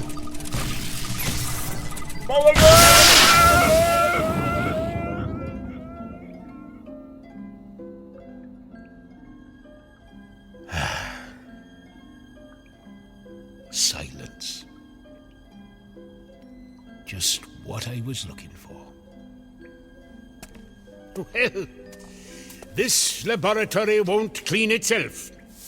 Unless Professor Gilbert invents something.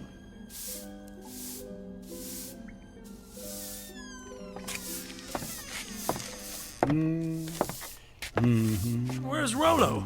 Oh, Rollo? Oh, he just left, Professor. Left? In a big hurry. Late for an appointment? Early. Strange chap. Complains a lot. Hadn't noticed. Talks a lot of nonsense, too. Keeps saying he needs a computer, whatever one of those is. Fancy word for an abacus, I reckon. Mulligan, have you seen my time helmet?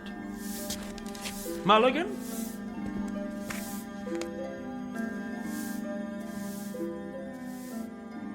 To each his own.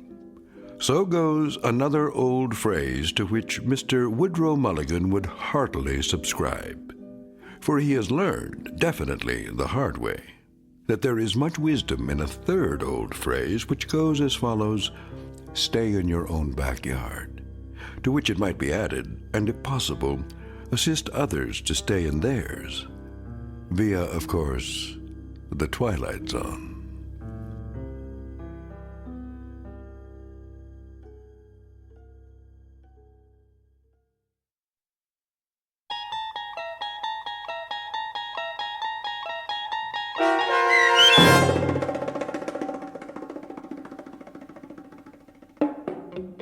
Once Upon a Time, starring John Rhys Davies with Stacy Keach as your narrator, was written for The Twilight Zone by Richard Matheson and adapted for radio by M.J. Elliott. Heard in the cast were Mike Starr, Rob Riley, Michael Teshua, Malcolm Rothman, George Adams, Jim McCants, Beth Jacoby Deitch, Randall Steinmeier, and C.J. Amari. The producers of The Twilight Zone wish to thank CBS Enterprises and the Rod Serling Estate for making this series possible. This copyrighted radio series is produced by Carl Amari and directed by Joby Cerny for Falcon Picture Group. Sound design, custom Foley effects, recording, and editing are done in the Cerny American Sound to Picture Theater by sound designers Craig Lee, Bob Benson, Todd Beyer, and Tim Cerny. To learn more about the Twilight Zone radio dramas and to download episodes, including 3 free episodes on our homepage, visit our official website at twilightzoneradio.com. Doug James speaking.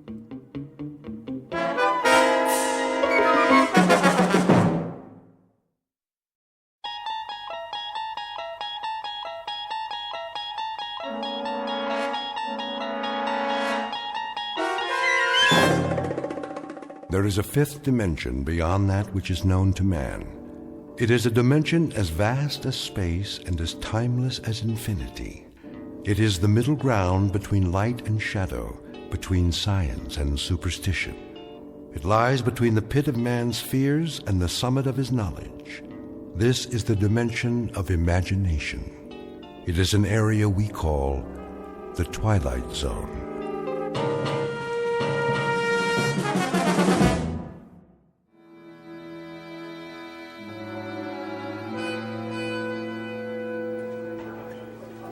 Where is he? We should start anyway. Pass me the coffee, Bob. How long are we supposed to wait? Gentlemen, I called you here for a meeting, but I don't have all day. You try my patience, Mr. Williams. Yes, sir. I want the figures on the account now. I'll try to reach him again, sir.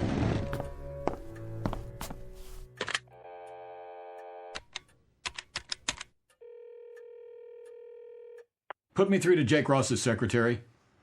Yes, I'll hold. Williams, we're still waiting for your Mr. Ross. I'm trying to get him now, sir. Is this Jake's office, Joni? Yeah, I'm fine. Mr. Williams! I know he's out to lunch, but there was a conference called for 2 o'clock and it's 2:30. Yes, Mr. Mizrell's office. Where is he? All right, then check. Tell him to get his keister back here fast.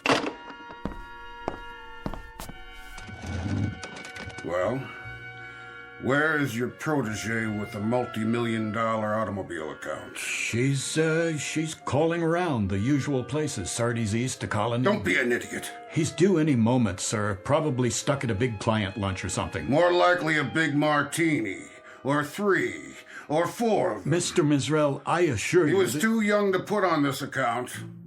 I told you that, Williams. Much too young for so large and important an account. See? I knew it. Here's Jake now. Message for Gert Williams? Give me that. We have been here now for 34 minutes, Mr. Williams. This is a note from Jake Ross. Would you be so kind as to share its contents with us? I can tell you the sense of it very quickly, Mr. Mizrell. It's Jake's resignation. He's moving to another agency. And he's taking the automobile account with him. That account represented a gross billing of millions of dollars a year. And how many times have you promised it to me? This is as much a shock to me as it is to you, Mr. Mizrell. Don't con me. It was your pet project, yours. And it was your idea to give it to that little college greenie. Get with the program, Williams. Get with it, boy. I'm sorry. So what's left? Not only has your pet project backfired, but it's sprouted wings and left the premises. I'll tell you what's left for us in my view. A deep and abiding concern about your judgment. Please. This is a push business, Williams. A push business. Push and drive, but personally hands-on. You don't delegate responsibilities to little boys. I don't feel well. You should know that better than anyone else. I have to leave now. It's a push all the way, all the time, right down the line. Hey, you don't look so hot. What's the matter with him? Why don't you just shut your mouth, fat boy? And who precisely are you addressing? Who do you think, you ugly, bloated, self-important old...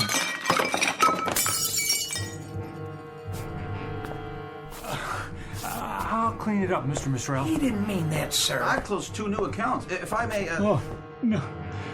Excuse me. Please, excuse me, all of you.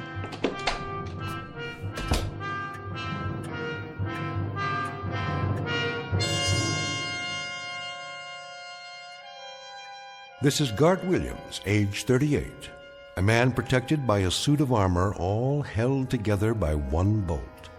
Just a moment ago, someone removed the bolt, and Mr. Williams' protection fell away and left him a naked target.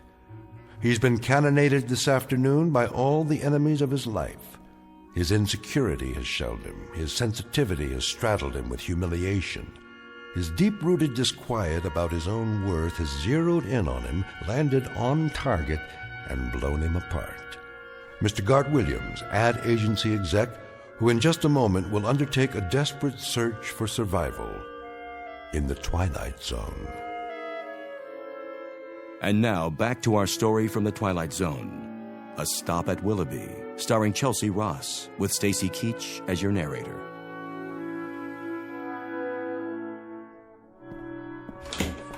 Oh, hi, Mr. Williams. You have some messages. I put them on your desk. Thank you, Helen. Are you okay, boss?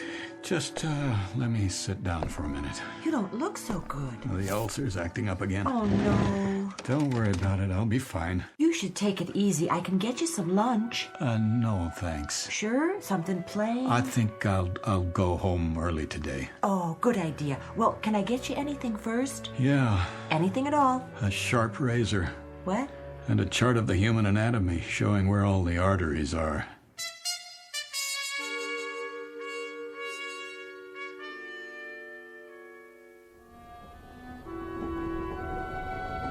Tickets, please. Ticket?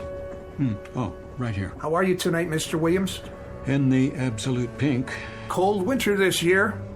Seems to get darker earlier than it ever has. That's the way of the world. The rich get richer and the days get shorter. Isn't that the truth? Here's your ticket. Enjoy the ride. Tickets, please. It's a push business, Williams. A push business. You gotta get with it, boy. A push business. Push. Got to get with it, boy. You got to get with it. Got to get with it. That's enough. Is anything wrong? What? Oh, no. I was just thinking out loud, I guess. Oh, I was afraid you were speaking to me. Not at all. Sorry. It is a boring commute, isn't it? It's easy to doze off. Yes, it is. All that darkness outside. You can barely see the landscape. To tell the truth, I never paid much attention to it. But, well, now that you mention it.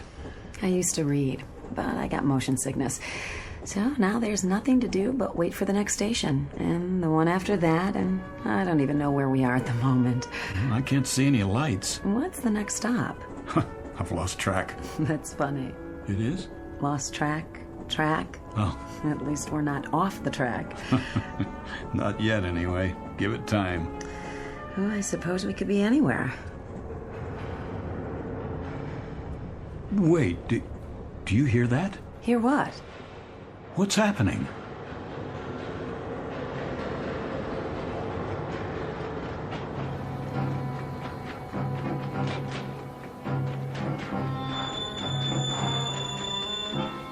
Miss?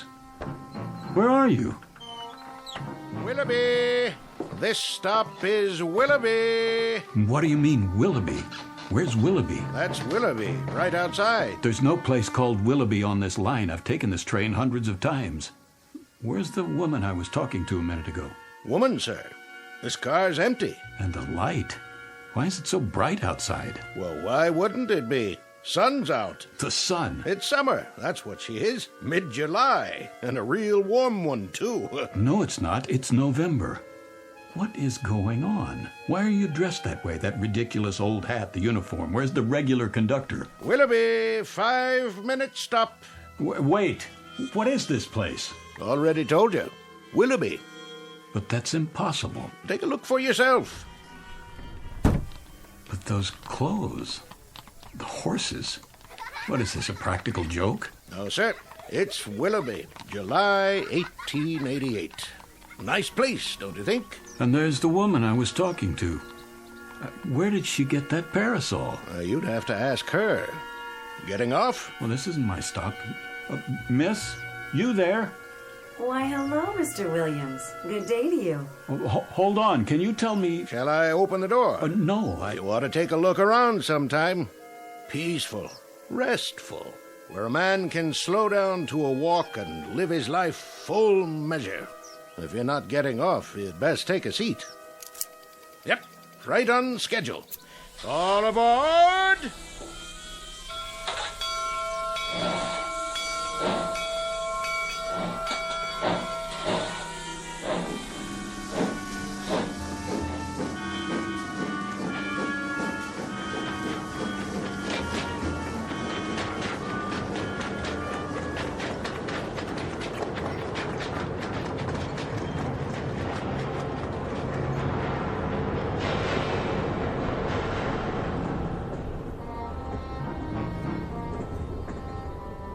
Westport, Saugatuck.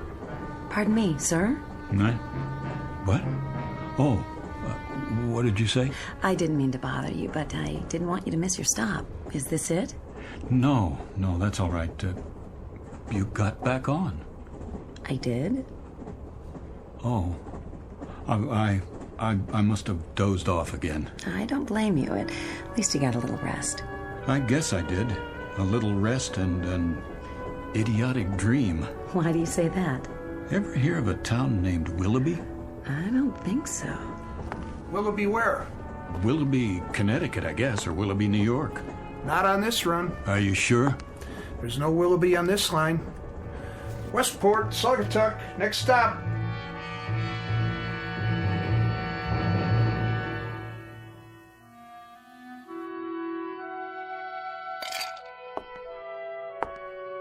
Hello, Gart.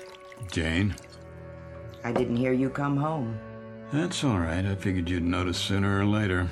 Oh, I see. So that's how it's going to be. If you say so. What are your plans this evening? Do you care? So you're going to get quietly plastered and sing the old college songs. No songs. I'm all sung out. Then you're just going to get drunk while I sit here and watch. You can join in if you like. No thanks. I don't have anything to celebrate. Neither do I. It was just one of those days. I guess it was. How would you know? Bob Blair's wife phoned. She said he'd been in a meeting with you. You got hysterical or something. She called to find out how you were. They were all very solicitous, all the boys at the meeting. The kind of free-flowing compassion that spells relief for everybody because it means I'm the victim, not them. That's a big word with you, isn't it? Victim. Pour me another drink, will you, Jane? Would you spare me your little homilies for once and just give me a simple, honest answer? Did you throw away your job this afternoon? Did you wreck your entire career? It appears not. Mr. Mizrell phoned before I left the office. And? He has found it in that giant, oversized heart of his to forgive me. Forgive you for what? What's the difference? That gracious, somewhat obese gentleman will allow me to continue in his employ simply because he's such a human-type fella. Real people person. And one small additional reason. If I were to go to a competitive agency, I might take a lot of business with me. Go on. That's it. That's all of it. I'm tired, Janie. I'm tired and I'm sick. Then you're in the right ward. We specialize in people who are sick and tired. Gart, I'm sick and tired of a husband who lives in a permanent state of self-pity. A husband with a bleeding heart sensitivity. He unfurls like a flag whenever he decides the competition is too rough for him. Some people aren't built for competition, Janie, or big, pretentious houses they can't afford like this one, or rich communities they don't feel comfortable in. Comfortable? Let me get this straight. You're not comfortable here?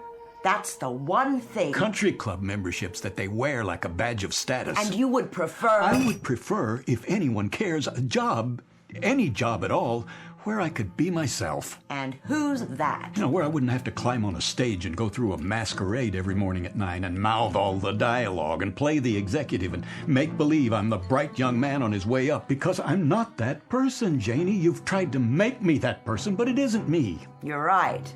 It isn't. It isn't me at all. And I'm not very young. I'm a soon-to-be old, very uncompetitive, rather dull, quite uninspired, average type of guy with a wife who has an appetite that won't quit. And where would you be if it weren't for my appetite? I know where I'd like to be. And where is that? A place called Willoughby. A little town I chartered inside my head. A place I manufactured in a dream. An odd dream, a very odd dream. Willoughby. It was summer, very warm. The kids were barefoot. One of them carried a fishing pole. Oh, please. And the main street looked like a Currier and Ives painting.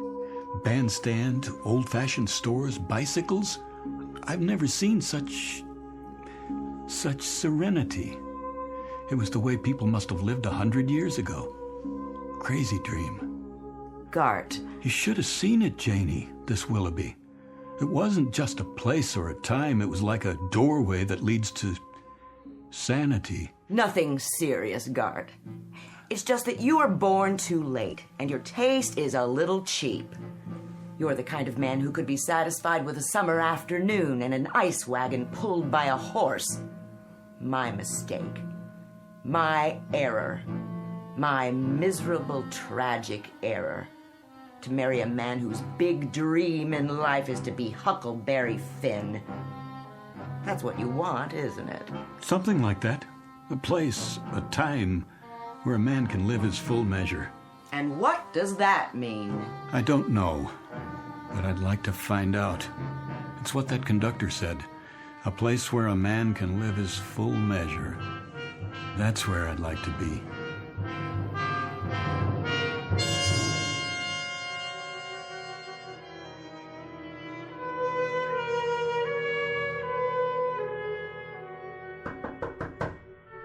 Yes? Mr. Williams? Yes, Helen.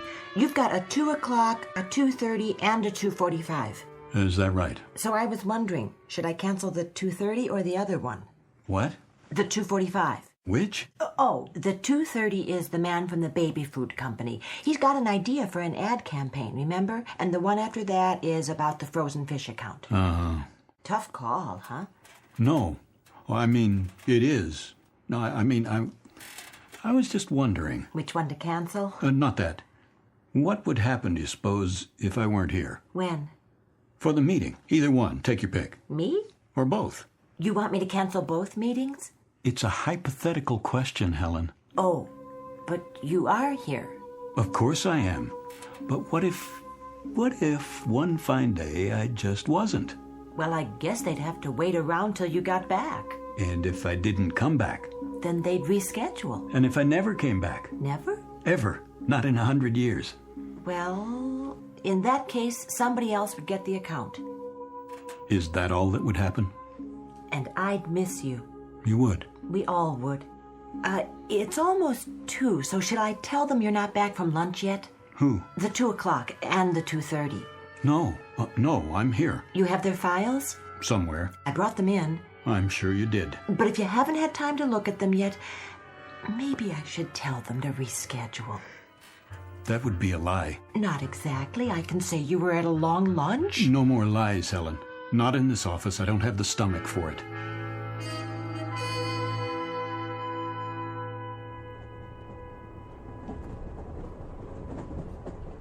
Hello again. It's you. Please, have a seat. You look like you caught up on your sleep. Feeling better? Oh, tolerable. And you? No complaints. It is a bit of a grind, though, isn't it? These long commutes. Well, actually, I only take this train for the scenery. Some view. Mm-hmm. The scenic route. I feel like miles and miles of pitch-black fields. You can't even see the towns. So there's nothing much to do but grin and bear it. It's an opportunity. It is? For conversation. Do you know I've never spoken to another soul on this train? They're all so wrapped up in their own melodramas. Misery loves company. So, we might as well be miserable together while we're sitting here. Has to be more interesting that way. Did you ever... What? It's silly. But did you ever want to get off at a stop where you've never been before, just to see what it would be like? Which stop are you thinking of? No, I don't know. It doesn't matter. Pick one and see what happens. Well, you'd be on your own. Nobody waiting. No car. I wouldn't mind. There's nobody waiting for me anyway. Would you? Not anymore. Forgive me. Did I say something wrong? Oh, it's just a... This is going to sound strange. I didn't mean to get personal. I think we're having the same dream. What? Well, sharing the same fantasy in a way. Remember the last trip when I dozed off? We spoke and I asked you about the next stop. I was afraid you'd miss your station. You see, I dreamed we came to a station I'd never seen before. You got off as if you lived there. I saw you outside walking around. In the dark? It was a bright summer day. I'm beginning to like this dream. And did you get off the train so we could have an adventure? That's the problem. I wanted to, but I didn't. Why not? I wish I knew. Willoughby. What did you say? Well, last week you asked me about a town called Willoughby, Mr. Williams. Oh, yes. I looked it up. No such place as far as I could see. You're sure? Every old timetable I could find. Nothing with that name. Not even close. Thanks anyway. Where did you hear about it? Oh, I must have dreamed it. Probably did. Old-fashioned name. Sounds nice, though. It does, doesn't it? Nice place to visit, maybe. Don't know if I'd like to live there. You never know. No, you don't. Take it easy now, Mr. Williams. Next stop, Stamford. Stamford, next stop. Is that the name of it? Willoughby? It was. You know, it seems familiar. They used to have different names, these towns, a long time ago. It could be you read about it in a book. It could be we both did. I don't have much time to read. It's almost as if I'm remembering something. Don't tell me you believe in past lives. That's nonsense. No, it's not that. But the name does sound familiar, and I do like the sound of it. I do too. Willoughby. Willoughby.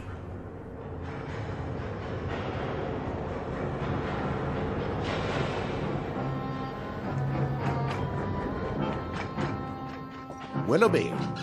What did you say? Next stop, Willoughby. The woman who was sitting there. Woman, sir? In that seat. Where is she? No other fares in this car, sir. But it was only a minute ago. Good day to you. Day? All out for Willoughby!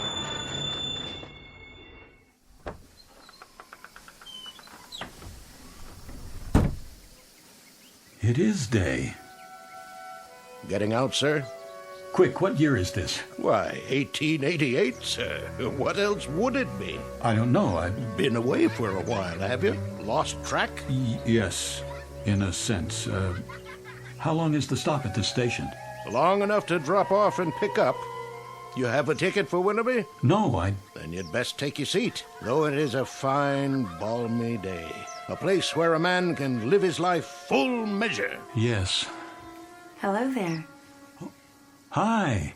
You did it. You got off. Of course. This is where I live. It's such a lovely afternoon. I do believe I'll take a walk in the park with some of my friends. You're quite welcome to join us if you'd like. All aboard! Wait, the train started moving. Goodbye, Mr. Williams. If I can jump to the platform... Oh, no, don't do that. I can make it. Too late. I can make it. Don't. It wouldn't be safe. Another time.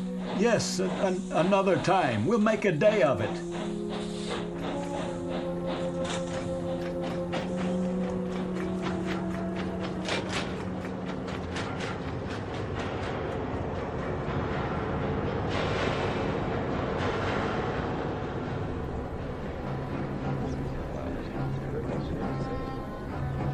All these people. A full car, Mr. Williams. Always is this time of day. There's your seat right over there. The woman I was talking to. I'm not sure that She's not here now. Oh? Maybe she went to the club car. Or got off. Where? No stops so far. She got off at Willoughby. You on that kick again? I told you there's no such town. I know. That's what you said. Sounds like a nice place, though. A real nice place. Tickets! Next time. Next time, I swear I'm going to do it no matter what. I'm going to get off at Willoughby.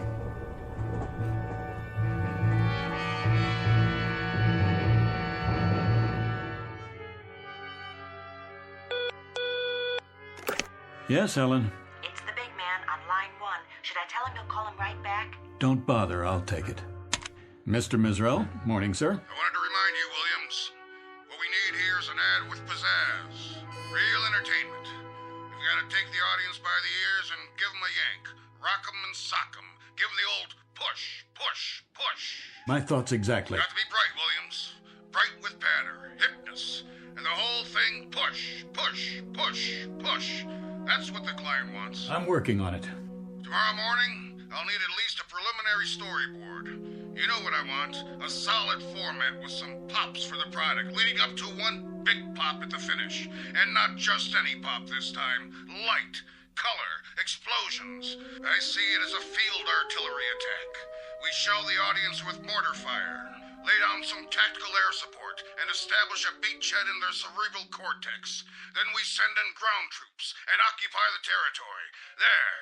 What do you say to that? I'll do what I can. Do more than you can. With me, Williams, aspire, dream big, and then get behind your dreams big time. Push, push. Well, I haven't seen the ratings on the show. No, but it was the time slot the sponsor wanted. Hold on a second, will you? Yes? They were what? No, wait. Helen? Yes? What film outfit did the commercials on the Bradbury account? The negatives are all scratched. They're screaming bloody murder at me. I'll send a fax. Oh, and Mr. Mizrell would like to see you in his office. I'm going to have to check it out for you, okay? Mr. Mizrell, sir, he got disconnected. He seemed rather insistent. Are you all right? You look so pale. Oh, I'd like to be alone now. Not the ulcer again? Oh, please, just go. I'll be right outside if you need me.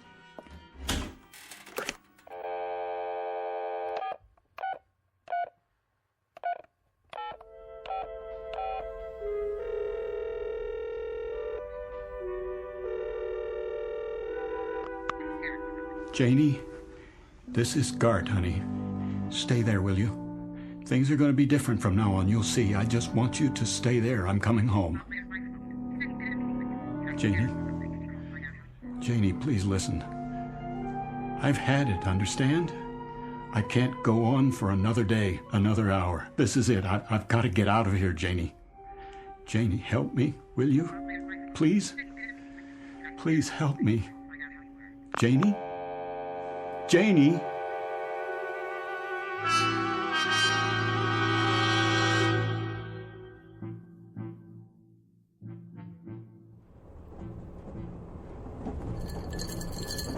Another scotch, Mr. Williams? No, thank you. Pretty empty in here today. Well, that's because it's too early. Most people don't hit the club car till after work. Wait till the commuter run. They'll line up like kids in a candy store. I bet they do. You going home early today, Mr. Williams? Yeah, my wife's waiting for me. Oh, she is, huh? That's nice. At least I think she is. You call her and tell her? That I did. I just hope she got the message. Oh, I bet she did. Gonna take her out for dinner and everything?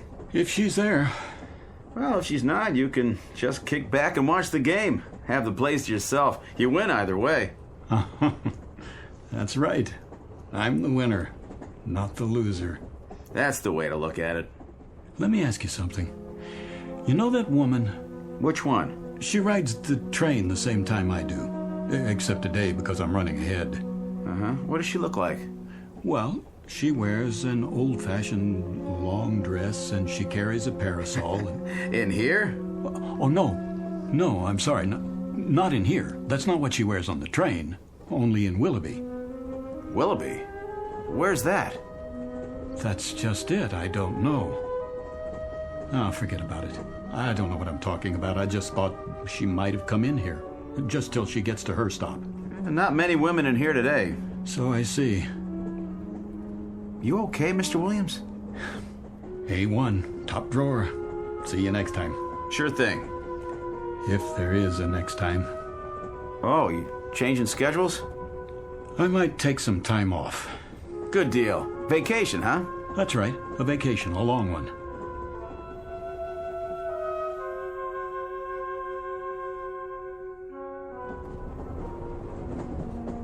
Ticket? Hey, you're early, Mr. Williams. What? Decided to call it a day, huh? Yes, yes, you could say that. Well, enjoy the trip. Oh, conductor. Something else? You wouldn't happen to have a light, would you? You want a cigarette? They have matches in the club car. No worse than a drink, I guess, if that's your poison. But you can't light up here. You have to wait till we stop at a platform. Of course. I was just wondering if you could bend the rules this time. It's been quite a day. I need to unwind before I get home. I used to smoke 2 packs a day. Had to give it up, though. Doctor's orders. Right. Said it was cutting years off my life. So I decided to stick around. You want to do that, don't you? Yes. As a matter of fact, I do. That's why I'm going home. There you are, then. I have another question for you. Yeah? That woman, the one I talked to. Which woman is that now? Have you seen her in the other cars? Can't say as I have. Would you take a look? If I see her, I'll let you know. Thanks. I appreciate it. Some people didn't go to work, though. Cold day. Yeah, maybe that's it. Be colder tonight. That's what they say. Looks like snow. You keep warm now. I'll try. Next stop, Stamford. Stamford.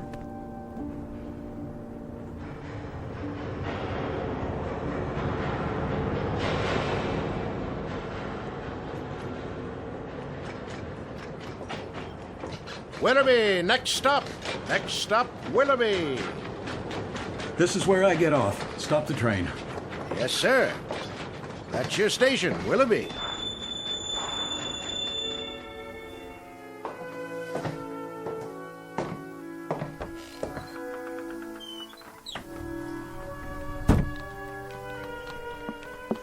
Need a hand with your baggage? I don't have any. Nothing at all? Not a thing. A good day to you, then. Yes, it is. It really is a beautiful day.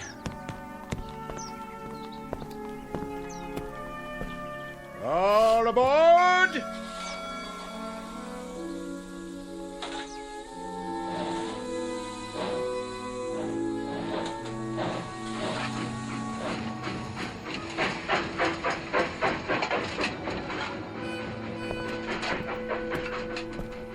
Hi, Mr. Williams. Hi. We're going fishing. I can see that. Catch some big ones today, huh? The biggest you ever saw. Want to come?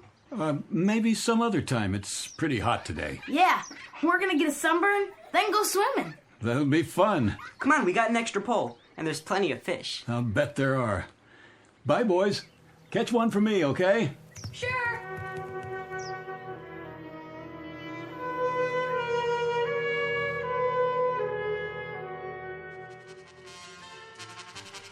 Such a lovely day. Too nice to stay indoors. I want to hear the band. Yes, the band. I love the sound. So do I. Beautiful. Did you say something? Not really. It's you. Hello. Oh, it is you. I'm glad you decided to join us. I was on my way down to the park. Where? Oh, that's right. You just got here. Come with me. It's not far. I'll introduce you to all my friends, just as I promised. Then they'll be your friends, too. I'd like that. I feel as if they already are. Then later, perhaps we'll take a stroll by the lake. It's truly splendid with the moon and the stars and... I like it here right now, with you. The trees, the stores. The shops are my weakness, I must confess. You've got some wonderful antiques here. Antiques? That beautiful grandfather clock in the window, for example, a classic.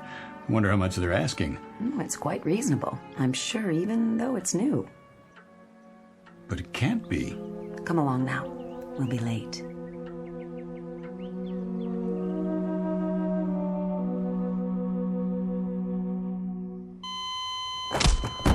Again. Again. It's no use. There's no pulse. It's a crying shame. He wasn't very old. You say he just jumped off the train? Right here, in the snow, in the middle of nowhere. Never saw anything like it. Poor Mr. Williams. He shouted something, ran out, opened the door, and that's the last I saw of him. Thought he went to have a smoke or something. Well, a heart attack probably. Yeah, if the fall didn't get him. Well, he must have died instantly then. At least he didn't suffer. Look at his face. Like he's at peace. Yeah, that's the way to look at it. All clear. Let's move it out. Where should we take the body? Out of the local mortuary for now. Willoughby's funeral parlor? That's the one. They'll hold him till somebody contacts the family. All right, let's put him on the stretcher. Okay, you ready? 1, 2, 3, lift!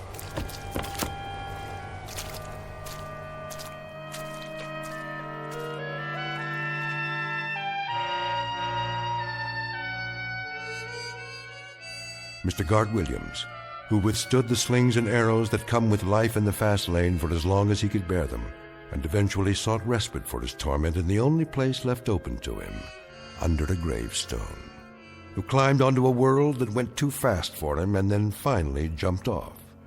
Mr. Gart Williams, who might now tell us what really awaits us in the great beyond, because this too is very much a part of the Twilight Zone.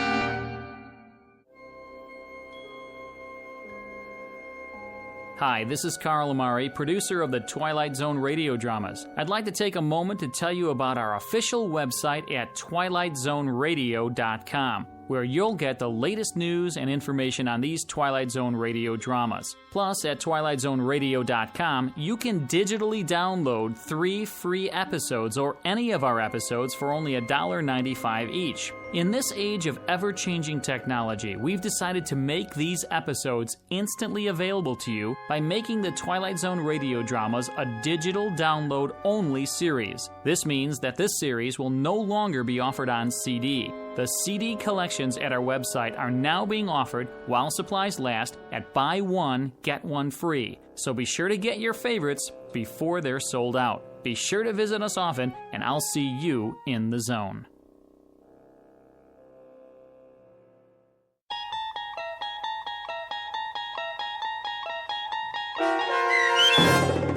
A Stop at Willoughby, starring Chelsea Ross, with Stacy Keach as your narrator, was written for The Twilight Zone by Rod Serling and adapted for radio by Dennis Etchison. Heard in the cast were Rich Komanik, Peggy Roeder, Turk Muller, Lynn Foley, Laura Russell, Tony Castillo, Roderick Peoples, Linda Ryder, Jeff Lupetin, Mike Aljadeff, and Adam Tangway. To learn more about the Twilight Zone radio dramas and to obtain audio cassettes and CDs of these programs, visit our website at twilightzoneradio.com. This copyrighted radio series is produced and directed by Carl Amari and Roger Wolski for Falcon Picture Group. Doug James speaking.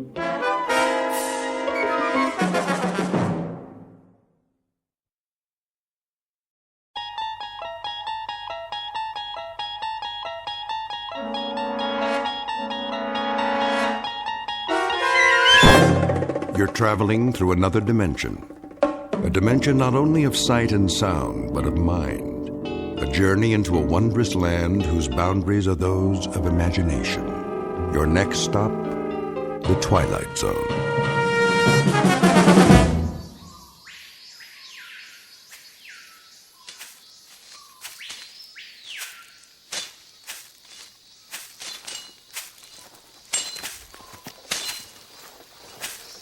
Go on. What is wrong with you? We are behind schedule. The jungle is too thick, Clemente. Use your machetes, all of you. We have used them. Now they are dull. Then sharpen them. The burros need water. He's right, Ramos. If we lose another animal, we cannot make it. Very well. Make camp here. Alto. We rest.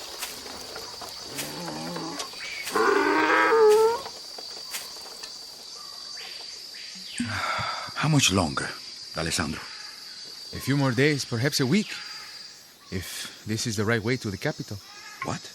You have the map. What does it say? We are here by the mountains. We should go around, through the lowlands. No, that is too far. We must strike the Cruz now, before his army comes looking for us. Don't worry, Ramos. We are not worth hunting. You say that to me? I speak the truth. Look around. What do you see? Men of destiny. Oh? And how many are we today? The campesinos support us. They give us food, shelter. That is because we are the ones who march. We are the point of the spear. When we strike, they will follow. But only if we succeed. The jungle is full of rebels. They will come out of their caves to join us. First, we must survive. The way through the mountains is difficult. Cristo and Tamar are loyal. And Garcia. And what of the others? If they go back to their wives, we are alone. A teacher and a dreamer. Your words are strange to my ears, Javier. As if they come from a woman. Politics is more than a cause, my friend. It is a strategy. When a bridge is weak, it must fall. Remember the history of our land. The earth is ripe with the blood of other rebellions. We will not fail. There is no shame in it. We can take up arms again when the time is right. This is our moment. Not this year, Ramos. And perhaps not next year either. That is still too soon. But sooner or later, the crops will fail. The people will rise up, and we will show them the way. Now, the bellies are full from the harvest. They are not ready. Listen to your fear. You yourself taught me that the people rally behind a leader. A brave leader who knows no fear. Only a fool is without fear. I am not a fool. I'm a man. More will come. They will leave their villages and march with us, 10,000 strong. The Cruz's guard will not fire on us. They are our brothers. And how many brothers do we have here? 11? 12? Turn back now, my friend, before it is too late. Too late? Hear me well, because this, I swear, 1 week from now, we take the capital.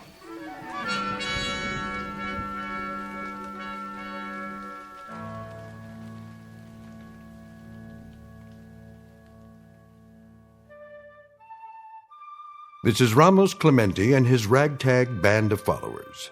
Chief among them, Xavier D'Alessandro, his political advisor and sergeant-at-arms. Clemente is the keeper of a dream. Once he walked behind a mule as it plowed someone else's land, looked up at a hot Central American sun and pledged the impossible. He vowed that he would lead his people against the tyranny that put the ache in their backs, the lines in their faces, the anguish in their eyes. That he would ride at the head of an army into the capital city, cheered along the way by thousands of dreamers, all sharing the hope that General Clemente is the man to give them back their freedom. A noble dream, or an illusion. If the latter, it would be an honest mistake. But even honest mistakes have a price. In a moment, Clemente and his lieutenants will encounter something which will turn out to be more than they bargained for. The surprising aftermath of a well-intentioned revolution. They will discover the startling truth as reflected in a very strange mirror, one that was handmade just for them, in the Twilight Zone. And now, The Twilight Zone, and our story, The Mirror, starring Tony Plana, with Stacy Keach as your narrator.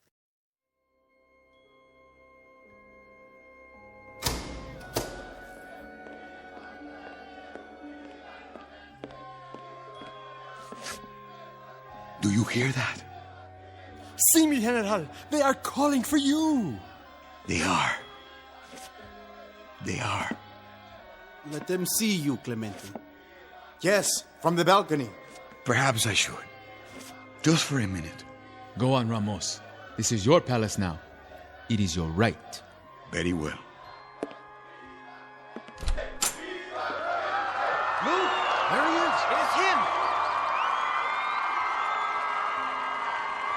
my countrymen, a new day. I promise you the time has come. The president has fallen.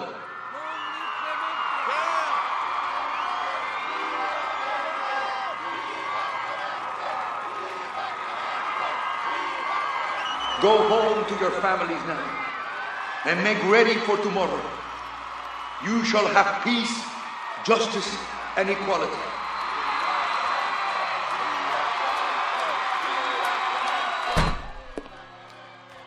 Do you hear?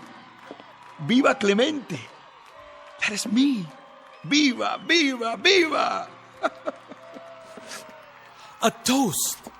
Yes, with some of the Cruz's precious wine. The glasses.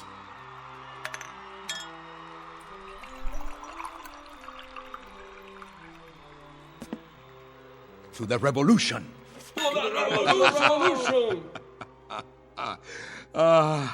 So do you know? Do you know why I laugh? I laugh because there is so much feeling inside of me. I didn't know in the beginning. I didn't know when this moment came how I would react to it. What would I do? Laugh? Cry? Get drunk? I didn't know. What makes a man more drunk? Wine or the people shouting his name? Another toast to you. No, my friend. To you. To all of you. I toast my friends. Cristo, the bold one. Alessandro, the dedicated one. Tabal, the quiet one. And Garcia, the strong one. To the 4 lieutenants of the revolution. To the new heads of government. To the new government. Not to the Cruz, whose portrait stares down on us from the wall. Now the wall drips with wine, like blood. And so we begin. De Cruz. He is still alive? As you ordered. Bring him here. Let that be the first order of business. Yes, sir.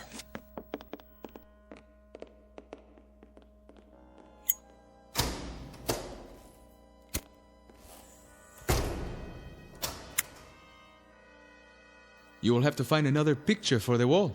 Yes. One of yourself, perhaps? Oh, no. We will find something. There. In the corner. What is it? A mirror. Ah. To reflect the new leader. A beautiful frame. Hand-carved.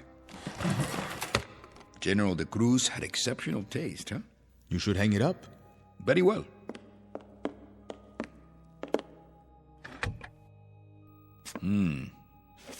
I look tired. Old. It has been a long day. Do you know, Alessandro? 1 year ago, this was the face of a peasant. A beardless, nameless worker of the dirt, whose fingernails were in mourning and whose clothing stank. And now? Now it is the face of a leader. A chief of state. Yes, it is. 1 year. 1 year of starving, hiding, stealing weapons, and having the same dream every hour. And from the dream came an army, and from the army came a rebellion. And now I have liberated the masses of other nameless workers of the dirt. I have broken their shackles. And what of him, the one whose portrait you have taken down? The memory of him will soon be forgotten. What is your plan? A trial, Alessandro. Of course. A lot of trials. A lot of brick walls and a lot of firing squads. A lot of bloodbaths, you mean? To cleanse us of the past. Are you sure that is the way? It is only fair. Their blood now, in repayment of ours. In here, pig. The general is waiting. Take your hands off me. Now, show respect. You disappoint me, De Cruz. You are not like your portrait. Who are you to judge? I don't recognize him. The man in the picture had arrogance, a full braid on his uniform. Where is he now? I see only an old man in dirty, torn clothes. What do you want of me, Clemente? What I want? Not what I want. What they want. Look, the dictator! To the wall with him! To the wall! To the wall! To the wall! To the wall! You hear? To the wall, they say. But I won't stand you against the wall with a blindfold. That is a cheap death for underlings. Firing squads are for followers, not leaders. No. Old man, you are too good for that. You are a special case. You, I will strip naked and cover with honey. I will tie you spread-eagled on the ground under the sun, and then I'll let the ants eat you. And every time you scream, I'll drink wine. And every time you beg for mercy, I'll laugh out loud, because I want you to take a long time to die. 1 part death for every acre of land you stole. 1 part death for every morsel of food you took out of a peasant's mouth. And 1 part death for every voice you stifled by decree. Now, what is your plea? Or will it be a cry for mercy? I will not oblige you, Clemente, with a cry or a plea. You can strip off my flesh, because it is here for you and easily done by any animal. But my manhood, you greasy little peon, this is as far from you as the moon. Peon? You dare to call me a peon? Stop! He is to be judged, not tormented. He is the animal. And you are not, eh? You are the purists, the idealists, the saviors, the avenging angels. Gentlemen, you will soon be disillusioned. You are me. You are De Cruz. You are Baptista. You are Trujillo. You are Noriega and Duvalier. You are the keepers of the grab bags. You can wave your flags and put up your statues and embrace all the people, from the oldest to the youngest. But we are of the same breed. We are the spoilers. We care for no one but ourselves. You insult me, peon. Enough. He presents his case and we are his best witnesses. We corroborate everything he says. You cannot help but do it. You think this room, the people out there, you think these are the fruits of victory? The spoils? No. They are simply a legacy, Clemente. What I pass on to you. Power you shall have. Certainly, power. Enough to make you giddy. But there are other things in the inheritance. You will find them soon enough. What things? Fear. The chief legacy. Fear of assassination. Fear of disloyalty. Fear of rebellion. Fear of another Clemente hiding in the hills. Fear even of the Norte Americanos who offer you money and supplies. God help you. God pity you. Take him away. On your feet. Guards!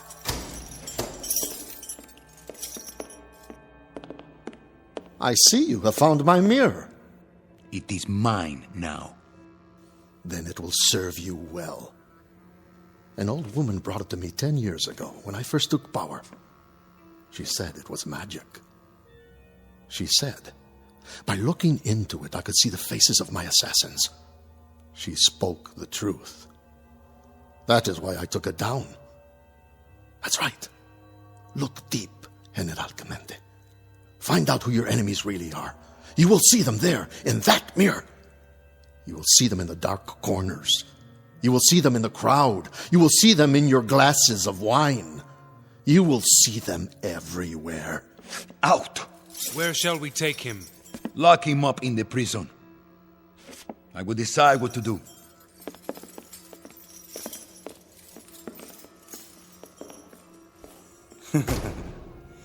Assassins, come out wherever you are. Come on, assassins. Come out of the mirror. Yes, a joke. A stupid, ignorant joke. Assassins in the mirror.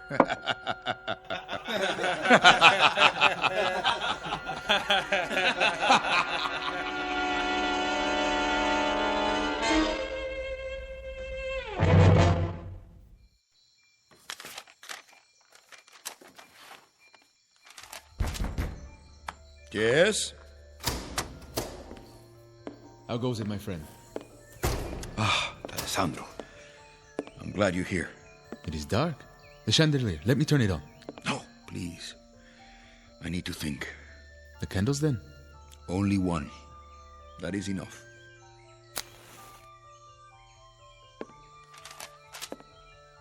More plans, eh? For the new regime?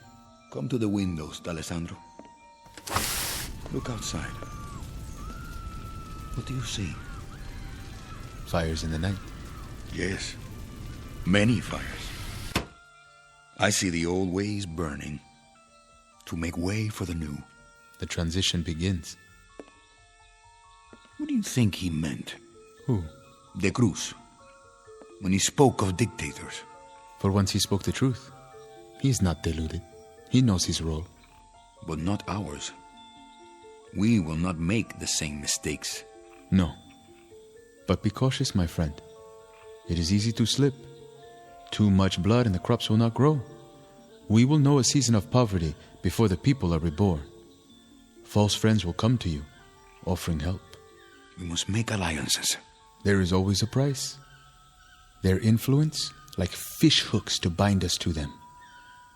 From our neighbors to the south and the north. From lands across the sea. I will strike a bargain. With those who are so powerful? They will bring ships filled with goods, but also gunboats and helicopters and advisors with pacts to be signed. Their ways are ruthless. Deal with them, yes, but not as a puppet. I am no man's puppet. Then take care. Take care, Ramos. Choose the path of justice, not of revenge. What? You would have me forgive De Cruz and his army? They who have kept our people under the yoke? Not forgiveness, banishment. The prison is overflowing. We do not have enough bullets to liquidate them all. So they go to another land and rebuild their army. That is stupid, Javier. They are our enemies. Where will they live? In the mirror? Cristo. Sir. How many prisoners are there? In the capital, about 1,000. Start shooting them. When? Tonight. Yes, sir. Right away. I see. There is no time for trials. But for murder, there's plenty of time? What are you? A chameleon? The ease with which you strip off one color and put on another. You turn my stomach. I thought you were with me. I am. But not with mass murder. Murderers can never be murdered.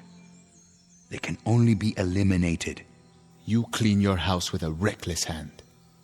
Go, Cristo. Give the order. Gladly. You should look in that mirror and see what face looks back at you.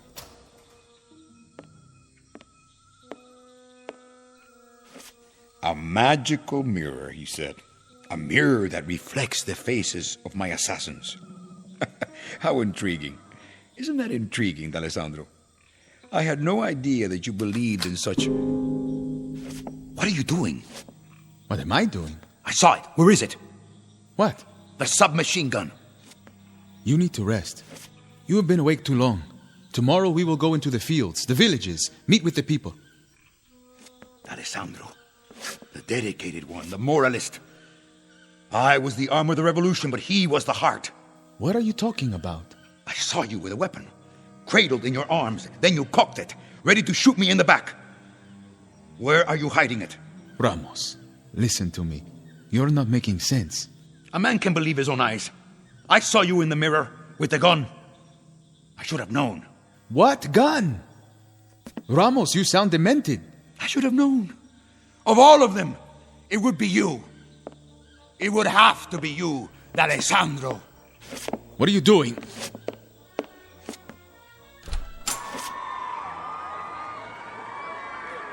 Yes, a traitor. Let go of me. See him with your own eyes. See the assassin. Do with him what you will. I am not an assassin. I am your lieutenant. Your conscience. No!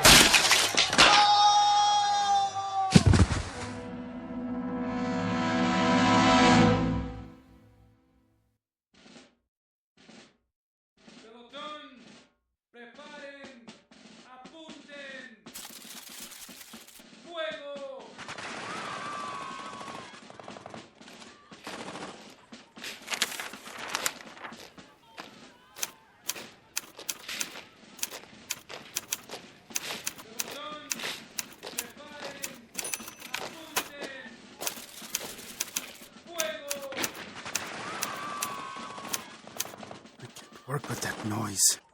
Garcia, get off the couch and find a bed. What? Huh?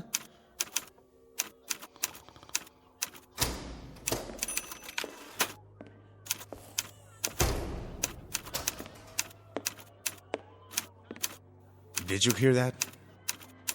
Here, Garcia. He had too much to drink last night. The palace is stocked with the finest brandy. Not that. Outside, in the courtyard. Ah, the firing squad. We've already killed off hundreds. That sound, better than a swig of brandy. What were you before the rebellion, Cristo?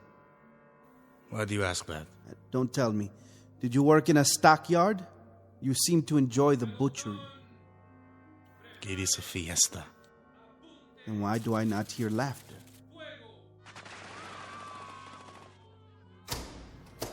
The crowd is getting bored, I think. Not bored, sick. We have given them their freedom. 12 hours of it. And it is such a fine freedom. The right to watch a massacre. 10 executions at least, every 5 minutes. You would like more? Good morning, Clemente. We did not give them their freedom, Tabal. What? You said we. It was I who gave it to them. And I'm sure you'll continue to give it to them. Why are they quiet? They scream for justice, and when you give it to them, they become weary. Like an audience in 1 peso seats at a burlesque.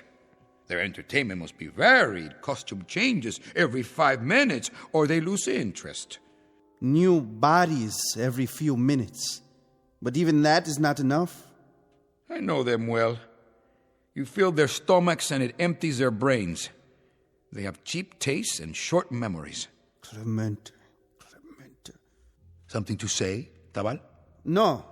I have papers to check. The figures for De Cruz's treasury. Is there nothing more? Something that sits heavy on you?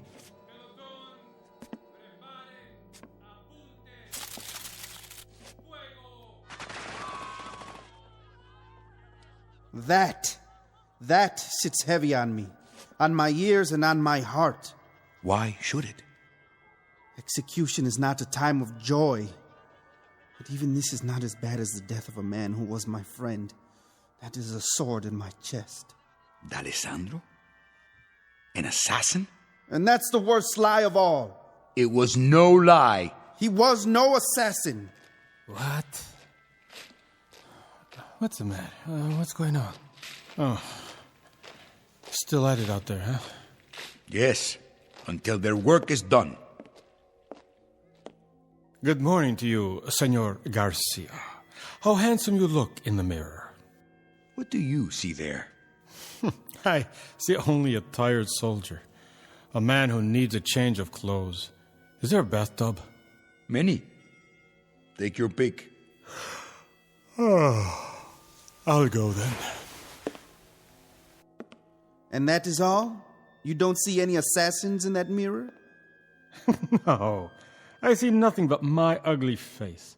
Even an assassin might be better.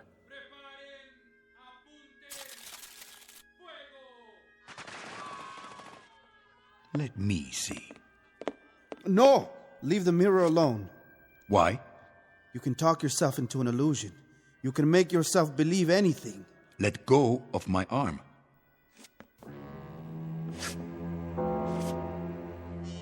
What is that? Two men. With knives. Tabal. And Garcia. What is it, Ramos? That mirror needs to be cleaned. A trick of the light? Did you think you saw something? No. I saw nothing. Sometimes, if you stare at nothing too long, it begins to stare back at you. Tabal, you and Garcia go over to the prison. Yes? Looking on the Cruz. Then report back to me. Report what? His health? Do as I tell you. See that he's properly guarded. Yes, sir. Do you have a message for the Cruz? What sort of message? Should I tell him that he was right about the fear? That there are assassins under the bed and in the shadows and all around the room? Tabal, you have both your freedom and your life. But you have them through my sufferings. Don't throw them away. Of course not, General. Cristo, get me the prison. Sir? On the phone. Here, I'll do it.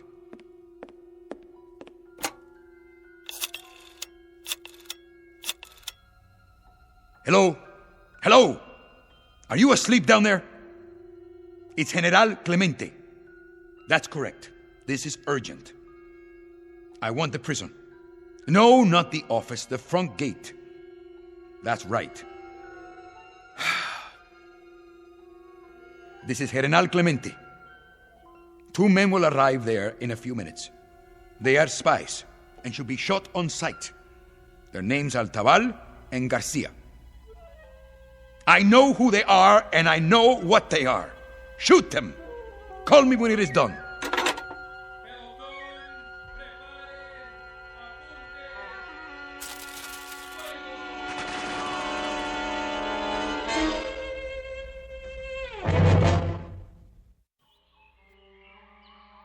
Move the bodies out. Yes, sir. Right away. I think maybe I'm still asleep. I wish you were, and me as well. Did you ever have a dream that... never mind. Go ahead, say it. A dream where you try to wake up, but you cannot. You mean a nightmare? And do you wonder? What? Well, if I hadn't joined Clemente, well, I would be home now with my woman, my little ones. I would be in the fields working the crops. I think now that it wasn't so bad. But it was. Half of your vegetables, your livestock, to the state, that is no way to live. No. Still, I do not like this slaughter. Nor do I. I guess it isn't ours to know. What do you mean? Clemente, he has his reasons. I am not an educated man. The ways of politics are hard to understand. Clemente is not educated. But the Alessandro was. A very smart man. A lieutenant, like us. Closer than that. And now we are 3. Clemente will need us even more. Garcia, listen to me. Watch your back. Huh? Clemente has not slept in 3 days. But he sees. Not with his eyes, with his mind. And what he sees is dark and strange. Like a house of many doors, and behind each door is more darkness. And the way into that house is the mirror. What? A piece of glass? The glass reflects what is before it. When Clemente stands and looks, he sees the doorways of his mind. I do not fear an old woman's gift. We are his lieutenants. Yes, like the Alessandro. Come, we will report on the Cruz. And then we must make a plan.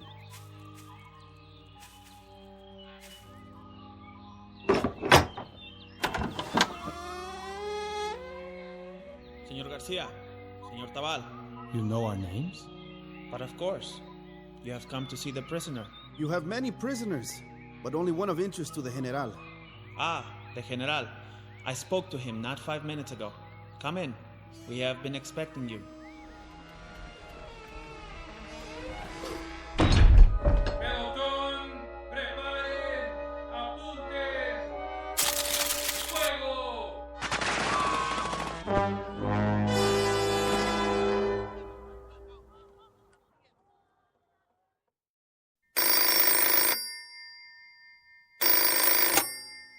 Clemente, are they there? Good. Tell me when it is done. The prison? You have any complaints? None. You are sure? Why should I? A pie cut into 2 pieces is better than one cut into 5. A drink of wine? Pie? But we do not speak of pie. Do we? These are the lives of friends. Are you sure? They were very close to me. Very close. You know that. Alessandro, Garcia, Tabal. They were like brothers. Or so it seemed. That is what I don't understand.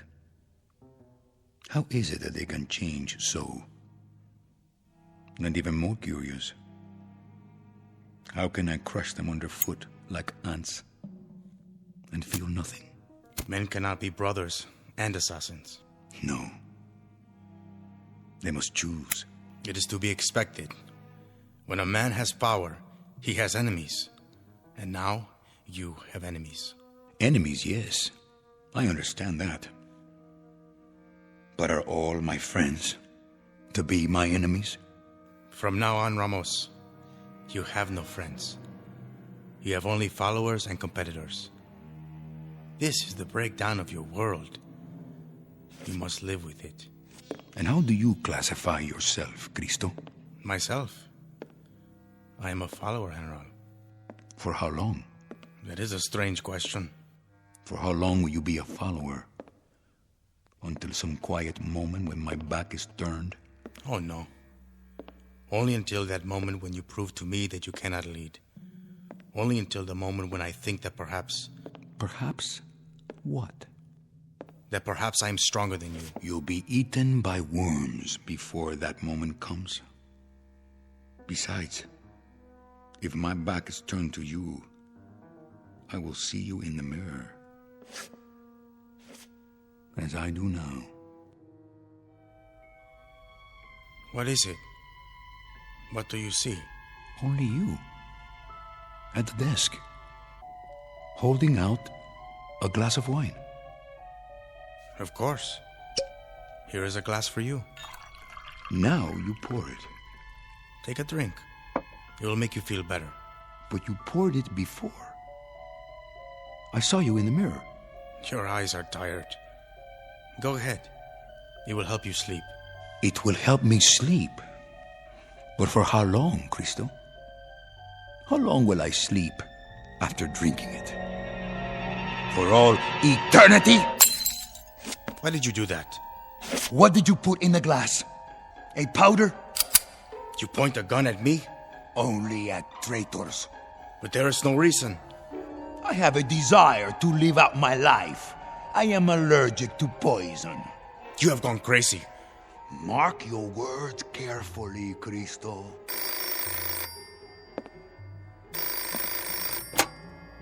Yes? Yes, he is here. When? All right. I'll tell him. That was the gatehouse of the prison. The guards have shot Tabal and Garcia. They are both dead. And what shall we do now? Mourn for them? If you wish. They were our friends, weren't they?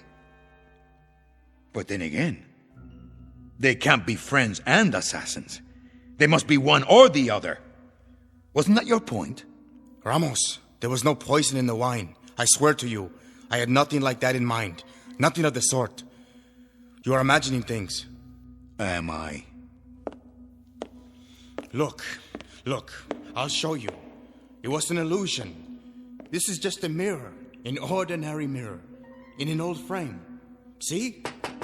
It's only glass, polished glass. I'm looking into it. I see myself and you behind me, nothing else. You are raising the gun and pointing it because you've let yourself see things that are not there. You've let yourself... Ramos! Ramos! What have you done? Only what I had to do. A terrible mistake. Now, you will be very lonely. You will be all alone. You have just killed a better man. A better man. Ramos. General, I heard a shot. Lieutenant Cristo shot himself accidentally. But how? Did you hear what I said? It was an accident. Now get out of here.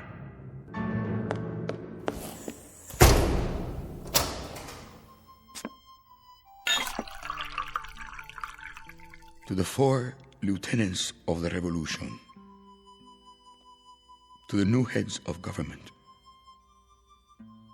to the Alessandro, the dedicated, Tabal, the quiet, Garcia, the strong one, and to Cristo, the bold one.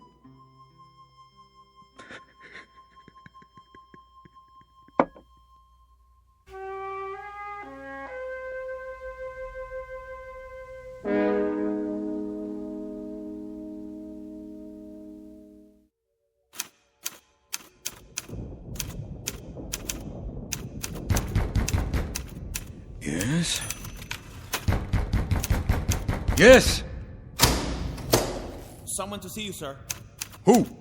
The Holy Father. What would a priest want with me? Leave us. General? It's all right. Yes, sir. I'll be outside. General Clemente, I'm Father Thomas. So? You will forgive me, General, but this must be said now. What must be said? The executions. The people are appalled. That is no concern of mine. Is this what we are to expect from the new regime? I have my enemies, Father. That is your answer? You may tell the people that as long as I have enemies, the executions will continue. They will go on 24 hours a day, 7 days a week, and if this disturbs them, then what? Then let them do something about it. Let them starve in the mountains, as I did.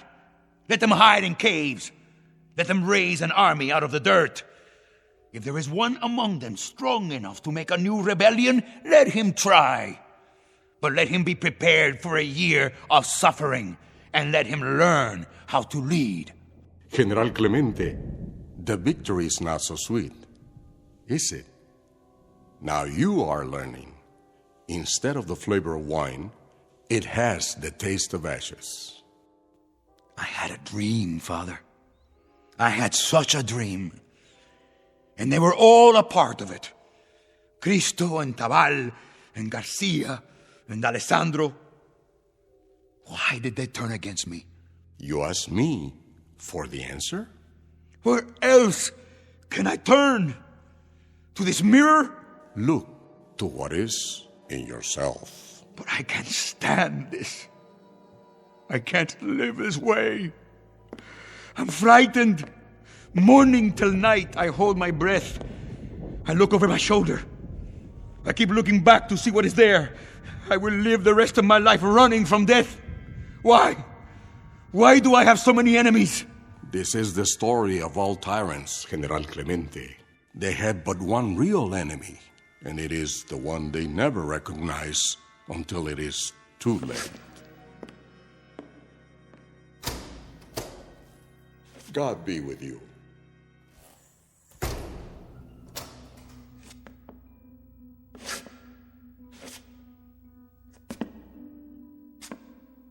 You. I see you looking at me. What do you see? What do you see?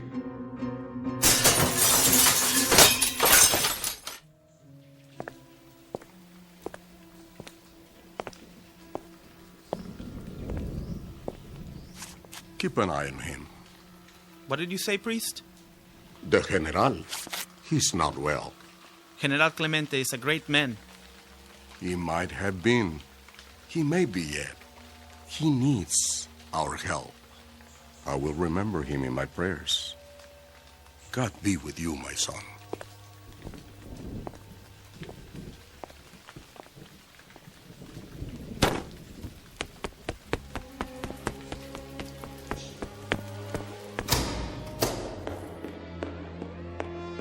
My General, the blood. Who has done this terrible thing?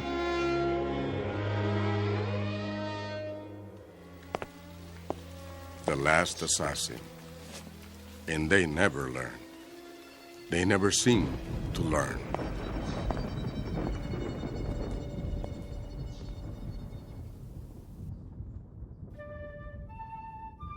Ramos Clemente, a would-be savior in khakis, his brains blown out by an illusion.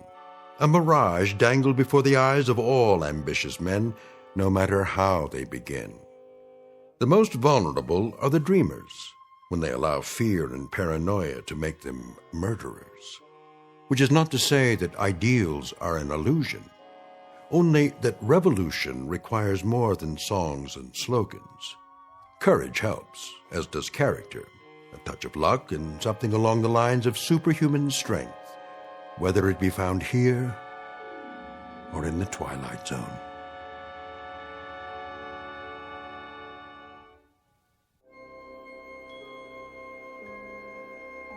Hi, this is Carl Amari, producer of the Twilight Zone radio dramas. I'd like to take a moment to tell you about our official website at twilightzoneradio.com, where you'll get the latest news and information on these Twilight Zone radio dramas. Plus, at twilightzoneradio.com, you can digitally download 3 free episodes or any of our episodes for only $1.95 each. In this age of ever-changing technology, we've decided to make these episodes instantly available to you by making the Twilight Zone radio dramas a digital download-only series. This means that this series will no longer be offered on CD. The CD collections at our website are now being offered while supplies last at buy one, get one free. So be sure to get your favorites before they're sold out. Be sure to visit us often, and I'll see you in the zone.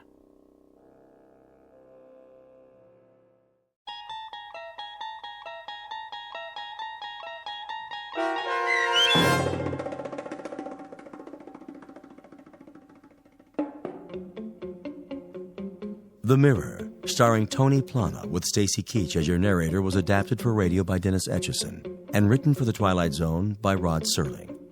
Heard in the cast were Tony Sancho, Rick Vargas, Eddie Martinez, Tony Castillo, Ricardo Gutierrez, Ivan Vega, Florentino Mitchell, Arturo Montemayor, and Oliver Adalpi. The producers of The Twilight Zone wish to thank CBS Enterprises and the Rod Serling Estate for making this series possible. This copyrighted radio series is produced and directed by Carl Amari for Falcon Picture Group and Westwood One.